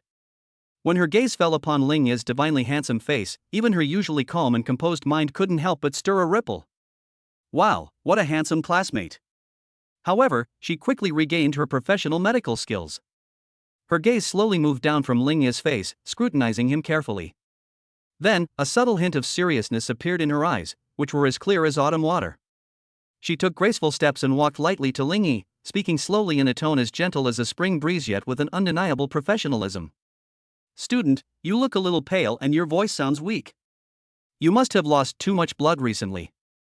And her gaze landed precisely on the area below Ling Yi's left scapula. Have you been injured here? Ling Yi's pupils suddenly contracted. Holy crap! Amazing! How did she know I was wearing clothes? Is this the legendary observation, auscultation, inquiry, and palpation? It's too mystical. Seeing Ling Yi's shocked expression, Lu Ruyan knew that she had not misjudged him. Her brows furrowed slightly, and her expression became even more serious. You got into a fight? And with a professional fighter. The blow was heavy. Although your physical abilities far surpass those of ordinary people, and your recovery ability is also extraordinary, but... She sighed softly as she finished speaking. Then, she stretched out her delicate, jade-like hand, as fine as top-grade mutton fat jade, and placed it on Ling Yi's wrist. Give me your hand, let me check your pulse. I feel that there seems to be a serious hidden injury inside your body. Her voice was soft and gentle, but her words struck Ling Yi's heart like a heavy hammer. She looked at Ling Yi, and for the first time, an unprecedented solemnity appeared in those eyes that were always filled with compassion and gentleness. Although your wound is not deep, the underlying injuries inside your body are severe. If you don't treat them in time, it will affect your future lifespan. Chapter 28. She touched my hand, and I learned unparalleled medical skills? Does it affect future lifespan? Upon hearing these words, Ling Yi's heart skipped a beat uncontrollably. Holy crap! Really? It's that serious? He knew his own body well. Apart from the occasional pulling pain from the wound on his back when he moved around, he felt like he could punch a bull or a tiger to death right now. He was incredibly strong. How come in this beautiful doctor's mouth, I sound like a consumptive ghost who was about to die young? However, looking into Lu Ruyan's clear, professional, and concerned eyes, Ling Yi felt that she wasn't exaggerating. Moreover, she could tell at a glance that she had been injured, a skill that can only be described as divine. Doctor, is it really that serious? Ling Yi's tone unconsciously carried a hint of nervousness. After all, my life is more important. Your body is like a top-of-the-line engine running at full capacity. Lu Ruyan's voice was still gentle, but her expression was extremely serious. Its performance is extremely strong, far exceeding that of ordinary people, which is why you were able to stand here as if nothing had happened after suffering such serious injuries. However, overloading will inevitably leave behind wear and tear and hidden damage. These hidden damages are not visible under normal circumstances, but once they accumulate to a certain critical point, they will destroy everything in an instant, like a flood breaking through a dam. At best, it will severely damage one's vital energy and cause a host of illnesses. In severe cases, it can shorten one's lifespan. Every word she spoke was like a heavy hammer, striking Ling Yi's heart. Ling Yi was terrified. Holy crap, this is really weird? It seems that the abilities provided by the system are not without cost. Then, what should we do? Ling Yi's attitude instantly became humble, just like a primary school student listening attentively in class. Don't rush. Looking at his nervous expression, Lu Ruyan smiled and gently comforted him. Luckily you met me. She extended her slender, delicate hand, as white as the finest mutton fat jade, and gestured to Ling Yi. Give me your hand, let me check your pulse first. Okay, sure. Ling Yi dared not delay and quickly extended his right hand, placing it flat on the soft pulse pillow on the table. As Lu Ruyan gracefully stepped forward, a faint, refreshing scent, even more pleasant than the herbal aroma in the clinic, quietly entered Ling Yi's nostrils. She extended 3 slender, fair fingers and gently placed them on Ling Yi's wrist pulse point. Her fingertips had a slightly cool temperature and a delicate, soft touch, like the finest silk. Ling Yi felt his heart skip a beat for no apparent reason at that moment. However, before he could fully savor this wonderful feeling, the next second, that familiar system notification sound, powerful enough to make his soul tremble, exploded in his mind like a thunderclap from the heavens. Bite. Detected that the host has had their first intimate contact with the destined heroine. Lu Ruyan pulse diagnosis. Emotional fluctuation assessment, professionalism, concern, and a hint of curiosity about the host's body. Emotional connection established. Favorability plus 10. Current favorability, 10 healers compassion. Ding. Congratulations, host.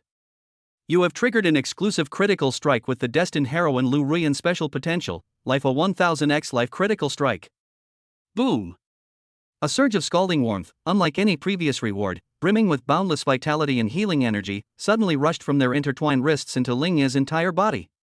This warm current is not like appearance overload, which focuses on changing his appearance.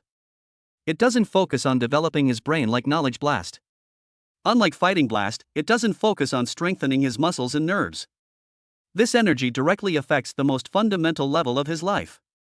It was like a gentle rain, nourishing every parched cell in his body. It was like a master craftsman, repairing every hidden injury and crack left in his body by the excessive fighting. Ling Yi could clearly feel that the wound on his back, which had been throbbing slightly, was now visibly wriggling and healing at a speed visible to the naked eye. The sensation was so itchy and tinglingly comfortable that he almost groaned out loud on the spot. In just a few breaths, all the pain and discomfort vanished, replaced by an unprecedented, transformative ease and power. He felt that now he could easily kill a cow, or even win all the gold medals in track and field events at the Olympics. However, this is just the beginning. After all the hidden injuries in his body were repaired, more than half of that powerful life energy was still there and had not dissipated. They converged within his body, forming a torrent that ultimately rushed straight to his brain. The next second, a vast amount of knowledge about traditional Chinese medicine flooded into his memory palace like a burst dam. The Yellow Emperor's Inner Classic, Treatise on Febrile and Miscellaneous Diseases, Shinnong's Classic of Materia Medica, Compendium of Materia Medica. Observation, auscultation, inquiry, and palpation, the 4 diagnostic methods combined. The human body has 365 acupoints, the 12 regular meridians, and the 8 extraordinary meridians. Acupuncture, massage, cupping, scraping, herbal remedies. Everything was completely understood, absorbed, and mastered by him in just a few seconds. It was as if, in an instant, he had experienced the long journey of a master of traditional Chinese medicine, which took decades to grow from an apprentice to a master. If he was a complete novice in the medical field before, so now he truly deserves it. Miracle Doctor. Ding. Rewards distributed. Congratulations, host, on acquiring the divine-level passive ability Heart of Shinnong Beginner. Shinnong's Heart Beginner, you possess extraordinary perception and affinity for all living beings. Furthermore, you have mastered the essence of all schools of traditional Chinese medicine in the human world. Note, reviving the dead and restoring flesh to bones are merely a matter of time for you. Ling Yi only slowly came back to his senses from that mysterious knowledge infusion state after the system notification ended. He glanced at his wrist, which was still resting on Lu Ruyan's arm, and then at the gentle female doctor opposite him who was intently taking his pulse with her eyes closed. His expression instantly turned incredibly strange. Just by touching my hand, I learned unparalleled medical skills? Miss, are you sure you're not some NPC from a martial arts novel who's there to pass on his skills to the protagonist? That's way too exaggerated. However, what Lingyi didn't know was. At this moment, even more shocked than him was Lu Ruyan, who was taking his pulse. Just now, the first instant she detected Lingyi's pulse, she indeed found that although his pulse appeared strong, it was actually weak and scattered inside, with stagnant blood and qi, clearly indicating that excessive exertion had left serious internal injuries. This confirmed her judgment. However, before she could investigate further, a surge of life energy, vast and boundless like she had never seen before, so powerful it made her heart pound, erupted wildly from Lingyi's body without warning. This energy, like the surging Yangtze River, instantly washed away all the accumulated hidden injuries in his body. His pulse, in just a few breaths, changed from weak and scattered to a kind of pulse she had only seen recorded in the oldest medical texts, a legendary pulse. Extremely strong pulse. For the first time, Lu Ruyan's pretty face, which always carried a gentle smile, completely lost its color. Suddenly, she opened her beautiful eyes, which were always calm and composed. For the first time, she looked into Lingyi's eyes, which were as clear as autumn water, and felt a mixture of shock and disbelief. Her cherry-like lips parted slightly, and she gasped in a trembling, dreamlike voice. Strange, your pulse, how could it be the legendary Dragon Tiger Thunder Pulse? Chapter 29. My ex-girlfriend's father is hospitalized, and I am the attending physician. Dragon and Tiger Rushing Thunder Vein? When Lingyi heard this incredibly childish term, he almost burst out laughing. Sister, are you sure you haven't been reading too many martial arts novels? However, looking at Lu Ruyan's exquisite, jade-like face, which was filled with shock and disbelief, he felt that this matter was not so simple. Doctor, is this Dragon Tiger Thunder Vein very powerful?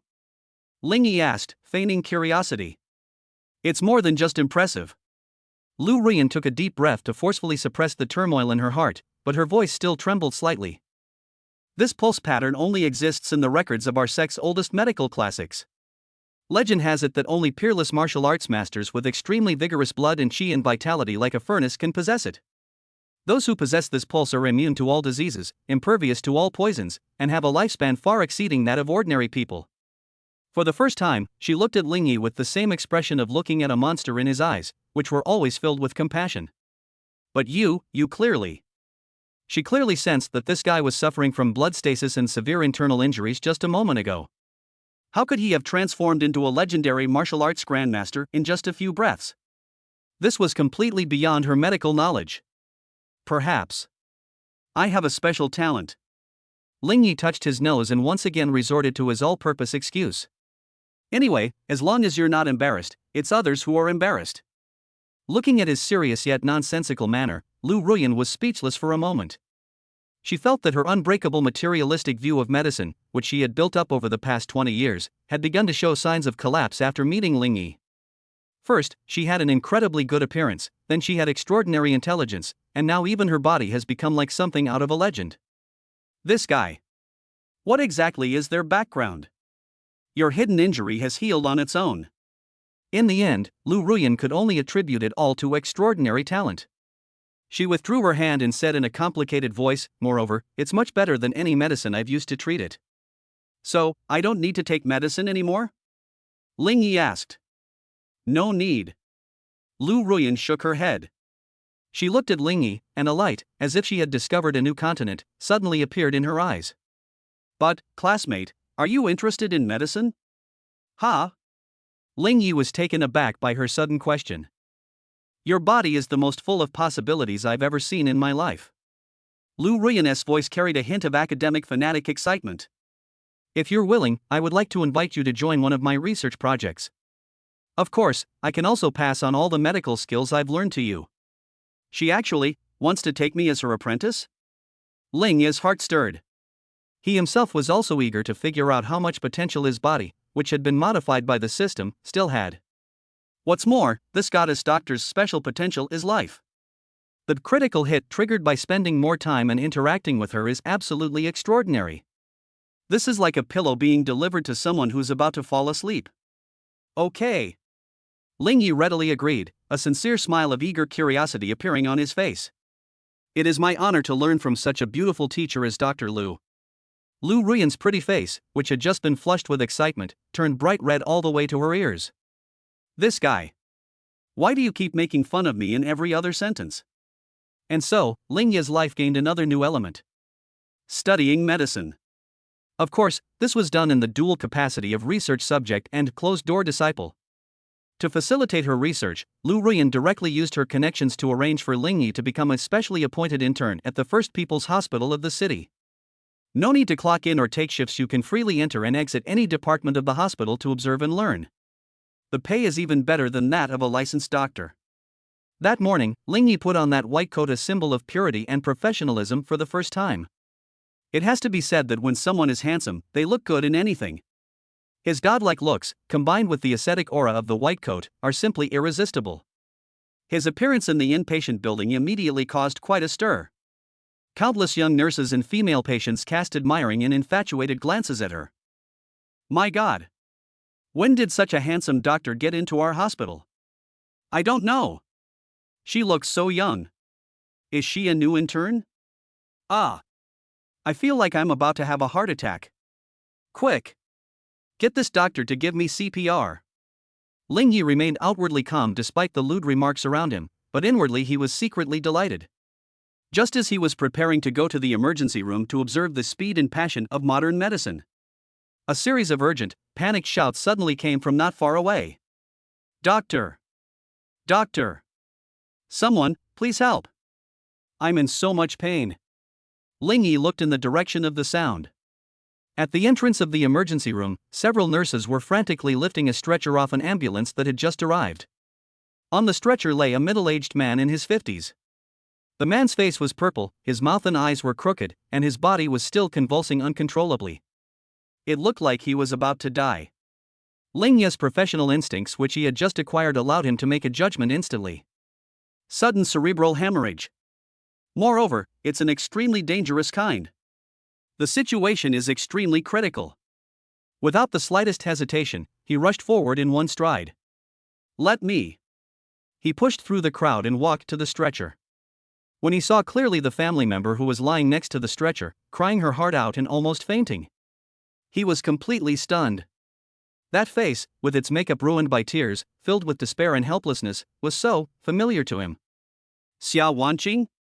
How did she end up here? The person lying on that stretcher. Ling Ye's gaze once again fell upon the middle-aged man whose life hung by a thread. Although the man was unrecognizable, he still recognized him from the faint outline. Xia Jiangwo. Xia Wanqing's father. Holy crap! This world is so small. A fleeting sense of absurdity and irony flashed through Ling Ye's mind. He didn't even have time to express his feelings. A middle-aged woman next to him, who was also crying her heart out, also saw him. The woman was startled at first, then grabbed Ling Ye's white coat as if it were a lifeline, and wailed in a hoarse voice. Doctor! Doctor! Please! Please save my husband. He just saw a few news articles about the company going bankrupt, and then it turned out like this. Ling Yi also recognized this woman. Xia Wanqing's mother was an even more materialistic and snobbish woman than Xia Wanqing herself. She often made sarcastic remarks to his face, saying he wasn't good enough for her daughter. It's true, birds of a feather flock together. Ling Yi sneered inwardly, but his face remained impassive. He was, after all, a doctor, albeit temporarily, and saving lives was his duty. He was about to speak to calm the family members down before starting first aid.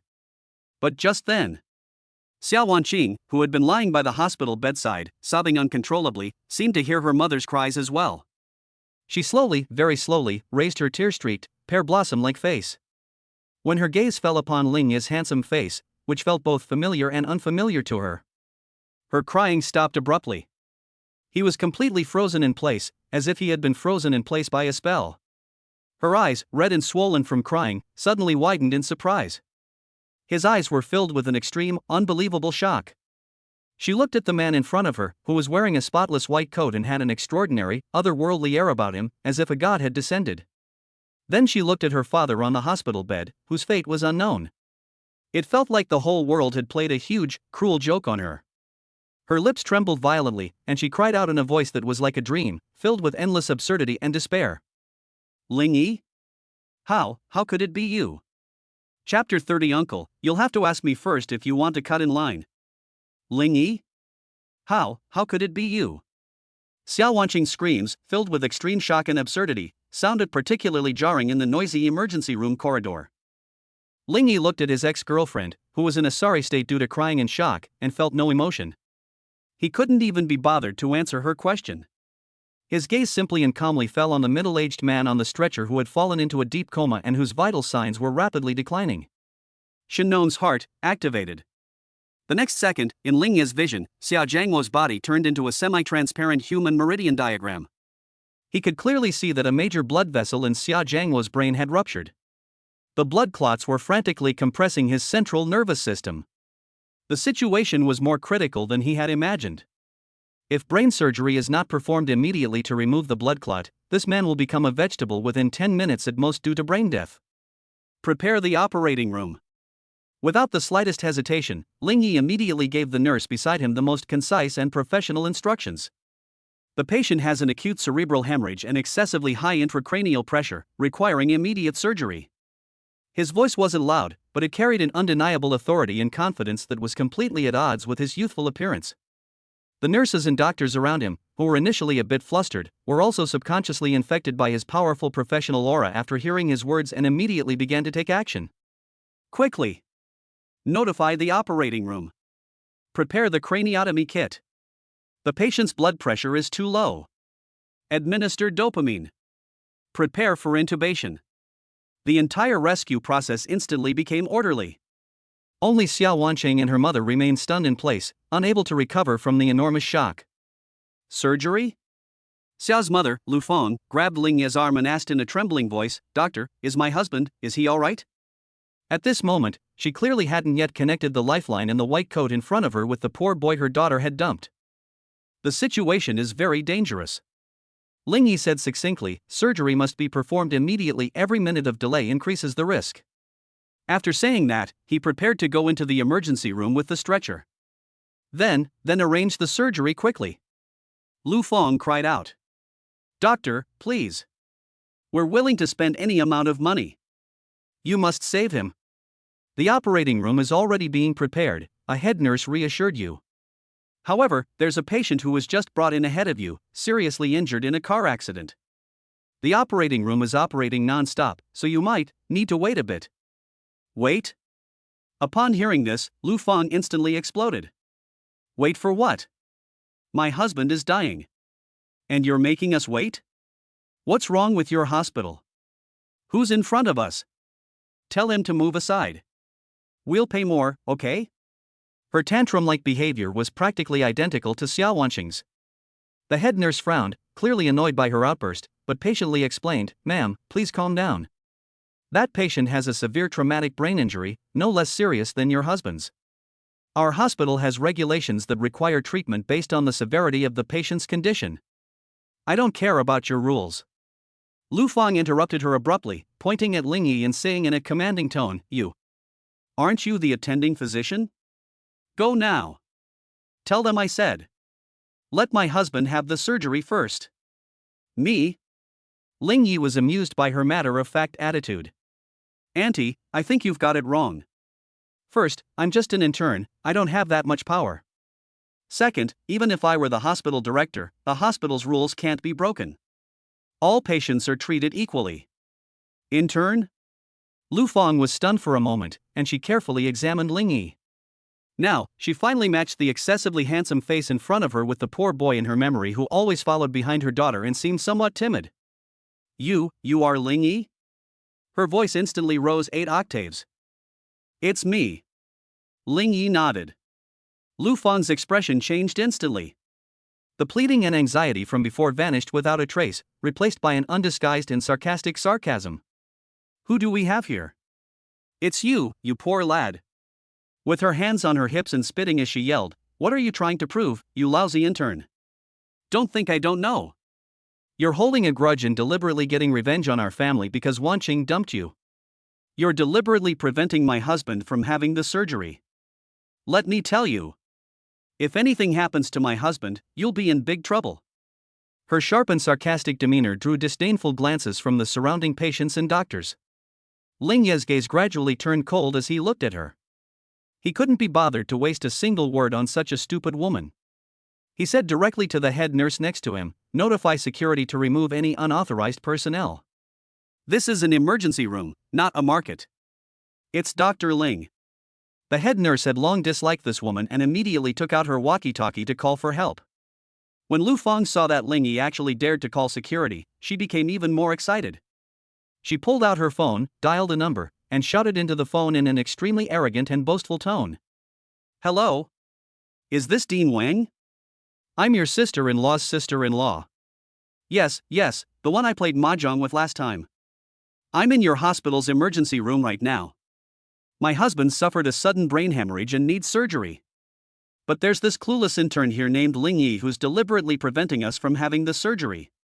Yes. That's him. Come here right now. Firing him immediately. This kind of scum with no medical ethics doesn't deserve to be a doctor." As she spoke, she glanced at Ling Yi triumphantly, her eyes seeming to say, "Kid, you're dead meat."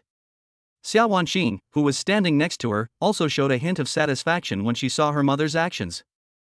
In her opinion, what does it matter if Ling Yi is rich or good at fighting? Can someone be more powerful than the hospital director? However, Dean Wang on the other end of the phone fell silent the moment he heard the name Ling Yi. There was a full 3 seconds of silence. Then Lu Fang heard a voice coming from the receiver that was filled with extreme fear and anger, almost like a roar. "Who the hell are you talking about? Ling Yi? You stupid woman. Are you trying to kill me? You stay right there. I'm coming right now. Beep, beep, beep." The phone call was abruptly ended. Lu Fang held up her phone, looking completely bewildered. What's going on? Dean Wang, why this reaction? Shouldn't he come over immediately and stand up for me? Before she could figure it out, a series of hurried footsteps came from the end of the corridor. Immediately afterwards, a man in a white coat, with gray hair and a large belly, rushed over with several department heads. It was none other than Wang Defa, the president of the First Municipal Hospital. Lu Fang's eyes lit up when she saw him, and she immediately went to meet him, ready to complain. "Dean Wang. You finally arrived. It's that kid." However, she hadn't finished speaking. Then they saw that Wang Defa simply brushed past her as if he hadn't seen her at all. Then, under everyone's gazes as if they had seen a ghost, the usually authoritative and dignified Dean Wang of the First Municipal Hospital actually jogged all the way to the poor intern, Ling Yi.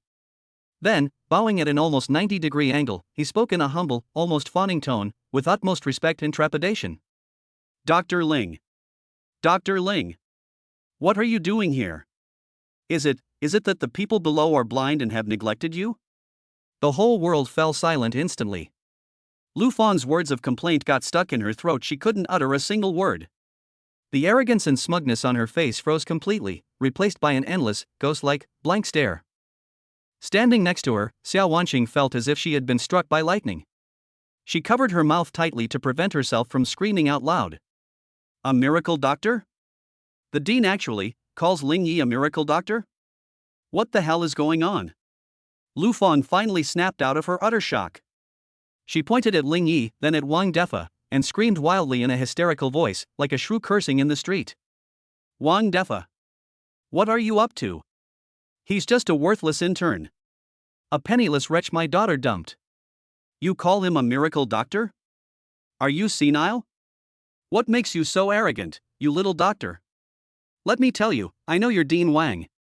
Believe me or not, I can fire you with a single word." Chapter 31. 4 girls gathered at the hospital? Oh no, Barbecue is dead. Faced with Lu Fang's hysterical outburst, which resembled a shrew's rant, Dean Wang Defa's face instantly darkened. He didn't even bother to look at the stupid woman again, but simply gave a wink to the security guard behind him. "Get her out of here." "Yes, Dean." 2 burly security guards, who had long disliked the woman, rushed over like wolves, grabbed Lu Fang's arms on either side, and dragged her out of the emergency room like a dead dog. "What are you doing? Let me go. Wang Defa. How dare you treat me like this? I won't let you get away with this." Lu Fang's curses gradually faded into the distance, and finally, all was quiet. Wang Defa wiped the cold sweat from his forehead, turned around again, and said to Ling Yi in an almost fawning tone, "Dr. Ling, I'm sorry you had to see this. What do you think of this surgery?" "Saving lives is the priority," Ling Yi said calmly. "Let's follow the rules." Although he disliked the Xia family mother and daughter, Xia Jiangwo's crime did not warrant death. The compassionate heart of a doctor is what Lu Ruyan taught him, and it is also his bottom line as a doctor. Understood. Understood. Wang Defa felt as if he had been granted a pardon and immediately went to personally arrange the surgery. Xiao Wanqing, who had been standing there blankly as if her soul had been ripped out, looked at the utterly absurd scene before her and felt that her worldview had been completely shattered. Dean. Even the dean has to be so obsequious to Ling Yi? A miracle doctor? When did he become a miracle doctor? What happened to him in just a few days? She looked at the man in the white coat who stood out from the crowd with his composure and confidence, issuing commands. He seemed so unfamiliar, yet so dazzling. A regret 100 times stronger than losing Wang Hao or the bankruptcy of her family was like the most potent poison, frantically gnawing at her internal organs. She finally understood what a dazzling diamond she had thrown away. Half an hour later, Xia Jiangwo's surgery began smoothly. The surgeon was the hospital's best neurosurgeon. Ling Yi didn't go inside, he simply observed the entire surgery remotely from outside the operating room using the heart of Shinon, occasionally offering a few key details via walkie-talkie. And every seemingly casual tips he offered were like strokes of genius, leaving the veteran experts in the operating room, who had been practicing for decades, in awe and sweating profusely. The surgery went very smoothly. Ling Yi was happy to have some free time, so he returned to the temporary rest office that Lu Ruyan had arranged for him. To make it easier for him to intern, Lu Ruyan directly gave him half of her spacious and bright office, which also had a small private restroom. After hearing about his heroic deeds of becoming a miracle doctor in the hospital, his good friend Fatty Lu also came running over, ostensibly to visit a hero, but actually just to join in the fun. Holy crap! Yoko! You're amazing! While peeling an apple, Fatty Lu exclaimed with spittle flying, "When did you secretly learn medicine behind our backs? Even the dean calls you a miracle doctor. Your charade is so refined and elegant, it's beyond the reach of us mere mortals." Standard procedure, no need for 6. Ling Yi leaned back on the sofa, enjoying Lu Pengzi's flattery, feeling that life was truly as lonely as snow. Just then, there was a knock on the office door.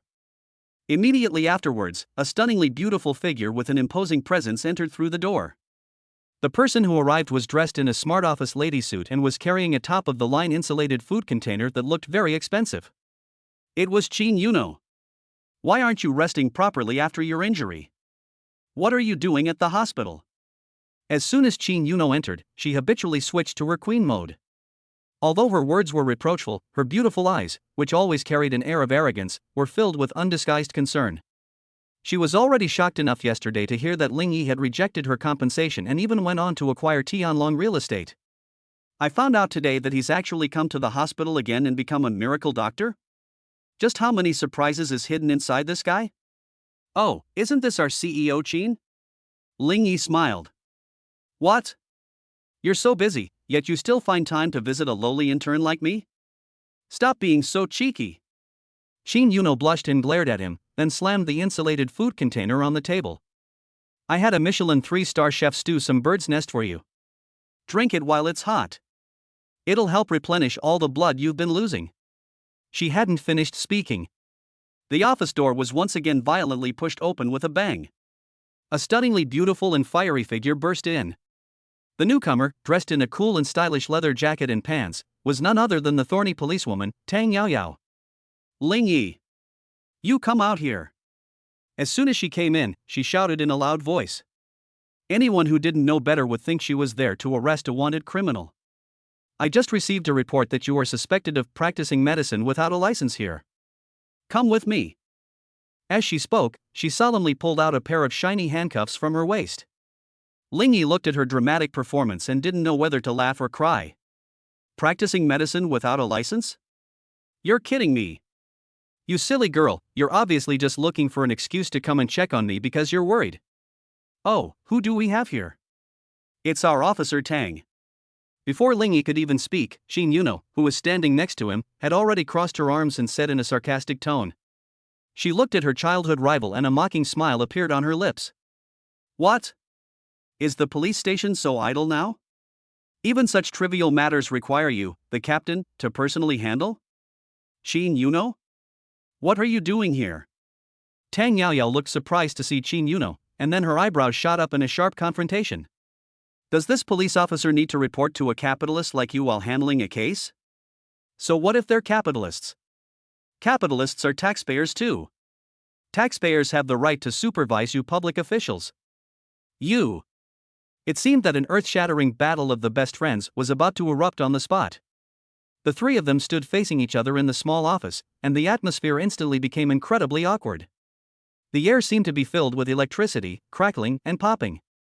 Fatty Lou was so frightened that the apple in his hand fell to the ground with a thud and rolled into the corner. He looked at this and then at that, feeling that his brain was completely overwhelmed. However, this is only the beginning. Just as the atmosphere in the office froze to freezing point. Tap tap tap. There was another polite knock at the door. Immediately afterwards, a graceful and beautiful figure walked in slowly, carrying a bouquet of delicate lilies. The newcomer was dressed in a pure white dress, exuding an ethereal elegance, like a lotus flower atop a snow-capped mountain, untouched by worldly concerns. It was Su Qingxue. I've come to visit a professor I'm collaborating with in the hospital, and I heard, you're here too. Her voice was soft and indifferent. Her gaze paused slightly as it swept over Qin Yuno and Tang Yaoyao in the room, but ultimately landed on the man who had completely given up struggling and chosen to lie flat. That's good now. Queen Policewoman, Iceberg. Three top goddesses with vastly different styles, each capable of driving any man crazy, have come together in one place. The air could no longer be described as frozen. That was practically a vacuum. Fatty Lou's mouth was agape wide enough to fit a goose egg, and he was starting to question the meaning of life. He touched the person beside him with trembling hands. Ling Yi, who seemed to have lost all will to live, stammered in a voice softer than a mosquito's buzz, filled with boundless awe and fear. Holy crap! Yi Zi, what's going on? Is this a real-life version of the palace drama Empresses in the Palace? Chapter 32, A Battleground? No, this is my home turf. It's over. Barbecue is here. This was the first thought that popped into Ling Yi's mind. Looking at the impressive lineup before him, a veritable battle of gods, he felt a chill run down his spine. There was another person standing in the office. The gentle and beautiful female doctor, Lu Ruyan. Good heavens! An icy school beauty and a haughty CEO, a fiery policewoman and a gentle, divine doctor. If a Yandere loli or a mature woman in black stockings were to join us, we could easily form a goddess alliance to play mahjong. Fatty Lou's line about empresses in the palace really hit the nail on the head. At this moment, for top goddesses with distinct styles, all so beautiful they could take any man's breath away, have gathered together. Their gazes clashed silently yet fiercely, sparking with intense energy. Qin Yuno crossed her arms, her chin slightly raised, her eyes filled with a queenly scrutiny and a hint of barely perceptible hostility. Her gaze towards Tang Yaoyao and Su Qingxue seemed to say, when did you two sneak into my fish pond? Tang Yaoyao, however, met her head-on without backing down. Her beautiful phoenix eyes, which always carried a heroic air, were now like the sharpest knives, exuding an overbearing aura of I am the rightful queen. Su Qingxue, though still maintaining her aloof and indifferent demeanor, unconsciously tightened her grip on the lilies. Her gaze swept over Qin Yuno and Tang Yaoyao, finally settling on Ling Yi, carrying a hint of grievance that she herself didn't even realize. As for the office's owner, Lu Ruyan, she stood aside watching this scene, which could be described as a world-famous painting. Her eyes, which always held a gentle smile, also showed an unprecedented look of astonishment and amusement. The air in the entire office seemed to have been sucked out. The atmosphere froze at freezing point. The only thing that might still be working is the old air conditioner on the wall, diligently blowing cold air. Fatty Lou, standing nearby, was so terrified that he huddled in the corner, trying to minimize his presence and avoid being caught in the crossfire of this battle of the gods. Any ordinary man facing this level of ultimate hell would probably have been so scared that his legs would have gone weak and he would have knelt down before these ladies on the spot. However, Ling Yi quickly calmed down after his initial shock. With the blessing of the omniscient eye, his brain began to work like a supercomputer. Escape? Impossible. Explain? That will only make things worse. In this situation, the only correct thing to do is, by taking the initiative and turning the tables, they firmly controlled the entire rhythm of the game. Cough cough. Ling Yi cleared his throat, breaking the suffocating silence. He showed no sign of panic. Instead, a bright and genuine smile, like sunshine, appeared on his face. He stood up and walked confidently to the center of the four goddesses. Then, under the astonished gazes of everyone, he stretched out his hand and began his performance in an extremely natural tone, as if he had rehearsed it countless times. Come, let me introduce myself to everyone. He first pointed to Chin Inua beside him and said in a tone of gratitude and affection, "This is President Chin Inua. I owe my injury a lot to her. She not only arranged for me to go to the best hospital, but also sent me nutritious meals every day. Let's give her a round of applause." Chin Yuna was stunned by his sudden and bizarre move, and her queenly aura instantly crumbled. Then Ling Yi pointed at Tang Yaoyao, his tone instantly becoming full of brotherly loyalty. "This is Officer Tang Yaoyao. Don't let her pretty face fool you, she's a tough woman who can take on 10 men at once. I was able to escape from those bad guys this time entirely thanks to her backing me up. She's my sworn sister." "Brother?" Tang Yaoyao's eyebrows shot up instantly, but seeing Ling Yi's sincere expression, she couldn't show her anger and could only let out a dissatisfied hump through her nose. Then, it was Su Qingxue. Ling Yi's tone immediately softened, carrying a hint of subtle ambiguity. "This is Su Qingxue, our school's ice queen and also my academic mentor. I've recently encountered many difficulties in my studies, and Qingxue has been patiently guiding me through them." Upon hearing the title academic mentor, a hint of a smile flashed in Su Qingxue's cool eyes, and her cheeks flushed slightly. "Finally, there's Lu Ruyan." Ling Yi's face instantly filled with respect for his teacher. "This is my new teacher, the divine physician Lu Ruyan. Don't let her young age fool you, her medical skills are simply divine. She can bring the dead back to life and heal the wounded. It was Dr. Lu who saved my life." His presentation was fluent and thorough, leaving no room for error. In just a few words, he perfectly summarized the reason why these four goddesses were all here at the same time into one core point. "They're all here to help me, Ling Yi. One is in charge of daily life, one is in charge of safety, one is in charge of learning, and one is in charge of health. We are a team. It is a big family full of love and peace." The tense and explosive atmosphere in the office was transformed into an outstanding youth commendation conference by his shrewd maneuver. Chin Yuna, Tang Yaoyao, Su Qingxue, and Lu Ruyan looked at each other, each seeing an unprecedented absurdity and speechlessness in the other's eyes. They clearly came to demand an explanation, so how did they inexplicably become his right-hand men? This script isn't right. However, before they could react, Ling Yi's second wave of attack has already begun. He looked at the four top goddesses in front of him, who were temporarily out of commission because of his crazy actions, and the corners of his mouth curled up more and more amusedly. He knew that talking was far from enough. "We need to find them all something to do so they won't have time to bother us." His gaze first fell on Chin Yuno. "You Nua, you've come at the right time." His tone instantly turned serious. "I just encountered a medical dispute. A patient's family member tried to cut in line because they knew the hospital director and even spoke rudely to me, this miracle doctor. Oh?" Chin Inua's eyebrows instantly furrowed, her queenly aura fully unleashed once more. "Is that so? Who? What's their name?" "A middle-aged woman surnamed Lu." "Understood." Chin Inui nodded and immediately took out her phone. "I'll have the legal department send her a lawyer's letter right now. Anyone who dares to bully my people will be jailed for life."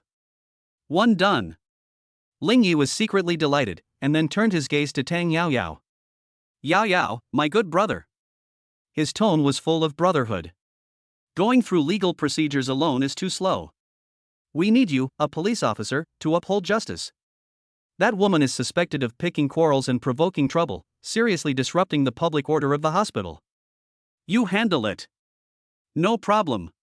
Tang Yaoyao patted her chest and immediately took out her walkie-talkie to call for backup. "I'll go check the surveillance footage right now and make sure she has an unforgettable weekend in the detention center." Another one sorted out. Next up was Su Qingxue. "Qingxue, my mentor." Ling Yi's face instantly lit up with a thirst for knowledge. "I'm currently researching a new neuron repair therapy, but I'm lacking crucial clinical trial data from Germany." "I heard you're collaborating with the Max Planck Society in Germany?" "Yes." Su Qingxue nodded and took out her laptop. "The data is confidential, but I can give it a try. Give me the paper number." One more done. Finally, there's Lu Ruyan. Ling Yi's face instantly switched to the humbly seeking guidance obedient student mode. Teacher Lu. When I was diagnosing that patient just now, I found that there were several key acupoints in his du meridian where the qi and blood were severely blocked. I was thinking that if we could use the Tai Divine Needle in conjunction with your Qingmu rejuvenating decoction, would it achieve twice the result with half the effort? Upon hearing the words Tai Divine Needle, Lu Ruyan's eyes, which always held a gentle smile, instantly lit up. She immediately became interested and pulled Ling Yi into an academic exchange that no one could understand, filled with various acupoints, meridians, and ruler-minister-assistant guided concepts. That's all. Beside him, Fatty Lu looked at him with the same reverence and awe that came from a god. A final battleground capable of causing any man's social death on the spot. Ling Yi, however, definitively resolved the situation in an unbelievable and artistic way. Even these four top goddesses, who originally disliked each other, now seemed to have formed a united front for the common goal of helping Ling Yi because of Ling Yi's arrangement. They looked at the man who moved among them with ease and confidence. Even his eyes have changed. This man. She seems even more charming than they imagined. This time I'll let you know you're smart enough. Chapter 33 Emotional Intelligence Blow. They seem to love me even more now. I'll let it go this time. You're smart to know what's good for you. Shin Yuno gave a haughty snort, which served as a temporary pause in this imminent war. Although she was sharp-tongued, she was secretly full of admiration for Ling Yi's actions. This guy. How exactly does the brain work? With just a few words, he arranged everything for them clearly without making them feel any resentment. This ability to control the situation and her emotional intelligence are simply phenomenal. Tang Yaoyao also looked at Ling Yi with a complicated expression. She originally intended to catch him red-handed and give this guy who was always flirting a good talking to. As a result, not only did he fail to teach him a lesson, but he was also used as a pawn by him.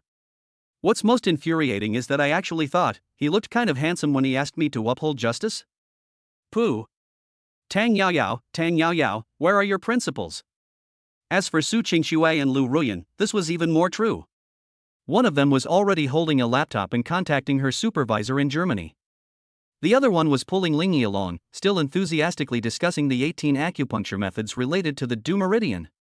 What was originally the ultimate battleground that would have caused any time management master to fail on the spot was actually transformed into a project progress meeting by Ling Yi in an almost artistic way.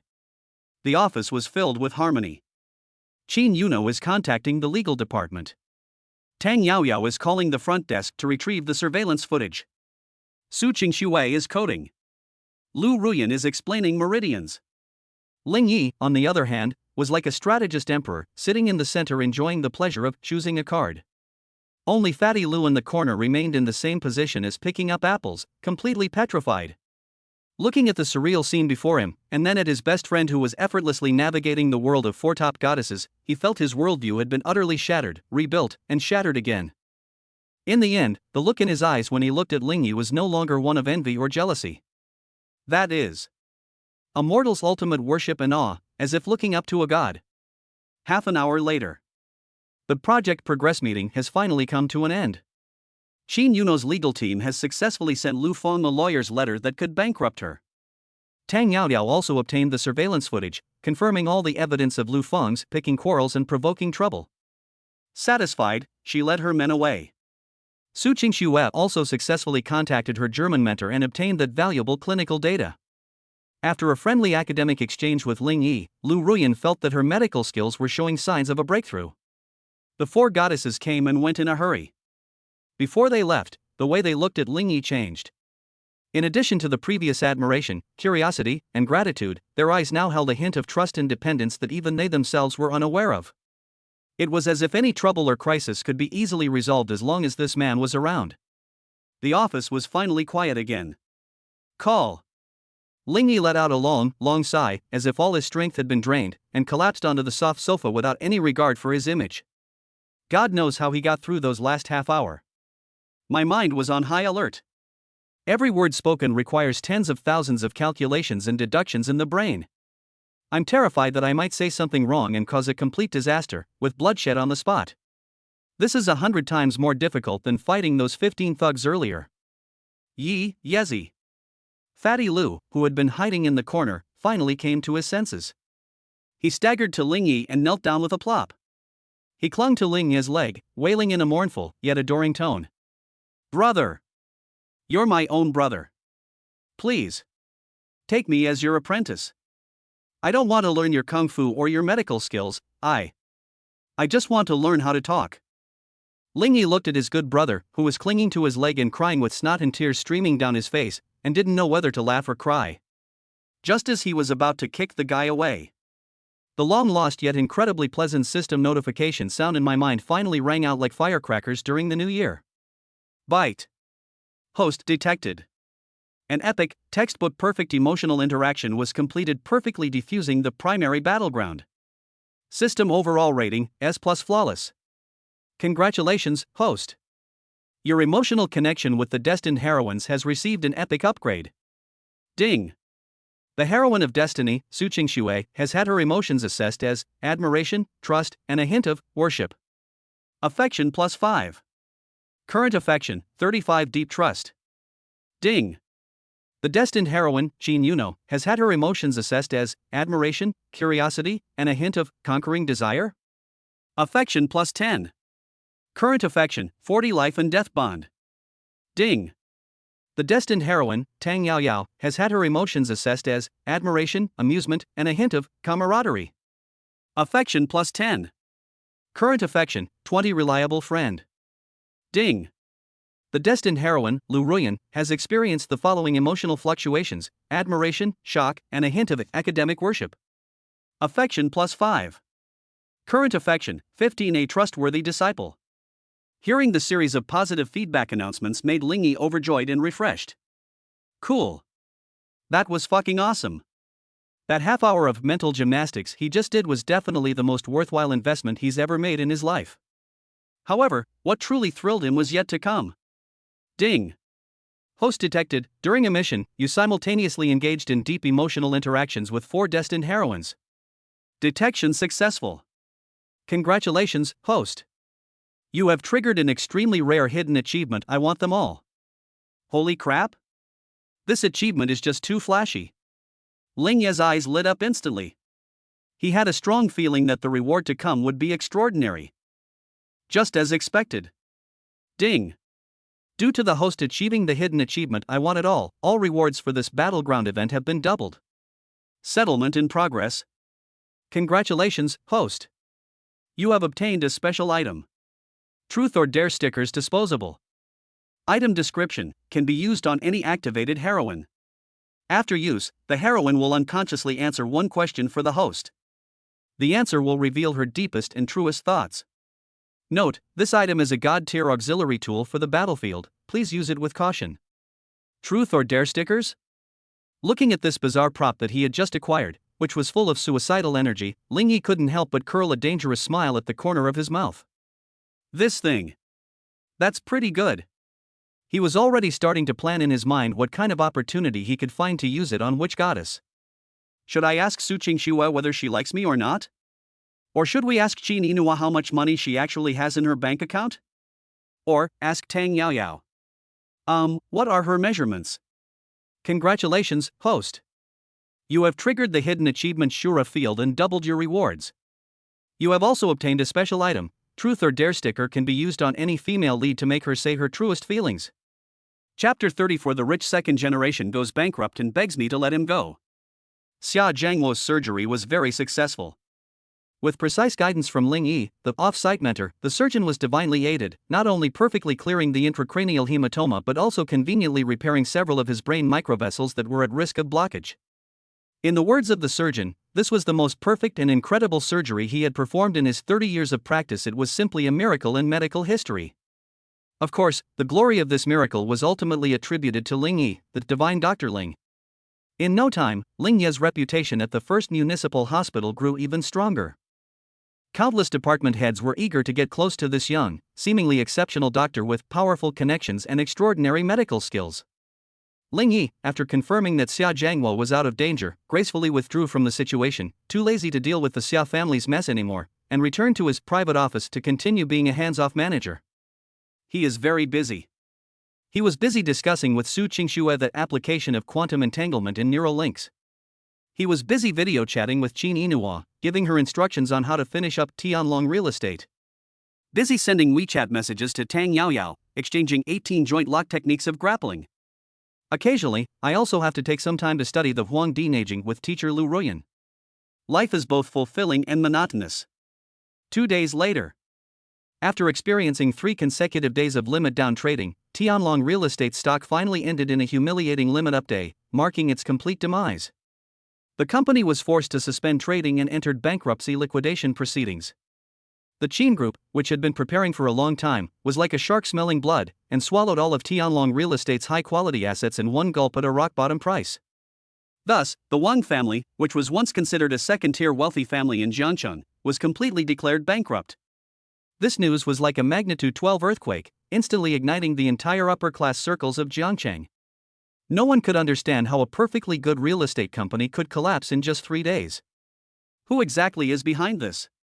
Meanwhile, the person who started this whole thing is leisurely completing his discharge procedures and preparing to return to school to continue his monotonous university life.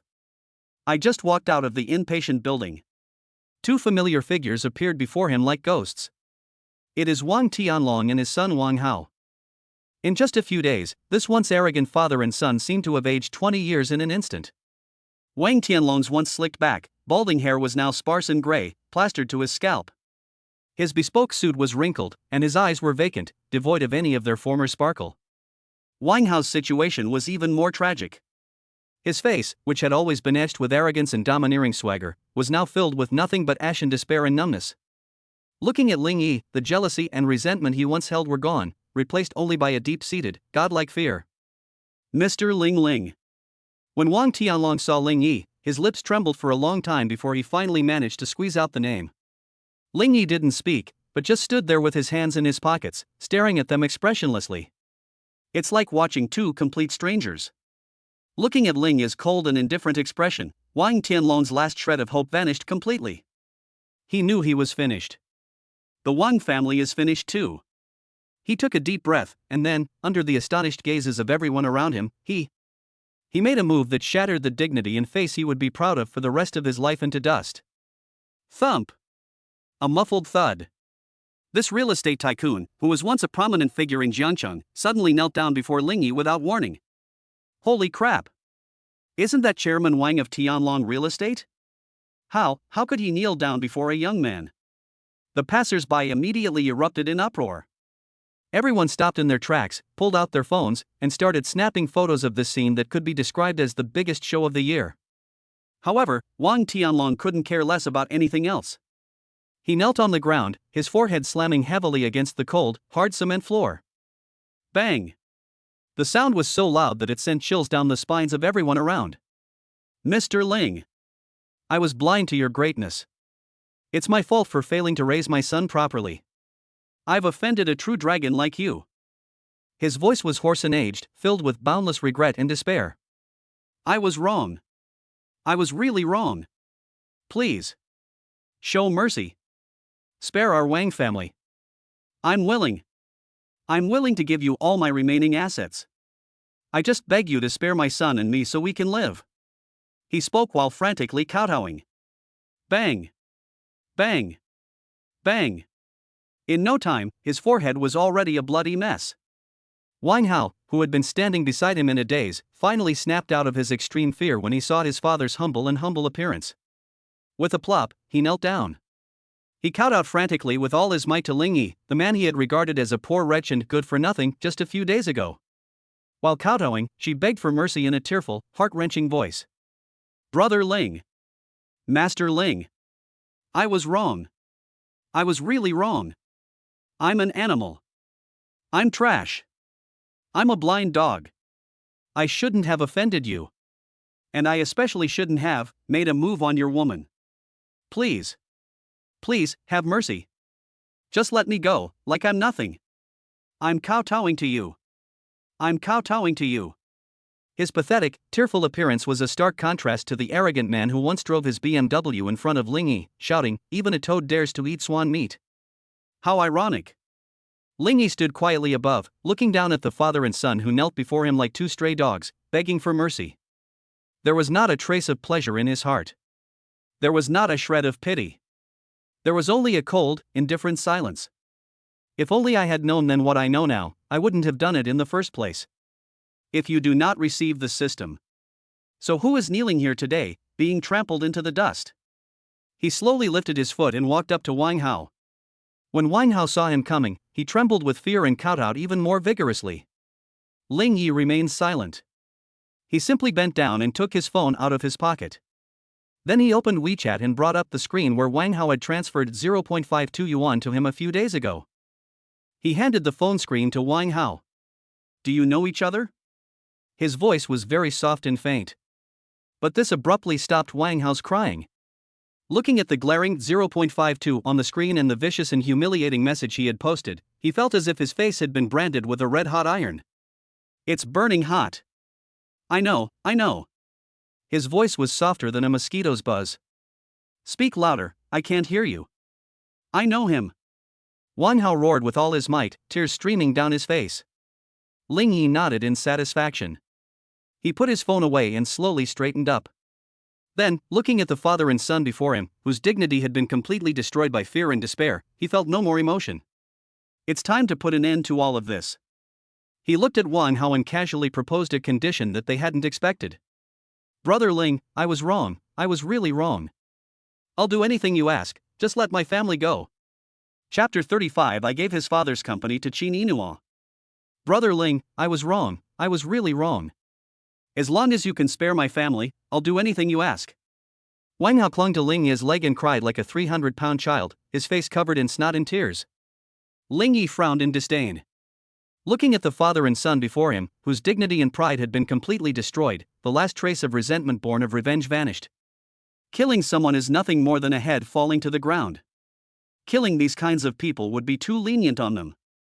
They fell from grace, their most prized possessions became the final straw that broke the camel's back, leaving them to live a life of regret and despair. This is the cruelest yet most interesting form of revenge. A cold smile curled at the corners of Ling Yi's lips. He slowly squatted down, looked at Wang Hao, and said in a voice so soft it was almost a whisper, audible only to the two of them. If you want me to let you go, fine. I'm giving you a task. Upon hearing this, Wang Hao nodded frantically as if he had grasped a lifeline. Tell me. Tell me. Don't just say one, I'll handle 100 for you. It's very simple. Ling Ye's eyes became somewhat amused.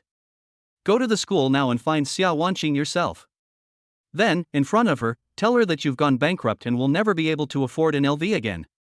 At last. Ling Yi paused, the curve of his lips becoming increasingly cruel. Tell her you want to break up. Wang Hao's body suddenly stiffened.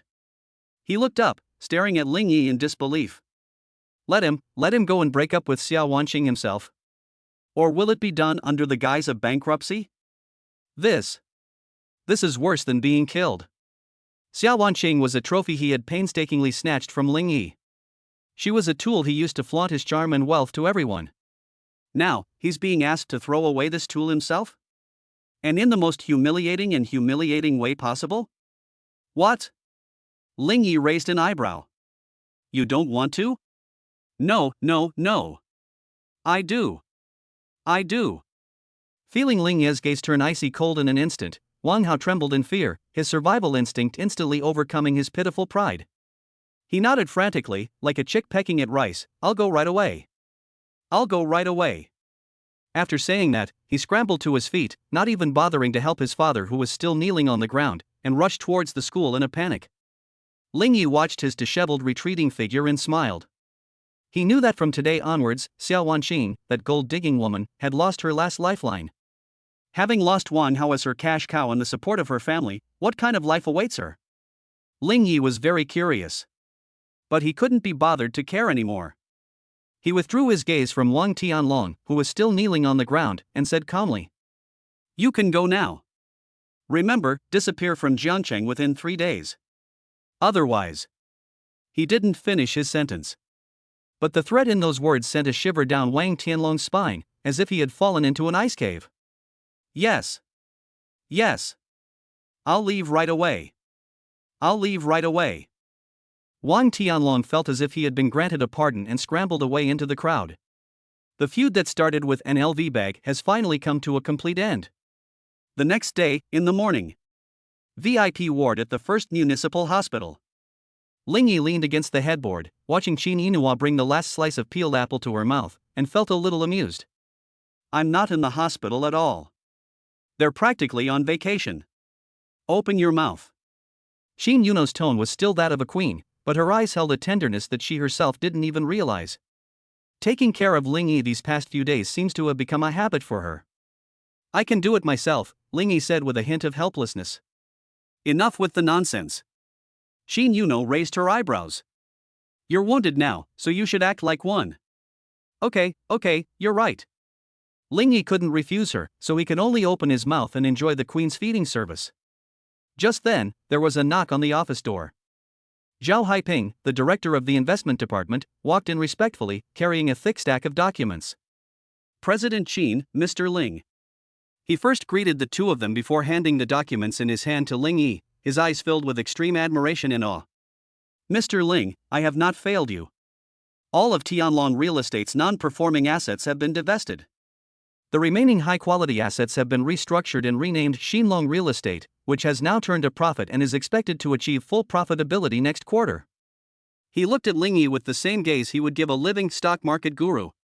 In just 3 days, they managed to revive a company that was on the verge of bankruptcy. This method of turning decay into magic is simply unheard of.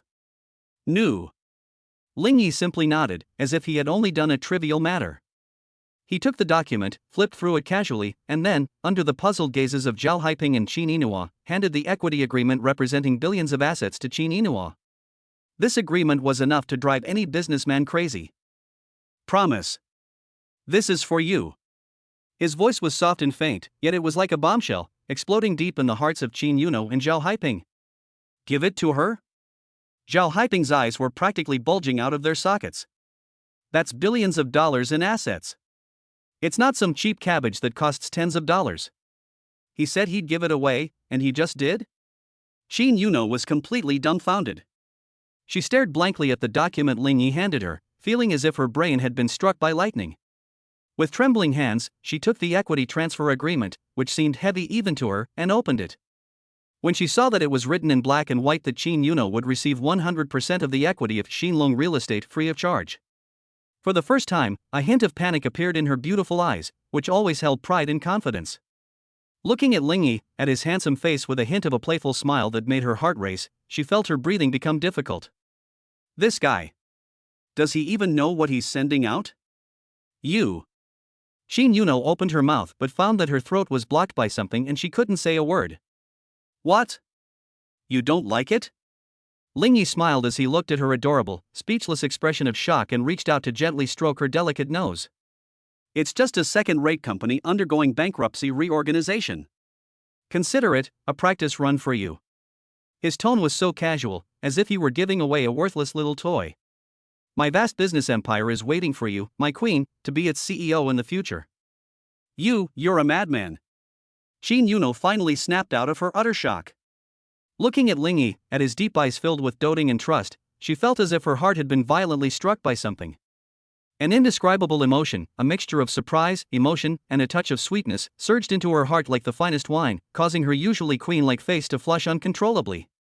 She grabbed the equity agreement and gently patted it on Ling Yi's chest as if to vent something. The sound carried a hint of coquettish reproach that she herself was unaware of. Who gives a gift like this? Chapter 36 Xiao Wanqing's Confession. Ling Yi, I regret it. Ling Yi isn't crazy. But the gift he sent out was enough to drive anyone who knew the inside story crazy. Looking at the man in front of her who casually gave away billions of assets, Qin Yinhua felt her heart pound like it had been hit by a deer. It hurts, it's numb, and it's also a little sweet. She has seen far too many men in her life who would stop at nothing to gain money and power. Someone like Ling Yi, who treats money like dirt yet gives his spoils of war as gifts to the woman he loves. This was the first time she had met him. This man. It's poison. It's the kind of top-tier poison that can make any woman willingly fall for it. For the first time, a hint of falling in love appeared in his beautiful eyes, which always held a queenly arrogance. In the following days, Ling Yi's life returned to normal. The Wang family father and son vanished from Jiangcheng as if they had evaporated into thin air. Xiao Wanqing had to drop out of school and work to pay for her father's surgery and subsequent rehabilitation, and completely disappeared from Lingya's world. It was as if all those previous grudges and entanglements were just an absurd dream. Lingya's daily life consists of attending classes, spending time in the library, and occasionally visiting the hospital to discuss the mysteries of life with teacher Lu Ruyan. Of course, it is also essential to have some effective interactions with the destined heroines Su Qingxue, Qin Yuno, and Tang Yaoyao every day to enhance the relationship. For example, spending an entire night with Su Qingxue in the lab watching Cell Division. For example, accompanying Qin Yuno to an auction to spend hundreds of millions on a useless stone. For example, accompanying Tang Yaoyao to the boxing gym for some friendly sparring full of sweat and hormones. Life is just that simple, unadorned, and monotonous. And his various abilities were also growing rapidly in this boring life. That afternoon, Lingyi had just left Lu Ruyan's office and was heading back to his dormitory. I had just reached the corner of the corridor downstairs in the inpatient building. Suddenly, a haggard, thin figure rushed out from the side and blocked his way. It was Xiao Wanqing. In just a few days, this once radiant beauty of the art department seemed to wither away like a flower that had completely lost all its color. She was wearing a faded old t-shirt, her face was bare of makeup, her lips were chapped, her eyes were sunken, and she was so thin that she was just skin and bones. If it weren't for the faint outline of her pretty features, Lingyi would hardly have recognized her as the gold digger who, just a few days ago, had arrogantly told him, "Your love is not as good as a handbag." It seems that reality is truly a good teacher. It always manages to teach you what cherishing means in the cruelest way. Lingyi paused only slightly before preparing to walk right past her. He no longer felt any hatred or pity for this woman. She was just a stranger. However, in the instant he brushed past her, Xiao Wanqing suddenly reached out and grabbed his arm tightly. She wasn't very strong, but she used all her strength, and her knuckles turned white from squeezing so hard. Lingyi. Her voice was hoarse and dry, filled with boundless regret and pleading. Lingyi stopped walking without turning around, and simply uttered a single word. Roll. His voice was soft and faint, yet it was like an invisible needle that pierced Xiao Wanqing's heart. Xiao Wanqing's body trembled violently. Tears welled up instantly. I know I don't deserve to come looking for you again. Her voice was filled with a humble plea as she cried. I was wrong. Lingyi, I really know I was wrong. I shouldn't have treated you like that. I shouldn't have said those things. I was bewitched. I was blinded by money. She rambled on incoherently, trying to find an excuse for her foolish behavior. It's Wang Hao. It's all that bastard Wang Hao's fault. He told me he was bankrupt. He dumped me. He also said that his dad's company was ruined by you. Lingyi, you've become very powerful now, haven't you? She lifted her tear-streaked face, her eyes filled with hope and pleading. Could you give me another chance? I promise. I'll never do it again. I'll do whatever you say. I'll do anything for you. Let's start over, okay? She humbly begged, just like Lingyi had silently pleaded with her when they broke up. However, fortunes change. Now, that high and mighty person has become Lingyi. And that humbled person, reduced to dust, became her. How ironic. Lingyi slowly turned around. Looking at the woman before him, weeping pitifully, his eyes no longer held the burning love of the past, nor the cold hatred that followed. Only a blank space remained, indifferent as if looking at a stranger. He reached out and pried open Xiao Wanqing's fingers, which were gripping his arm tightly, one by one. His movements were light and gentle, yet they carried an undeniable and resolute quality.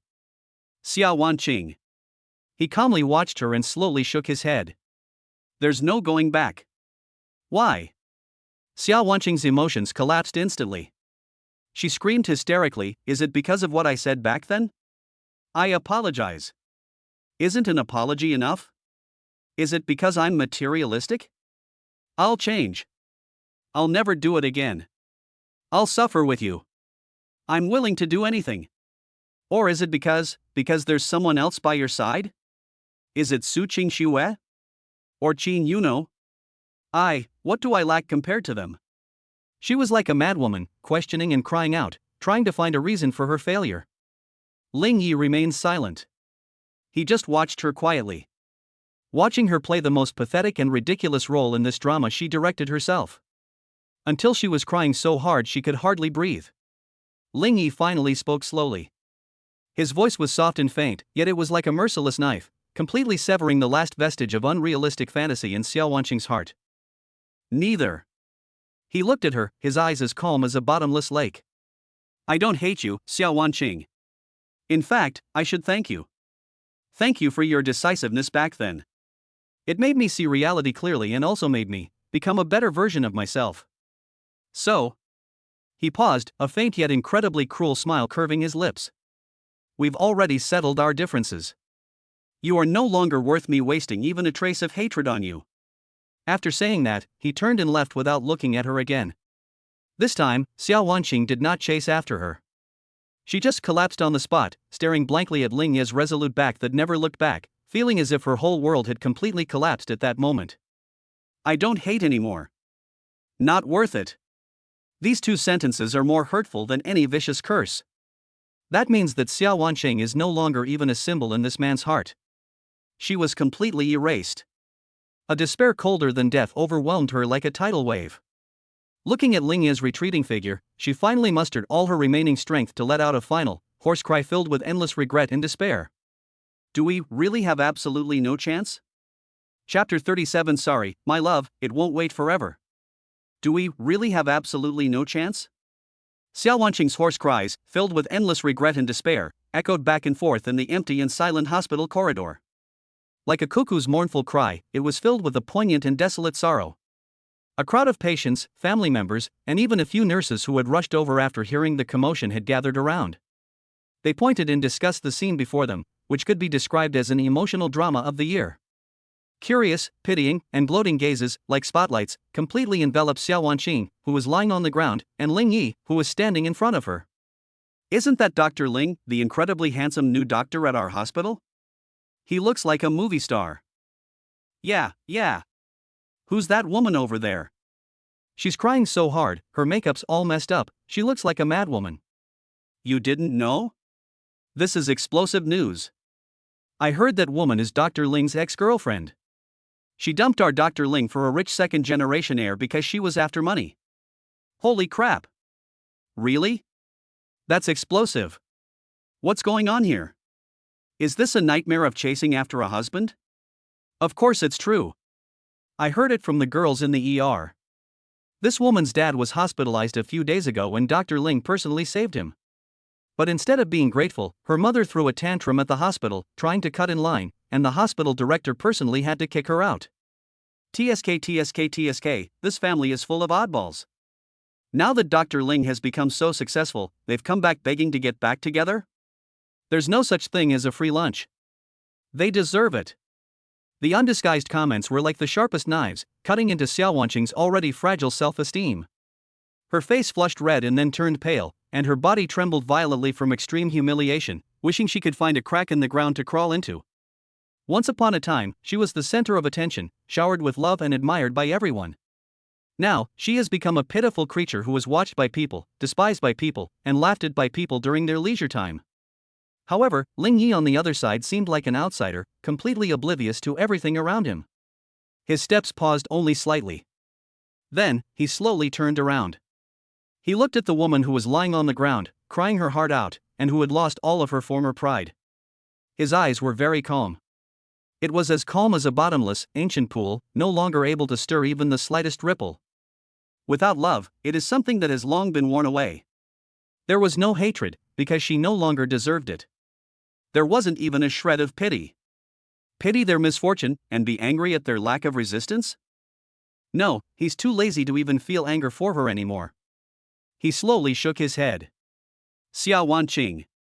His voice was soft and faint, yet it was like a merciless carving knife, etching the final, cruel truth into her heart. Do you know what the biggest difference is between you and Su Qingxue and the others? Xiao Wanqing froze, subconsciously stopping her crying. She stared blankly at him with her already swollen and red eyes, not understanding why he would suddenly ask this. Ling Yi didn't wait for her reply and continued talking to himself. His voice carried a hint of mockery, as if stating the simplest of facts. They like and admire me because I am Ling Yi. It's because of my speech, my thoughts, my soul. What they saw was this living, breathing person standing in front of them. And you.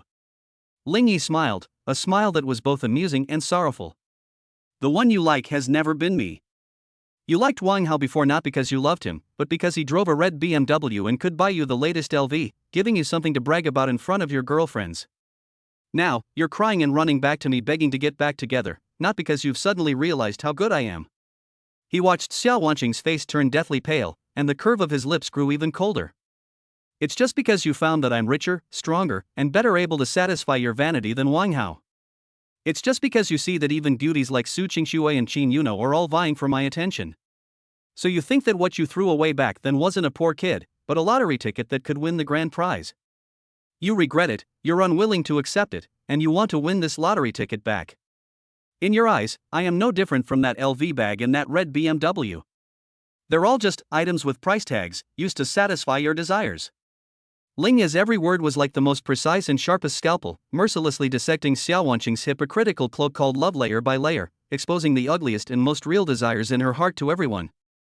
Xiao Wanqing's face turned deathly pale in an instant. She opened her mouth, wanting to refute, to explain, to say that it wasn't like that. But he found that his throat was blocked by something, and he couldn't say a word.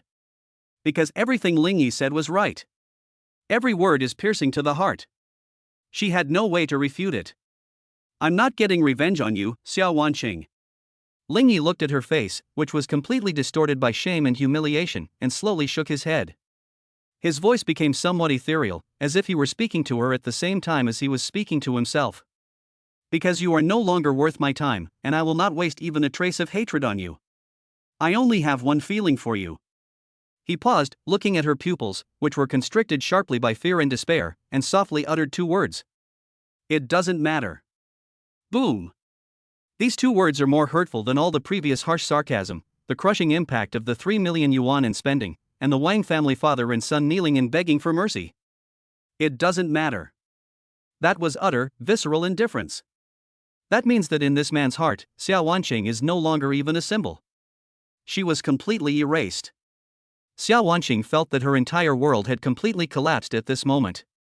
All her pride, all her resentment, all her regret were crushed and shattered before those two words. We've already settled our differences. Looking into her empty eyes, which had completely lost all their luster, Ling Yi felt the last shackles connecting him to the past vanish completely. He felt as if his entire soul had been elevated, experiencing an unprecedented sense of ease and clarity. It's time to put an end to all of this.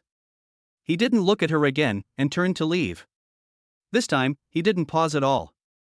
He and she passed each other by. It's like brushing past a complete stranger.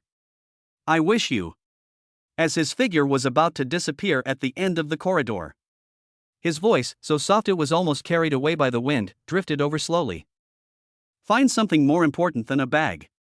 After saying that, he completely disappeared from Xiao Wanqing's sight. There was no turning back.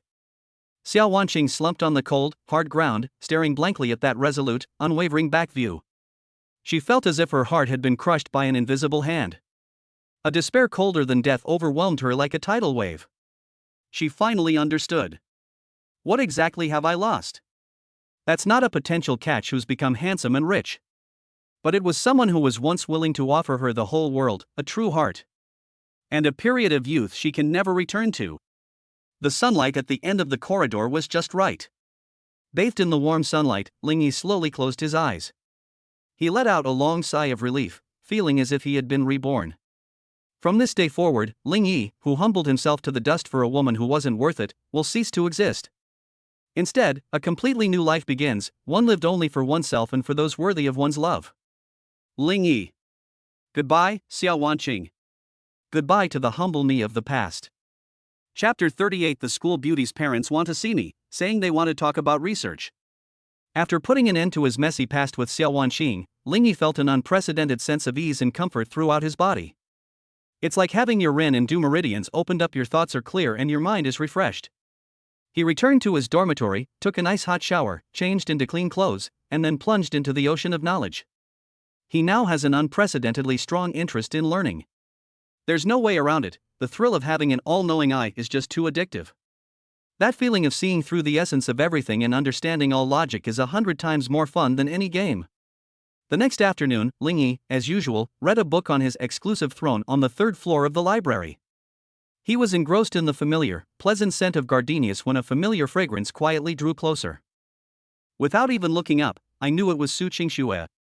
These past few days, this icy school beauty has been appearing by his side almost every day at this time, coincidentally.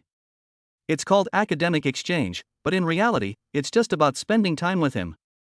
Ling Yi naturally welcomed such effective interactions that came to him without hesitation. What difficult problem do you have today that requires my guidance as your mentor? Ling Yi asked in a playful tone, flipping through a book without looking up. However, today Su Qingxue did not take out her laptop or discuss Schrodinger's cat with him as usual. She sat down opposite Ling Yi, her hands resting somewhat uneasily on her knees, her cool eyes carrying an unprecedented complexity and unnaturalness. That Ling Yi. For the first time ever, she didn't call him by his full name, and her voice was several decibels lower than usual. Ling Yi finally noticed something was wrong. He looked up at her with some surprise. What's wrong? You look like you've done something wrong. You're the one who did something wrong. Su Qingxue blushed at his words, rolled her eyes at him, but quickly regained her somewhat shy demeanor. She bit her lip as if she had made a momentous decision, took a deep breath, and spoke quickly in an almost heroic tone. I showed my parents the optimized version of my last paper. Oh? Ling Yi raised an eyebrow. And then? Didn't your aunt and uncle say a few words of praise to you? They did praise me. Su Qingxue's voice was even lower, almost inaudible, but they don't believe that I came up with that optimization algorithm myself. So? A sudden realization flashed through Ling Yi's mind. So Su Qingxue's cheeks were so red they were almost bleeding. She lowered her head, not daring to look Ling Yi in the eye. My parents said they want to meet you. See ni? A thought flashed through Ling Yi's mind, and the corners of his mouth involuntarily turned up in a wild smile. Good heavens! What's going on here? The legendary, meeting the parents? That's so fast. We've only known each other for a few days. At most, it's probably less than half a month. So, does this mean I have to go directly to meet my future in-laws? Why do you want to see me? Ling Yi suppressed his overwhelming joy and asked, feigning ignorance. I just wanted to talk to you about academics and discuss research, Su Qingxue stammered, feeling her face burning hot enough to fry an egg. Oh, we're talking about academics. Ling Yi deliberately dragged out his words, revealing a smug icy expression on his face. I thought it was because my uncle and aunt thought I was too handsome and wanted to see their future son-in-law in advance. What nonsense are you spouting? Su Qingxue was instantly taken aback by his blunt and undisguised flirtatious remark. She was both embarrassed and angry, and grabbed a book of advanced mathematics from the table, intending to slap it on Ling Yi's handsome but irritating face. But he stopped halfway through. In the end, all she could do was glare at him angrily. She looked nothing like the icy goddess she once was. She was clearly a lovesick young girl who had been teased by her crush and was completely flustered. So? Are you going or not? Su Qingxue put down her book and asked in an almost threatening tone, let me tell you beforehand, if you don't go I'll. She pondered for a long time but couldn't come up with any threatening threat. Yes, of course I'll go. Ling Yi smiled. Just kidding, how could he possibly miss such a deep interaction opportunity that was delivered right to his doorstep? Moreover, he had long been curious about the family that could raise a destined heroine like Su Qingxue. Her parents, who could produce a daughter of this caliber, must be no ordinary people, right? Then, tonight? Su Qingxue was overjoyed when she saw him agree and quickly said. So urgent? My parents are flying to Switzerland tomorrow to attend an academic conference. All right. Ling Yi nodded. Then I'll wait for you downstairs at your place tonight. It was evening, downstairs at Su Qingxue's apartment building. As soon as Ling Yi arrived, he saw that Su Qingxue had already changed into an elegant dress and was waiting there. Her face was lightly made up, making her look even more radiant and beautiful than usual. But her usually calm eyes were now filled with visible tension and unease. She kept adjusting the hem of her skirt and fiddling with her hair, looking restless. Ling Yi couldn't help but laugh when he saw her adorable, unexpectedly cute appearance. What's wrong? Is the ugly daughter-in-law so nervous about meeting her in-laws? He stepped forward and teased. You're the ugly daughter-in-law. Su Qingxue was both embarrassed and annoyed by his words, and rolled her eyes at him irritably. But seeing Ling Yi's relaxed and carefree appearance, the inexplicable tension in her heart miraculously dissipated. I'm warning you. She looked at Ling Yi and repeatedly warned him in an extremely serious tone, "My parents are academic fanatics, they have nothing but scientific research on their minds. So if they ask any tricky or strange questions later, you must not mind. Also, never talk to them about entertainment gossip or celebrities, they'll think you're shallow. And don't talk to them about money. They hate businessmen who reek of money." She went on and on like a worried old mother, giving instructions on all sorts of precautions. Looking at her adorable, nervous expression, Ling Yi felt a wave of tenderness wash over him. This girl is really afraid of embarrassing herself in front of her parents. He reached out and, before Su Qingxue could react, gently flicked her smooth, full forehead. "Don't worry." His voice was full of confidence and affection. "Your man is presentable in public, capable in the kitchen, able to beat up thugs, and even more so, a madman of academia. I guarantee I'll make you look good." After saying that, he still felt unsatisfied. Looking at Su Qingxue's beautiful face, which had turned bright red instantly because of his intimate actions, he couldn't help but reach out and gently pinch it. It feels good. It's smooth and tender, just like a peeled egg." What are you doing?" Su Qingxue completely lost her temper. Like a cat whose tail had been stepped on, she jumped back a step, covering her cheek that had been pinched, glaring at Ling Yi with a mixture of shame and anger. "This guy. That's incredibly bold. How dare you pinch your own cheek?" In all her life, let alone pinching her cheeks, even her parents rarely have such close contact with her. "My parents, they really just want to talk to you about academics. Don't be nervous, and don't do anything reckless."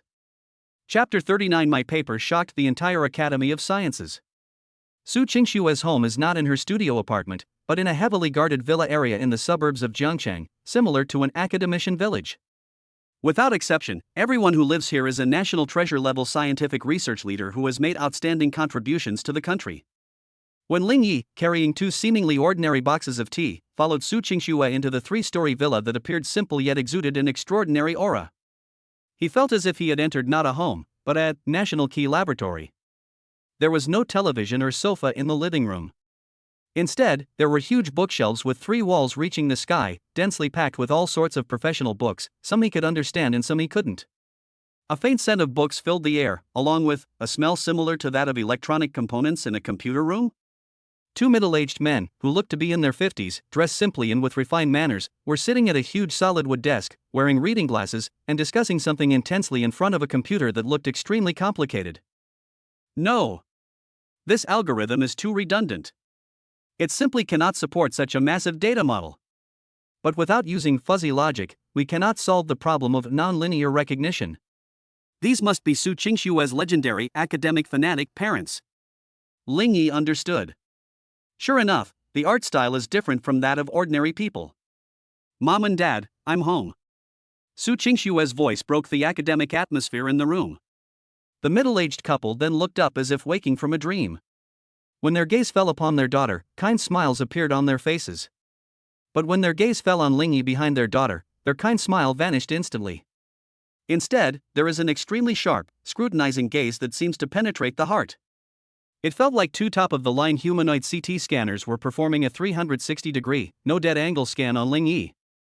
Ling Yi's heart also skipped a beat. Good heavens! That aura! No wonder she's the one who can give birth to a destined heroine. "Hello, uncles and aunts."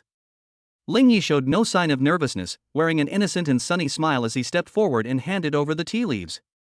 "This is just a small gift, nothing more."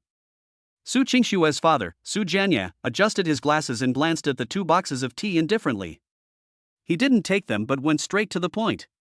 "You're Ling Yi?" His voice was calm, yet it carried an unquestionable authority cultivated from years of holding high positions and controlling countless scientific research projects. "Did you write the optimization algorithm in Qingxue's paper?" "It's me." Ling Yi nodded. "Good." Su Jianye nodded, picked up a whiteboard marker from the table, and tossed it to Ling Yi. "Then write down your reasoning process for me now." Seeing her father's test at the drop of a hat attitude, Su Qingxue, who was standing to the side, was so anxious that she stomped her feet and hurriedly tried to come up and help. "Dad! What are you doing? They're guests." However, Ling Yi just smiled and grabbed her arm. He gave her a reassuring look, then picked up the whiteboard marker and walked confidently to the huge whiteboard in the center of the living room, which took up almost half the wall. He knew he couldn't avoid this hurdle today. Instead of passively accepting interrogation, it's better to take the initiative and completely conquer them with absolute strength. Swish, swish, swish. Without the slightest hesitation, Ling Yi's wrists flew, and formulas and symbols so complex that they would make any mathematics PhD student speechless flowed from his pen like flowing water. He not only perfectly replicated the entire derivation process of that original optimization algorithm. Furthermore, it was even upgraded and simplified twice more on the original basis. The whole process took less than 10 minutes. As he wrote the last character, he tossed away the whiteboard marker and turned away with a flourish. The entire living room had fallen into a deathly silence. Su Jianye and his wife, Lin Hui, who was also a top scientist, stared blankly at the calculation process that filled the entire whiteboard and could be described as a work of art, as if they had been petrified. Their eyes were filled with unprecedented shock and disbelief. How is this possible? This algorithm is beyond their comprehension. This is simply beyond the reach of current Earth technology. Su Jianye's lips trembled for a long time before he finally managed to squeeze out a single word. The scrutinizing look in his eyes as he looked at Ling Yi had vanished, replaced by an extreme fervor and worship, as if he had seen a god. However, Ling Yi did not give him a chance to ask any more questions. He knew that one question was far from enough to completely win over these two academic fanatics. We absolutely must administer another strong dose of medicine. He looked at Su Jianye and Lin Hui and slowly spoke, his voice calm yet carrying a magic power capable of overturning the entire world. Actually, I'm not very interested in artificial intelligence. I've recently been researching a smaller, more interesting topic. As he spoke, under the horrified gazes of Su Jianye and his wife, and Su Qingxue, he picked up his pen again. This time, he didn't go to the whiteboard. Instead, he casually picked up a blank A4 sheet of paper from his desk. Then, slowly, he wrote a line that seemed simple yet contained the ultimate mystery of the universe. Mass energy equivalence equation. E equals mc squared. This is Einstein's theory. However, Ling Yi slowly added several new variables and symbols that no one could understand after this line of formula. Uncle and aunt, you are both leading figures in the field of physics. You should know what the biggest energy dilemma facing humanity is right now, right? Ling Yi's voice was soft, yet it struck Su Jianye and his wife's hearts like heavy hammer blows.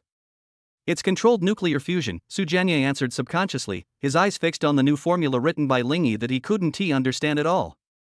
That's right. Ling Yi nodded.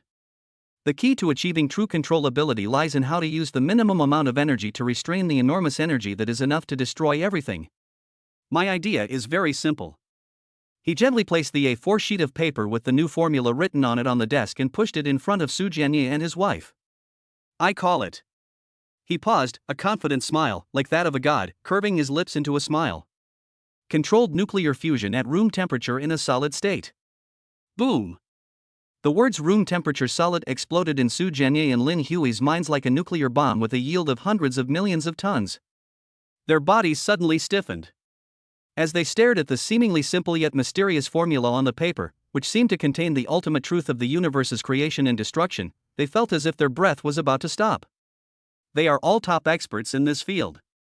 They knew better than anyone what it would mean if this formula were proven. That means an energy revolution. That means that human civilization will enter a completely new era. That means a miracle. Su Jianye stared intently at the formula with his reading glasses, then slowly slumped into his chair as if all his strength had been drained away. His hands trembled violently as he tried to pick up the thin A4 sheet of paper, which felt heavier than the entire earth. But he found that he didn't even have the strength to lift his hand. Two streams of hot, murky tears flowed from his eyes. Those were the most excited and devout tears of an old man who dedicated his life to science and witnessed the arrival of truth in his lifetime. He looked at Ling Yi, at this young man who seemed like a god descending to earth, and his lips trembled for a long time. Finally, in a voice cracking with near hysteria, filled with utter awe and adoration, he cried out in shock. Child! No! Grandmaster! Your thesis will change the entire world. Chapter 40 Tang Yaoyao's request, can you pretend to be my boyfriend? In the end, Ling Yi still fled in defeat. There was no way around it. Su Jianye and his wife were just too enthusiastic. That enthusiasm wasn't the appreciation of an elder looking at a younger person, but rather, the fervor and worship that came from the depths of the soul when two of the most devout believers were witnessing a miracle. They pulled Ling Yi along, talking about everything from controlled nuclear fusion to quantum entanglement, and then from dark matter to multidimensional space theory. If Su Qingxue hadn't finally couldn't stand it anymore and forcibly pulled her two parents, who had completely gone mad, apart, Ling Yi seriously doubted that they could have talked to him forever. Before leaving, Su Jianye even shoved his access card, which granted him the highest level of access as an academician of the Chinese Academy of Sciences, into Ling Yi's hand, insisting on recognizing him as his junior brother and asking him to come to the academy to guide the work whenever he had time. Su Qingxue was both annoyed and amused by his humble appearance. As for her mother, Ms. Lin Hui, she was even more direct and blunt, grabbing Su Qingxue's hand and earnestly admonishing her, "Qingxue, such an outstanding man is a once-in-a-lifetime opportunity. You must hurry up and seize it." In the end, Su Qingxue blushed and practically pushed Ling Yi out of the house. After leaving Su Qingxue's house, Ling Yi took a long breath and got into a taxi back to school. Dealing with this kind of academic fanatic is much more tiring than fighting a dozen thugs. However, the gains were also enormous. Ding! Detected that the host and the destined heroine Su Qingxue have completed an epic family emotional interaction. Emotional fluctuation assessment, shock, admiration, and fervent approval from in-laws. Emotional connection greatly deepened. Favorability plus 10. Current favorability, 45 deep trust. Ding! Due to the host's overwhelming strength in the intelligence field, a hidden reward has been triggered. Congratulations, host! Your divine passive ability Omniscient Eye Beginner has been upgraded to Omniscient Eye Intermediate. Omniscient Eye Intermediate, you can see through the core laws and higher level logic of all things. You have also unlocked the Super Sensory Deduction ability, allowing you to rapidly deduce various possibilities for future events in your mind. Extrasensory deduction? Isn't this just a low-budget version of predicting the future? Ling Yi's heart was burning with passion. This ability is far more powerful than any martial arts or medical skills. This is simply a divine skill tailor-made for an old silver coin like him who likes to strategize. Just as he was getting excited about gaining new abilities, suddenly, the phone in my pocket started vibrating. He took it out and saw that it was an unfamiliar number. Connected. A familiar yet impatient and frustrated voice came from the other end of the phone. "Hello? Is this Ling Yi?" "It's me." Ling Yi raised an eyebrow. "Officer Tang? What's up? Is there another case that requires the assistance of a good citizen like me? Stop being so cheeky." Tang Yaoyao, clearly in a bad mood, said irritably on the other end of the phone, "Get over here right now, you brothers barbecue outside the east gate of the school. I need to talk to you." Without waiting for Ling Yi's reply, she slammed the phone down. "Hey, this girl has quite a temper." Ling Yi looked at the phone that had been hung up, feeling both amused and exasperated. However, judging from her tone, it seemed she had encountered some trouble. "I was also hungry, so I went to get some barbecue and see what new surprises this fiery policewoman would bring me." 10 minutes later, at the brothers' barbecue food stall. As soon as Ling Yi arrived, he saw Tang Yaoyao sitting alone at a table in the far corner, with 7 or 8 empty beer bottles in front of her. She wasn't wearing her police uniform or that cool leather jacket today. She was wearing a simple white t-shirt and denim shorts, revealing a pair of long, straight legs that would make any man's blood boil. Her usually neat short hair, tied up in a neat style, was now casually draped over her shoulders, giving her usually striking and beautiful face a rare touch of languor and fragility. Gone was her usual fiery, aloof demeanor. She was alone, frowning as she chugged beer down one glass after another. He looked like a defeated wildcat licking its wounds alone. "Hey Officer Tang, so, you've just broken up with your boyfriend?" Ling Yi pulled out a chair and sat down opposite her, picking up a sizzling, oily skewer of lamb and putting it in his mouth. Tang Yaoyao raised her head, and her usually bright and beautiful phoenix eyes now carried a hint of drunkenness and restlessness. She rolled her eyes at Ling Yi, then gulped down another mouthful of beer. "You're the one who's heartbroken. What could be so worrying that our invincible Officer Tang is so troubled?" Ling Yi asked curiously. It's not because of my old men." Tang Yaoyao seemed to have found an outlet for her emotions, and slammed the wine bottle in her hand heavily on the table. "They see I'm not young anymore, so they keep pressuring me to go on blind dates. Isn't this annoying? A blind date?" Ling Yi was taken aback, then laughed. He found it hard to imagine this fiery policewoman, who would pull out handcuffs at the slightest provocation, sitting there obediently on a blind date. That scene must be beautiful. Laugh. What are you laughing at? Tang Yaoyao was annoyed and angry at his laughter. Do you think this is a normal blind date? She took another swig of wine, her voice lowered, tinged with self-deprecation and helplessness. My family situation is a bit special. My grandfather retired from the military region, and my father works in the municipal bureau. The blind dates they arranged for me were all, what kind of bullshit young talents?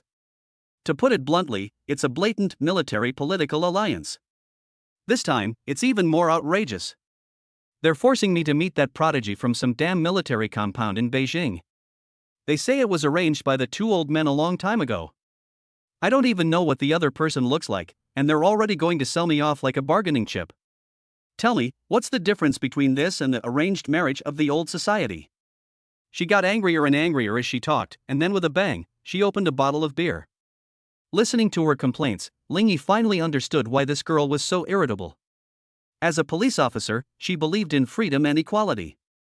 But her own marriage turned out to be the most unfree and unequal transaction. This contradiction and struggle is indeed quite torturous. So what? Lingyi looked at her.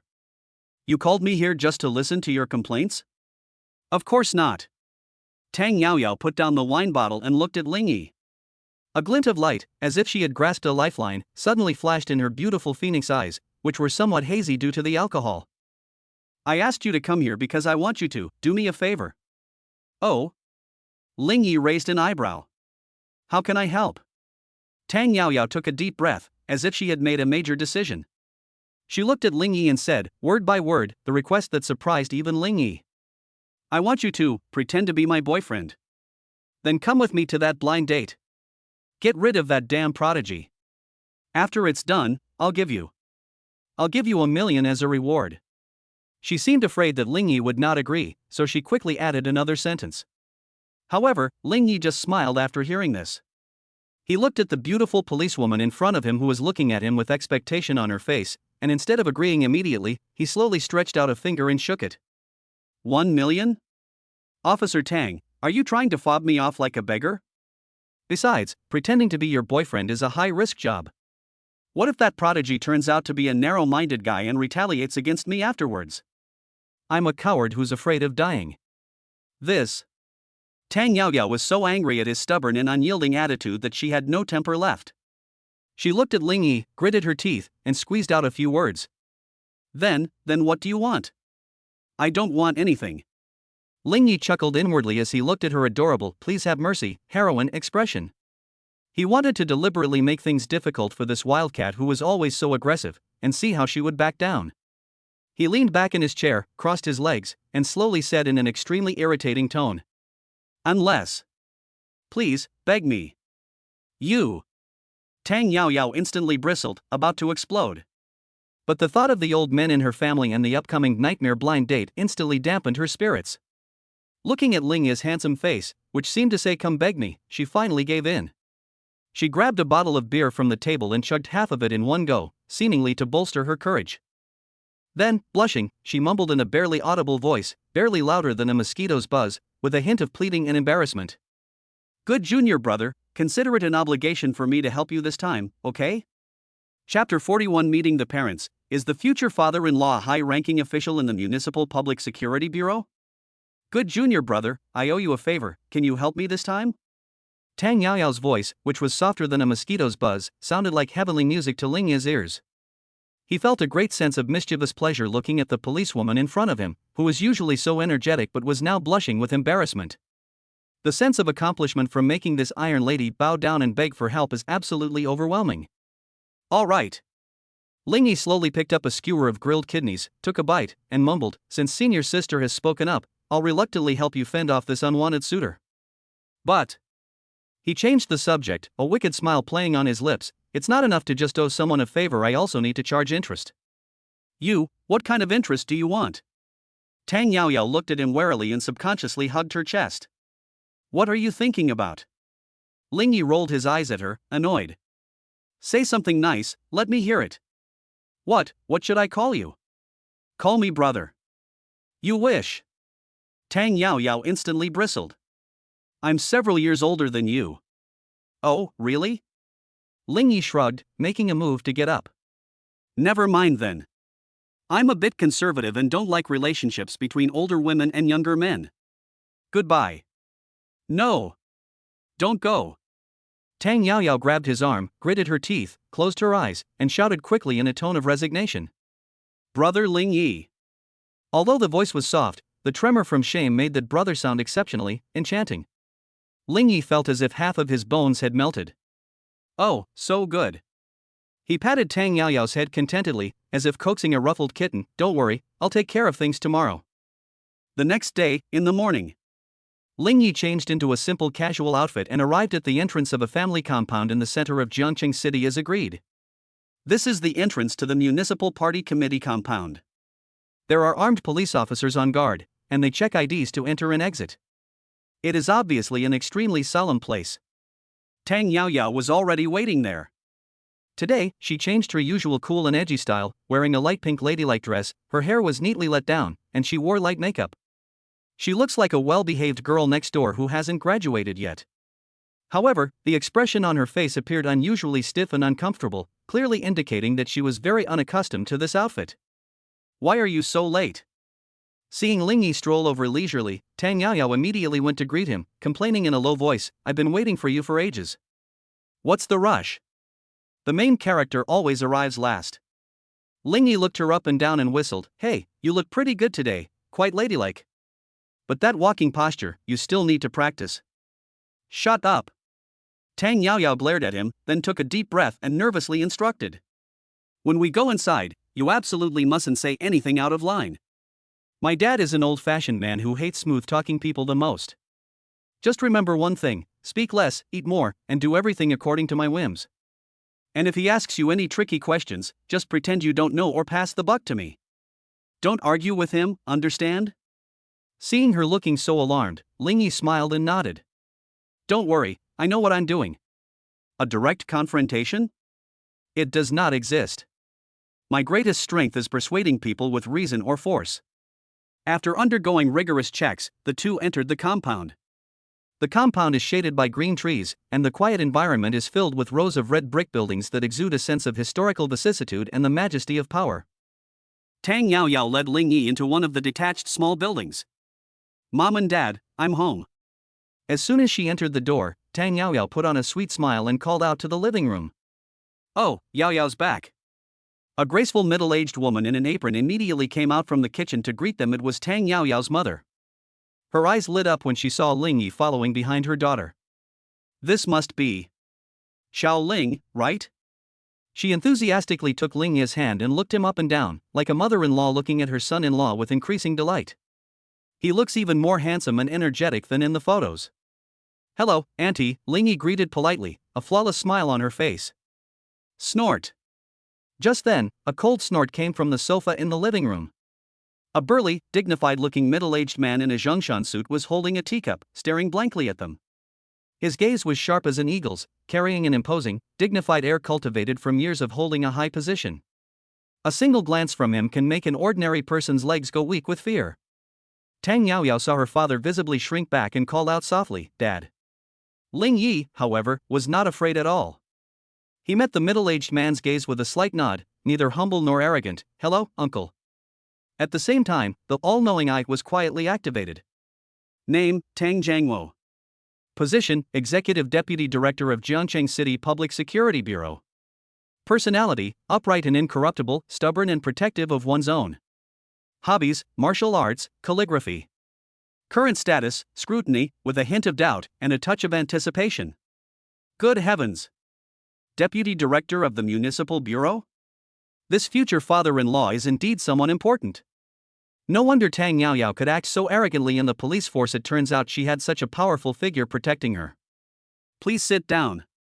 Tang Jiangwo put down his teacup, pointed to the sofa opposite him, and spoke in a steady and powerful voice. Ling Yi sat down as instructed, her back straight and her posture composed, showing no sign of restraint despite the other party's status. This scene brought a barely perceptible flash of admiration to Tang Jiangwo's eyes. These days, there aren't many young people who can remain so calm in front of him. Xiao Ling, right? I heard from Yaoyao that you study at Jian University? Tang Jiangwo asked casually. Yes, I'm a third-year computer science student. Computers? That's high technology, Tang Jiangmo nodded. Young people these days like to dabble in these virtual things, but as people should be, we still need to be down to earth. Just like social governance, relying solely on online public opinion supervision is not enough. We also need our police officers to take one step at a time to arrest criminals and maintain public order. By the way, Xiaoling, what do you think of that recent proposal to criminalize cyberbullying? It's here. The boss's test. This isn't casual conversation, it's clearly a job interview. Moreover, these are the most tricky political vetting questions that involve social hot topics and laws and regulations. If you give a bad answer, you'll not only appear shallow and ignorant, but you might also be labeled as having distorted values and be eliminated immediately. Tang Yaoyao, standing beside him, was in her throat, desperately trying to signal to Ling Yi with her eyes that he should just give her a perfunctory answer. However, Ling Yi acted as if he hadn't seen it. He smiled slightly and began to speak fluently. I think Uncle's proposal has both its necessity and its limitations. The necessity lies in the fact that the internet is not a lawless zone, and freedom of speech does not mean one can wantonly harm others.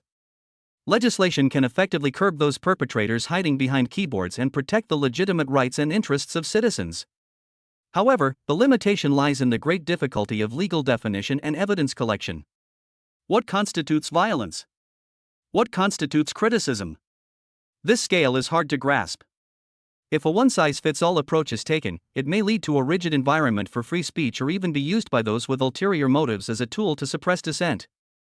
Therefore, I believe that instead of relying solely on criminal penalties, we should take a multi-pronged approach, improving laws and regulations, strengthening platform supervision, and, more importantly, raising the media literacy and moral standards of the entire population. We must address the root cause, not just the symptoms. His words were reasonable, well-founded, and logically sound, neither extreme nor blindly obedient. This not only demonstrated his profound legal expertise and social insight, but also reflected his mature and steady way of thinking. Tang Jiangmo nodded repeatedly, his eyes filled with even greater admiration. This kid's got some skills. He doesn't seem like the kind of bookworm who only knows how to read books, nor does he seem like the kind of angry young man who only talks big. Insightful. At the subsequent dinner, Tang Jiangmo raised several more questions about international situation, economic development, and even police reform. Each one is a huge pit. However, thanks to the vast knowledge base granted by the omniscient eye and the agile thinking brought by supersensory deduction, Ling Yi not only answered fluently but also came up with some fresh perspectives that even Tang Jiangmo found refreshing. After the meal, Tang Jiangmo became more and more satisfied with this prospective son-in-law. Apart from this kid looks a bit frail, I wonder if he can protect his hot-tempered daughter. After finishing his meal, Tang Jiangmo wiped his mouth and stood up. Xiaoling, let's go for a walk in the yard to digest our food after we've finished eating. Although it was a question, the tone carried an unquestionable command. Okay, Ling Yi readily agreed. The two arrived at the training ground in the courtyard. This place, filled with sandbags, wooden stakes, stone weights, and other traditional training equipment, is clearly the domain of a martial arts expert. Tang Jiangmo walked up to the sandbag that had been worn smooth and shiny, and patted it, making a dull thump sound. Then, he turned around and looked at Ling Yi with a forced smile on his face. Young man, all talk and no action is useless. I've heard you're quite skilled. Even my daughter, who's a captain in the criminal investigation department, praises you. Perfect timing, these old bones of mine haven't moved in ages. How about, you keep this old man company and stretch your muscles a bit? Chapter 42 The Boss's Test, Let's Spar. Want to stretch your muscles and joints? Upon hearing these four words, Ling Yi raised an eyebrow slightly. He looked at his future father-in-law, who, though over 50, still stood ramrod straight and exuded a formidable aura, and a playful smile curved his lips. This is hardly a workout routine. This is clearly an attempt to use the guise of a friendly competition to teach this pig who stole his cabbage a lesson. Sure. Since the elders have given the order, the younger generation naturally has to comply to the end. Good. Ling Yi agreed readily, without the slightest fear on his face, but instead with a humble smile. Then I'll practice a couple of moves with my uncle. Seeing that Ling Yi actually dared to agree, Tang Yaoyao, who was standing to the side, immediately became anxious. She knew her father's background all too well. He was a veteran soldier who had fought his way up from the reconnaissance unit. After transferring to the police force, he became a perennial martial arts champion. His military boxing skills were so refined that 3 or 5 strong men couldn't even get close to him. Although she had witnessed Ling Yi's skills, those were only for dealing with a few petty thugs who only knew how to fight. Compared to a professional expert like my father who has undergone systematic training, it's a completely different story. Dad, what are you doing? Tang Yaoyao hurriedly stepped forward to stop Tang Jiangwo, her voice filled with anxiety. Ling Yi is a guest, and it's his first time at our home. What if he gets hurt? Are you injured? Tang Jiangwo glanced at his daughter's protective look and felt even more sour inside, letting out a cold snort. Don't worry, I know what I'm doing. As long as this kid isn't too weak, I promise I won't let him lose an arm or a leg. After saying that, he took off his Zhongshan suit jacket and casually tossed it onto the stone block beside him. Underneath was a white training vest, revealing two arms that, though no longer young, were still muscular and brimming with explosive power. Several faint scars crisscrossed his body, their badges of honor, testaments to the passage of time. Mom, you need to talk to Dad. Seeing that she couldn't persuade her father, Tang Yaoyao could only turn to her mother for help. However, the usually gentle and virtuous middle-aged woman could only shake her head helplessly and take her daughter's hand. Don't you know your dad's temper? Once he's made up his mind, nothing can change it. Don't worry, your dad knows what he's doing. At most, he'll just teach this young man a lesson so he'll know his place. Upon hearing this, Tang Yaoyao felt even more uncertain. Suffering? That won't work either. What if Ling Yi gets angry after being beaten and quits? Wouldn't that ruin my whole performance? She wanted to say something more, but then she felt a warm, large hand gently pat her shoulder. Fine. Ling Yi walked to her side and gave her a reassuring look, his voice soft yet full of confidence. I'll just play around with my uncle for a bit and that's it. Just playing around? Upon hearing those 4 words, Tang Jiangwo, who was flexing his wrists, suddenly stopped, his eyes flashing with a sharp light. What a casual game. Young people these days are so arrogant. It seems I need to teach you a lesson today, or you won't know how many eyes the Horse King has. Come on, kid. Tang Jiangwo gave a low shout and stood with his feet neither too far apart nor too far apart, assuming a standard military boxing starting stance. An aura as steady as a mountain, yet concealing a deadly intent, instantly erupted from him. This imposing aura, honed through countless real battles and captures, carries a suffocating sense of oppression. An ordinary person would probably have their legs go weak just from being hit by that aura. But Ling Yi remained calm and composed. He stood there casually, his whole body loose and unsteady, seemingly full of flaws. Please. He slightly raised his hand, gesturing for him to proceed. Court death. Seeing that Ling Yi had entrusted the founding of the Tang dynasty with such a request, he no longer held back.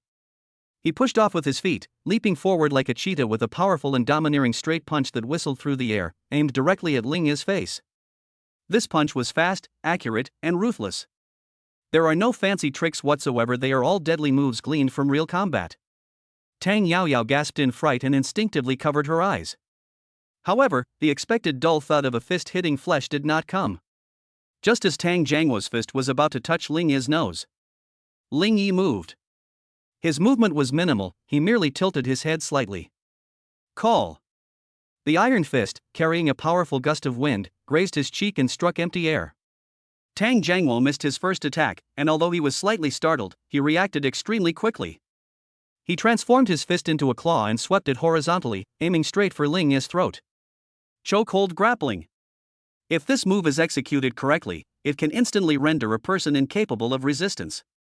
However, Ling Yi seemed to have anticipated this all along. With a slight slip of his foot, his body floated backward half a foot like a ghost. Fortunately, they avoided the sharp edge of that claw. Ha! Tang Jiangwo was genuinely surprised this time. Dodging once might be luck, but dodging twice in a row with such ease and precision is quite something. That's interesting.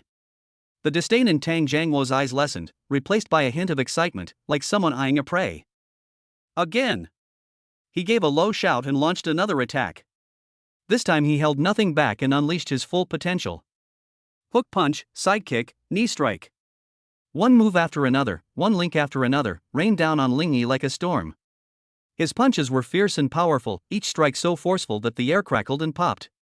Even Tang Yaoyao and her daughter, who were standing several meters away, could feel the strong wind rushing towards them. However, Ling Yi, who was at the eye of the storm, was like a fallen leaf swaying in the gale. It seemed to be on the verge of collapse and could be torn apart at any moment. But in reality, he always manages to evade all attacks at the last possible moment, with the smallest possible movement and the most incredible angle. I refuse to believe I can't catch you. Tang Jiangwo grew increasingly alarmed and agitated as the fight progressed.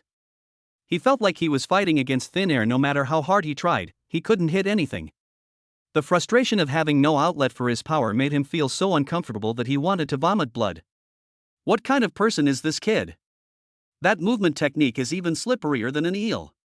Is he really a college student? Isn't he a peerless master who escaped from some reclusive sect? 5 minutes passed.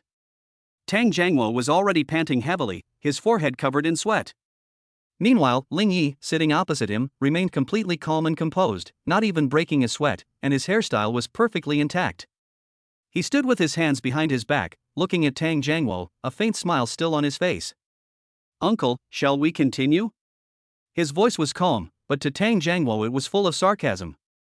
"Good lad. You've been keeping a low profile for a while now." Tang Jiangwo stopped what he was doing, wiped the sweat from his face, and his gaze towards Ling Yi completely changed. What began as scrutiny and disdain has now turned into shock and solemnity. He knew he had met his match today. "If I don't show off my best skills, I'm afraid I'll lose face here today." He took a deep breath and adjusted his breathing. The previously scattered energy became concentrated again. He crouched slightly, his shoulders slumped, and his whole body resembled a fully drawn bow, ready to be released. An even more dangerous and heavy aura than before slowly rose from his body. "Yao Yao, watch carefully," Tang Jiangwo said in a deep voice. "This move was your father's signature technique back in the day. Stick close to the mountain. This is the most powerful and domineering move in Bajiquan. This old man is serious." Ling Ye's eyes narrowed slightly. His combat instincts, enhanced by the basic fighting skills max, allowed him to instantly assess the power of this move. If it hits solidly, even a wall will collapse. It seems I can no longer keep dodging. If he continues to hide, his future father-in-law will lose face, and if he gets angry and embarrassed, things will get complicated. Moreover, men. Sometimes, you have to show some toughness. Thinking of this, the smile in Ling Ye's eyes vanished, replaced by a sharp glint. He stopped retreating. Instead, he slowly raised his right foot and took half a step forward. Seeing this, Tang Jiangwo's eyes flashed with a sharp light. What courage! They're not dodging anymore? Then let me show you what it's like to lean on someone like me. Watch out, kid. Chapter 43. I beat my future father-in-law down. The wind seemed to stand still at that moment. The air in the courtyard became thick and heavy because of the aura that the two of them suddenly unleashed. Tang Jiangwo's eyes gleamed with a sharp light as he watched Ling Yi advance instead of retreating, even adopting a stance of leaning against the mountain. Good lad. You've got guts. But he didn't think Ling Yi could win. The move Tai Shan Kao is a unique skill in Bajiquan, emphasizing whole body power and inch force, a hard skill honed over decades. He practiced for 30 years and broke countless wooden stakes. Ling Yi? Even if a young man in his early 20s starts practicing from the womb, how much skill can he possibly acquire? Dare to confront oneself head-on? That's suicide. Tang Jiangwo snorted coldly in his heart, but his pace quickened again. His muscles were taut like iron, and his shoulders slammed into the enemy with an indomitable spirit. He was confident that he could knock even a bull to the ground with that charge. However, just a second before their shoulders were about to collide violently, Tang Jiangwo suddenly noticed that Ling Ye's eyes had changed. Those eyes, which had originally held a hint of amusement and indifference, now became incredibly deep, like a bottomless, icy pool. Immediately afterwards, a terrifying aura that made his scalp tingle suddenly burst forth from Ling Ye's seemingly frail body without warning. It felt like an ancient behemoth that was dozing off suddenly opening its eyes. Not good.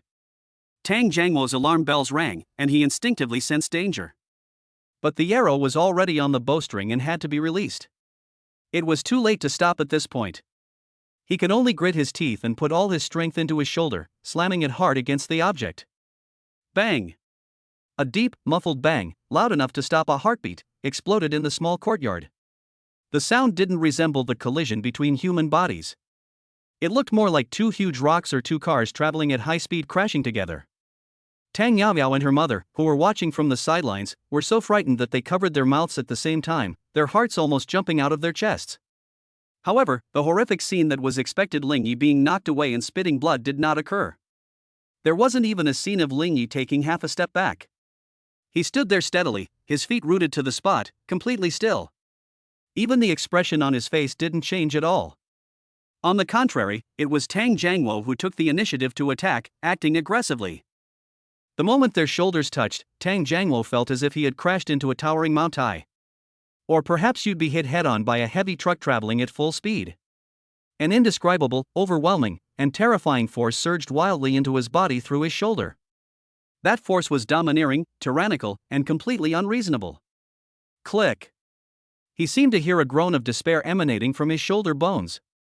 Immediately afterwards, he lost his balance like a kicked ball. Ah! The tough police chief, who was renowned in the force and feared by countless criminals, let out a short exclamation. His body was thrown into the air and flew backwards for 3 or 4 meters. Then, thump! A muffled thud. He plopped down hard on the ground. Due to the immense inertia, he slid backward half a meter on the ground, kicking up a trail of dust, before finally coming to a stop by crashing into the weapon rack behind him. Splash! The weapons rack was knocked around and made a series of loud noises, as if mocking the old soldier's disheveled state. Quiet. A deathly silence. The entire courtyard fell into absolute silence instantly. The only sounds were the rustling of leaves in the wind and the rapid breathing of a few people, which had become hurried due to shock. Tang Yaoyao's eyes widened and her cherry-like mouth opened into an O shape, her expression as if she had seen aliens descend upon Earth. Her father, who was invincible throughout the entire army. That powerful and authoritative bureau chief at home? He actually got knocked away by Ling Yi? And it was in such an extremely undignified position, sitting right on the ground? How is this possible? Tang's mother was also stunned, and almost dropped the teacup in her hand. She had been with Tang Jiangwo for decades, and this was the first time she had ever seen her old man beaten so badly. Tang Jiangwo, the person involved, was completely dumbfounded. He sat on the ground, clutching his right arm, which was completely numb and even beginning to lose sensation, his head buzzing. Who I am? Where am I? What just happened? How come his proud mountain-leaning stance was as fragile as paper in front of that kid? What exactly is that force? Is that explosive power, like a landslide or a tsunami, really something a young man in his early 20s could possess? For the first time, a look of fear appeared in his eyes as he stared at Ling Yi, who remained standing calmly in place, his clothes perfectly intact. Monster! This kid is definitely a monster in human skin. Cough, cough. Ling Yi coughed lightly, breaking the suffocating awkwardness. He dropped his stance, the sharp aura on his face vanished instantly, and he reverted to being the humble and polite junior he always was. He walked quickly to Tang Jiangwo, extended his hand, and looked apologetic and fearful. Oh, uncle, I'm so sorry. I couldn't control myself for a moment. Are you all right? Are you hurt anywhere? Should we call an ambulance? As he spoke, he reached out to help Tang Jiangwo up. His act of feigning fear and trepidation was so convincing, it was as if the ferocious demon who had just sent someone flying with a single blow was not him at all. Tang Jiangwo looked at the hand extended in front of him, then looked up at Ling Yi's innocent face and his lips twitched violently a few times. Didn't control the force? You call that losing control? You almost broke my old bones. He wanted to get angry, to yell at someone, and to assert his authority as an elder to teach this kid a lesson for not knowing his own strength. But the words just wouldn't come out. As a martial artist and a tough guy who admires strength, losing is losing. Making excuses is not his style. What's more, although this kid was a bit heavy-handed, his kung fu skills are truly unparalleled. Solid construction, solid materials, and top-notch quality. He's so much better than those fancy-sounding but ineffective instructors in the police force. He's even stronger than when he was young. Tang Jiangwo took a deep breath and, enduring the sharp pain in his shoulder, stood up from the ground with Ling Yi's help. He patted the dust off his buttocks and moved his numb arm. Hiss. Ouch. But the pain gave him a long-lost, exhilarating excitement. Dad. Are you all right? Tang Yaoyao only realized what was happening at this moment and rushed over to support Tang Jiangwo with a nervous expression. Her eyes were red. Ling Yi. You've gone too far. She turned her head and glared fiercely at Ling Yi, her tone full of reproach. I asked you to spar with my dad, not to beat him up like this. What if it gets damaged? Ling Yi touched his nose, feeling somewhat embarrassed. Well, I didn't expect my uncle to be so fragile. He silently complained in his heart, but could only force a smile and say, "Yes, yes, it's my fault, it's my fault." "Alright. Don't blame Xiaoling." Just as Tang Yaoyao was about to continue berating Ling Yi, Tang Jiangmo suddenly spoke up. His voice was loud and clear, full of energy. There was no trace of the dejected look he had just had while sitting on the ground. "I was simply outmatched. A loss is a loss." "Dad." Tang Yaoyao was stunned. "Is my dad beaten senseless? Why are you so happy even though you lost?" Tang Jiangmo completely ignored his daughter's questions. He pushed away Tang Yaoyao's support and then grabbed Ling Yi's wrist with his good left hand. Those tiger-like eyes were fixed on Ling Yi, their gaze flashing with an extremely fanatical light that made Ling Yi feel a little uneasy. His eyes looked like those of a bachelor who had been single for 30 years suddenly seeing an absolutely stunning beauty. "Good lad." Tang Jiangmo suddenly burst into laughter, the sound of which made the leaves on the trees rustle. "I never imagined that there would be such a master among the young people these days. That move, mountain leaning, was so powerful and natural. It's more refined than anything I've practiced for 30 years. Who taught you these skills?" Ling Yi was a little taken aback by his sudden enthusiasm and could only bite the bullet and bring out the same excuse he had used to fool Tang Yaoyao before. "It's just things I think about randomly when I'm watching TV." "Watching TV? Just daydreaming?" Tang Jiangmo blared at him. "You little brat, are you trying to fool me?" However, he also knew that some traditions in the martial arts world could not be casually revealed. Since Ling Yi didn't want to talk about it, he couldn't press him further. But that doesn't diminish his admiration for Ling Yi. You could even say, "I like it." A passionate love. The person Tang Jiangmo admires most in his life is the strong, and the person he likes most is someone with real skills. He had previously worried that this handsome young man might be a pretty boy who couldn't protect his daughter. Now it seems he wasn't a gigolo at all. This is clearly a powerful dragon crossing the river. With skills like that, protecting Yao Yao wouldn't be a problem, and she could even protect a head of state. Moreover, this kid is not only good at martial arts, but also intelligent, and his conversation at the dinner table just now was very insightful. A man of both literary and martial talents. This is simply. A son-in-law like him is hard to find even with a lantern. The more Tang Jiangmo looked at Ling Yi, the more pleasing he became to the eye, and the more he felt that this kid was simply sent by heaven to save the genes of their Tang family. He patted Ling Yi's shoulder forcefully, not caring at all that it aggravated his injuries. He turned his head and looked at Tang Yaoyao, who was still completely bewildered, and a bright smile appeared on his face. Then he said something that left everyone present speechless. "Good lad. Good lad indeed. Yao Yao, you finally found me a decent son-in-law this time. I agree to the marriage." Chapter 44 Qin Yuno's birthday banquet, Zhengqing's elite gather. The marriage, they've agreed? Ling Yi felt like his brain wasn't working properly. What does this have to do with anything? He was just pretending to be her boyfriend. How did a fight turn into a fast forward to discussing marriage? And isn't the father-in-law's style a bit too sudden? One second he's giving me a hard time, the next he's grabbing my hand and calling me a good son-in-law? Uncle, this. Just as Ling Yi was about to explain, Tang Yaoyao pinched his waist hard. Hiss. Ling Yi gasped and turned to look at Tang Yaoyao, only to see her desperately trying to signal to him with her eyes, the meaning of which was very clear. Stop talking nonsense. Just agree already. Let's get past this hurdle first. Seeing her shy yet anxious expression, Ling Yi chuckled inwardly. Alright, since this play has already gone this far, then, let's just keep going. Anyway, it's not like I'm the one who's going to suffer a loss.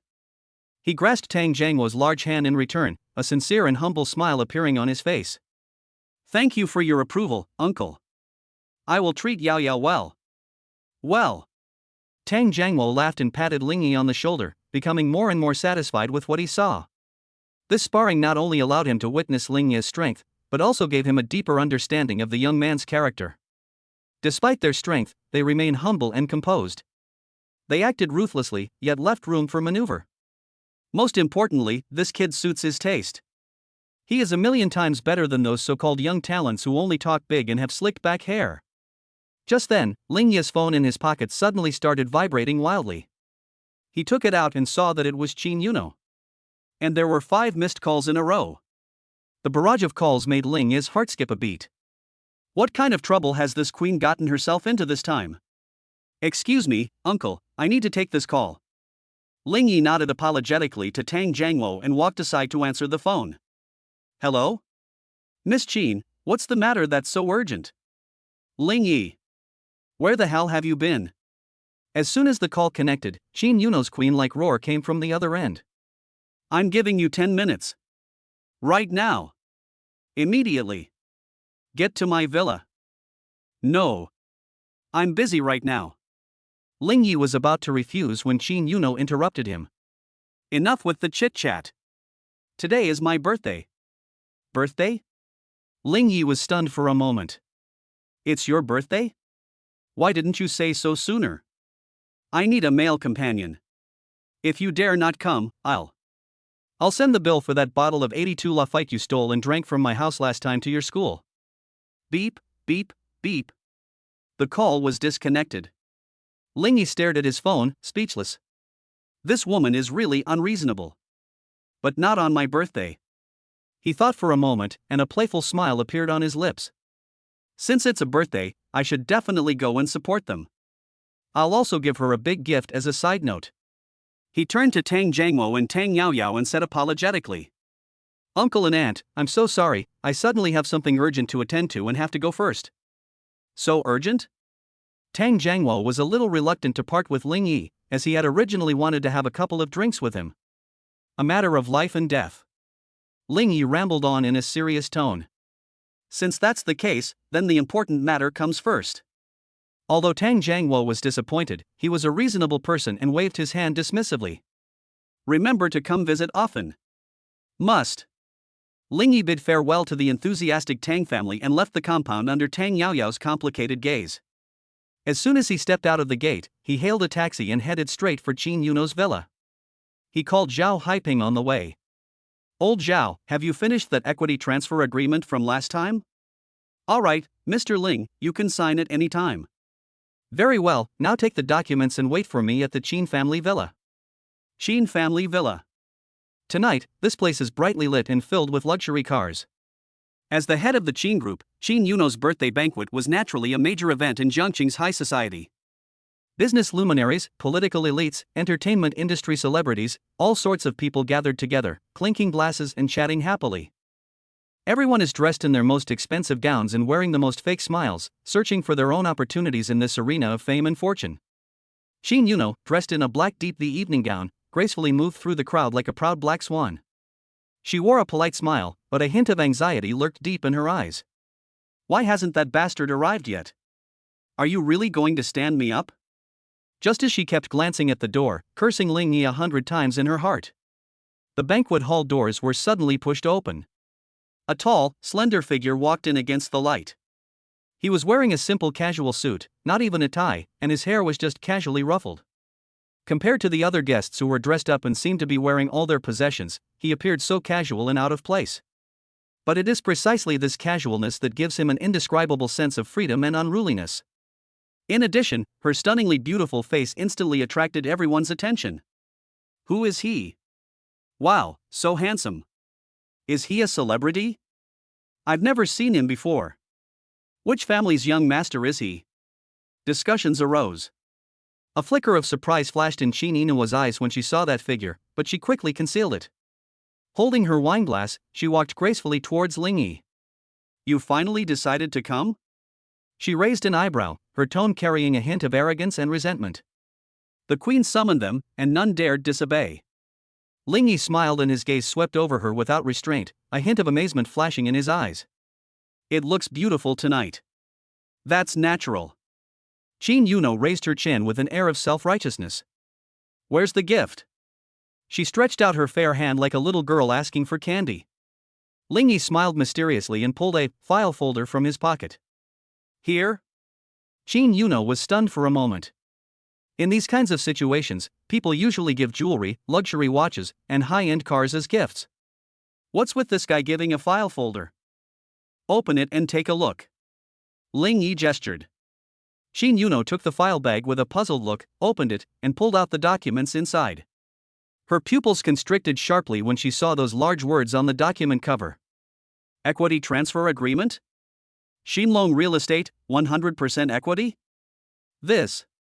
She looked up abruptly, staring at Ling Yi in shock. You. Shoo. Ling Yi raised a finger to his lips in a shushing gesture. Happy birthday, Your Majesty. This is a gift of the Empire to you. Shin Yuno felt as if her heart had been violently struck by something. This guy. He actually gave that company to me? That's billions. In this circle rife with exchanges of interests, she had become accustomed to hypocrisy, false opinions, and deceit. But a man like Ling Yi, who would spend billions just to make her smile. This is the first time she's ever seen it in her life. An indescribable feeling of emotion welled up in my heart like a tide. Her eyes reddened slightly as she looked at the man in front of her, who always had a mischievous smile and was unpredictable. Thanks. She spoke softly, her voice trembling slightly. Just then, the lights in the banquet hall suddenly dimmed and a spotlight shone on the center of the stage. The MC's voice rang out. Distinguished guests and friends. Today is Ms. Chin Inua's birthday. Let's raise a glass together and wish her a happy birthday. The audience erupted in applause. Shin Yuno took a deep breath to calm herself down and then took Ling Ye's arm as they walked onto the stage. She stood in front of the microphone, looking at the faces below the stage, some envious, some jealous, some fawning, and a confident and domineering smile appeared on her lips. Thank you all for coming to my birthday party. Today I would like to take this opportunity to announce something. The entire room fell silent instantly, and everyone pricked up their ears. Shin Yuno turned around to face Ling Yi. To everyone's astonishment, she slowly rose onto her tiptoes. Then, in full view of everyone, he kissed Ling Yi's lips. Boom! The entire audience erupted in chaos. The flashes went off wildly, and the sound of shutters clicking filled the air. Everyone stared in disbelief at what they saw. That proud and aloof business queen, Shin Yuno, who never lets men get close. She actually kissed a man on her own initiative? And in front of so many people? This is simply the biggest news of the century. The kiss ended. Shin Yuno's pretty face flushed slightly, but her eyes were unusually firm. She turned around to face the crowd below the stage, still holding Ling Ye's arm tightly. Her voice was clearly transmitted through the microphone to every corner of the banquet hall. It reached everyone's ears. Now Miss Chin Inua has actually taken the initiative to kiss her male companion. Chapter 45. She took my hand and said I was her man. Time seemed to stand still at that moment. Hundreds of people in the banquet hall had their eyes fixed on the center of the stage. Staring at Shin Yunua, the business queen who was usually as aloof as an iceberg and indifferent to any man, she tiptoed, closed her eyes, and kissed the man's lips. Holy crap! Ling Yi felt a buzzing sound in his brain, as if countless fireworks were exploding in his mind at the same time. The texture on my lips was soft and warm, with a faint aroma of red wine that was almost intoxicatingly sweet. He originally thought this was just a little trick Shin Yuno played to get by or on a whim, pretending to be in a different position. After all, everyone involved in acting is a professional. But when that real touch came, when he felt Shin Yuno's slightly trembling eyelashes and her small hand that was tightly gripping his sleeve and turned white from the force, he was completely overwhelmed. He only then realized it. This girl seems to be serious? The flashes were going off like crazy, like they were free, and the clicking of shutters was so loud it was more exciting than a Hollywood red carpet event. The kiss lasted for a good 5 or 6 seconds. Shin Yuno only slowly released Ling Yi when he felt like he was being burned through by the envious gazes of the men around him. She took a half step back, and her usually exquisitely made up and domineering face was now flushed with a touching blush. It was like a breathtakingly beautiful sunset. But there was no trace of shyness or hesitation in her eyes. On the contrary, a fire was burning inside. A raging fire called possessiveness and claiming sovereignty. She took a deep breath to calm her rapid breathing, which had become somewhat rapid due to her bold action just now. Then she took Ling Yi's arm again. This time is more important than ever before. They held him so tightly, as if they were afraid he would run away. She turned around and faced the guests below the stage who were still in shock, and picked up the microphone again. Her voice, transmitted with unparalleled clarity through the top-of-the-line sound system, resonated throughout every corner of the banquet hall. It carries a queenly, unquestionable domineering presence. Everyone. She looked around the room, and everyone in her line of sight instinctively held their breath. I'm sure everyone is very curious about who this gentleman is. She glanced at Ling Yi beside her, and the domineering aura in her eyes instantly melted into a pool of spring water. Now I will formally introduce it to you. Ling Yi. My man. Boom. If that kiss was a depth charge. That statement is like a nuclear bomb that has been detonated. The entire banquet hall erupted in chaos. My man. These 4 words carry immense weight. This isn't a boyfriend or a fiancé, but rather a more direct, domineering, and possessive my man. This is an announcement to the entire city of Jiangcheng and even the entire business community. This man will be half the owner of the Qin Group from now on. He is the man behind the queen whom no one can touch. The voices of the wealthy young men in the audience who had previously harbored fantasies about Qin Yuno turned ashen and were heartbroken. Those who had previously doubted Ling Ye's identity or even wanted to see him make a fool of himself were now sweating profusely with fear, thankful that they hadn't said anything out of line. Joke. Qin Yuno's man. Who dares to mess with us? Who can afford to mess with them? Ling Yi looked at the domineering little woman beside him and felt a surge of emotion. Is this still the same arrogant young lady? This protectiveness is comparable to that of Tang Yaoyao, the violent policewoman. But this feeling of being kept by a rich woman, oh no, being pampered by a queen. That was fucking awesome. He straightened his back cooperatively, a calm and confident smile on his face, accepting the gaze of the entire audience with equanimity. At this moment, he is the king here. The rest of the banquet became rather dull. Because everyone's attention was no longer on the banquet itself. Everyone was whispering and asking who the suddenly appearing Ling Yi really was. After a few rounds of simple socializing, the 2 main characters excused themselves by saying they were tired and left early. Jiangcheng Avenue late at night. The red Ferrari sports car sped along the empty road like a spirit in the dark. Since Qin Yuno had been drinking, the task of driving naturally fell to Ling Yi, the all-around bodyguard. With the car window half open, a cool night breeze blew in, dispersing the faint smell of alcohol and perfume inside the car. Qin Yuno leaned back in the passenger seat, tilting her head to watch Ling Yi driving. Her eyes were somewhat glazed over, and her cheeks were still flushed, clearly indicating that the alcohol was taking effect. Have you seen enough? Ling Yi stared ahead, gripping the steering wheel, a mischievous smile playing on his lips. You'll have to pay to see it again. Qin Yuno was amused by him and hummed softly, with a hint of drunken languor and coquettishness. Toll? What's wrong with taking a look at the company that received billions from me today? 2. Ling Yi nodded, looking like he thought, you're right. Then go ahead and watch if you want. Anyway, I'm not only handsome, but also generous.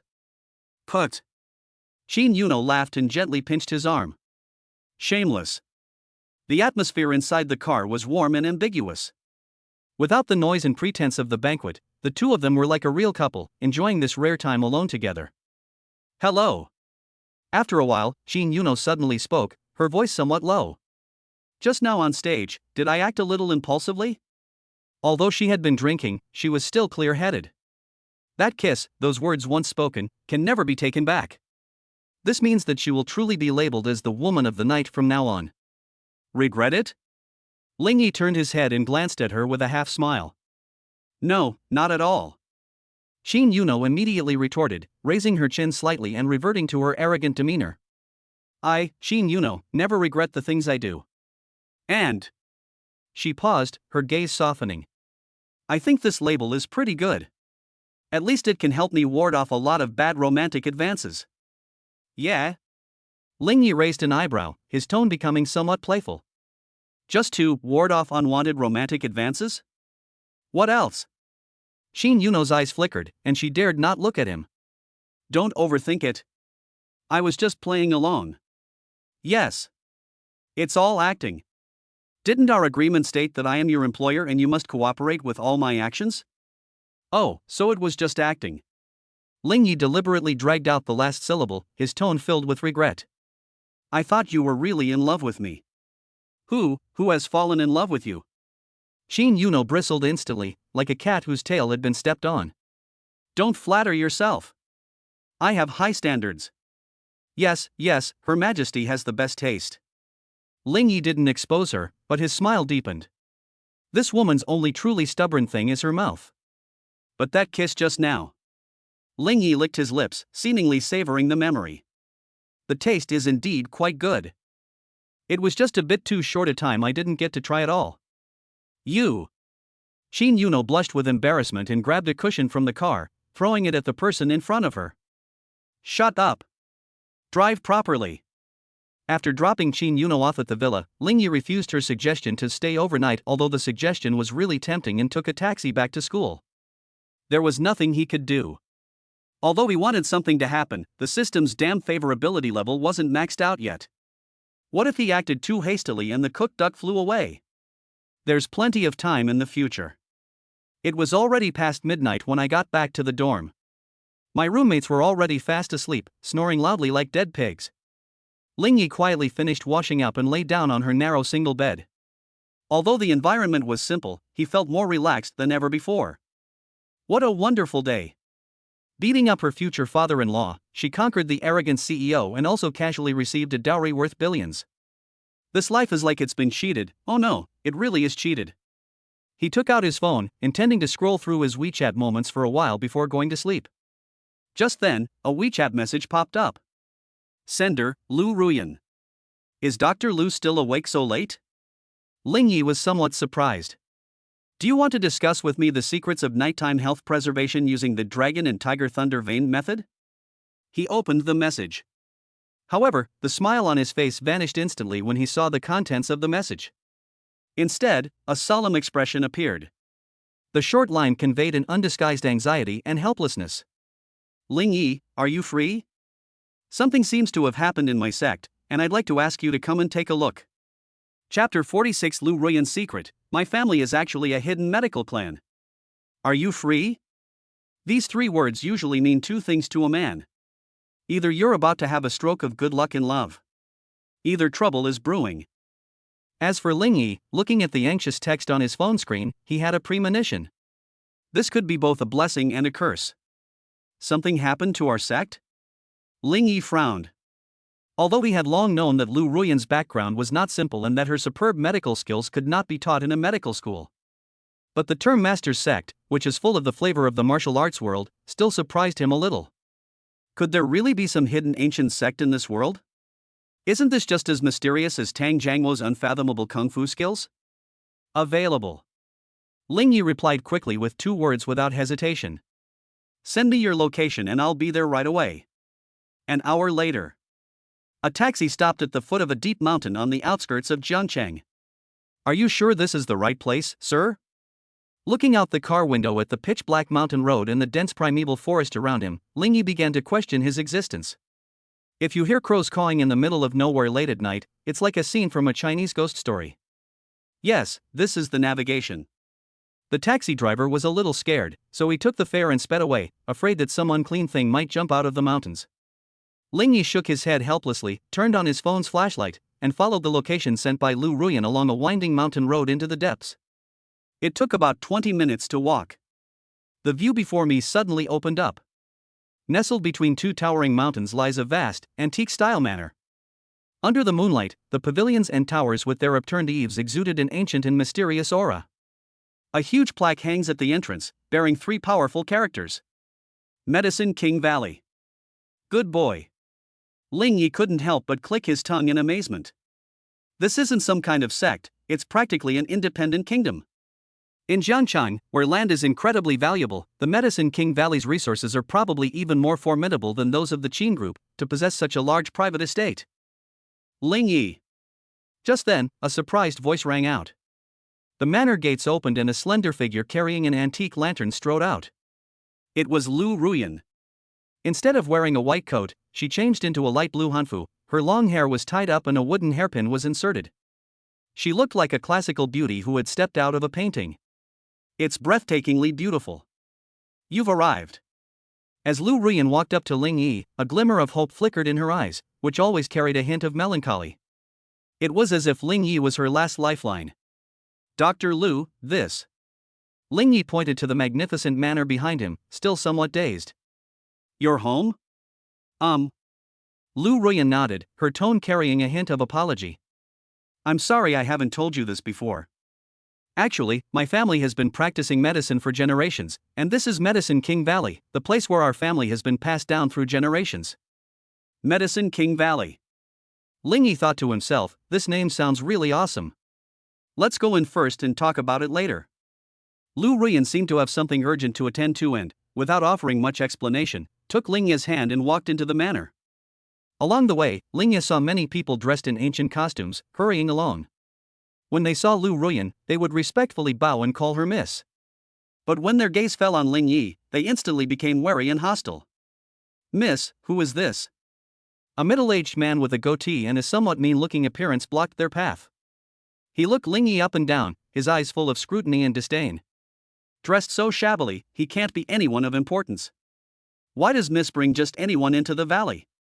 This is the doctor I invited to treat my grandfather." Lu Ruyan frowned and her tone was somewhat cold. "Doctor?" The middle-aged man sneered and pointed at Ling Ye's excessively youthful face. "Him? Miss, are you perhaps confused by your haste? The valley master has a strange illness that even the elders in our valley are helpless to cure. Do you expect such a young boy to be able to cure him? Could it be some charlatan trying to scam food and drink out of our Medicine King Valley?" "Second uncle." Lu Ruyan's pretty face turned cold, and her voice rose a few decibels.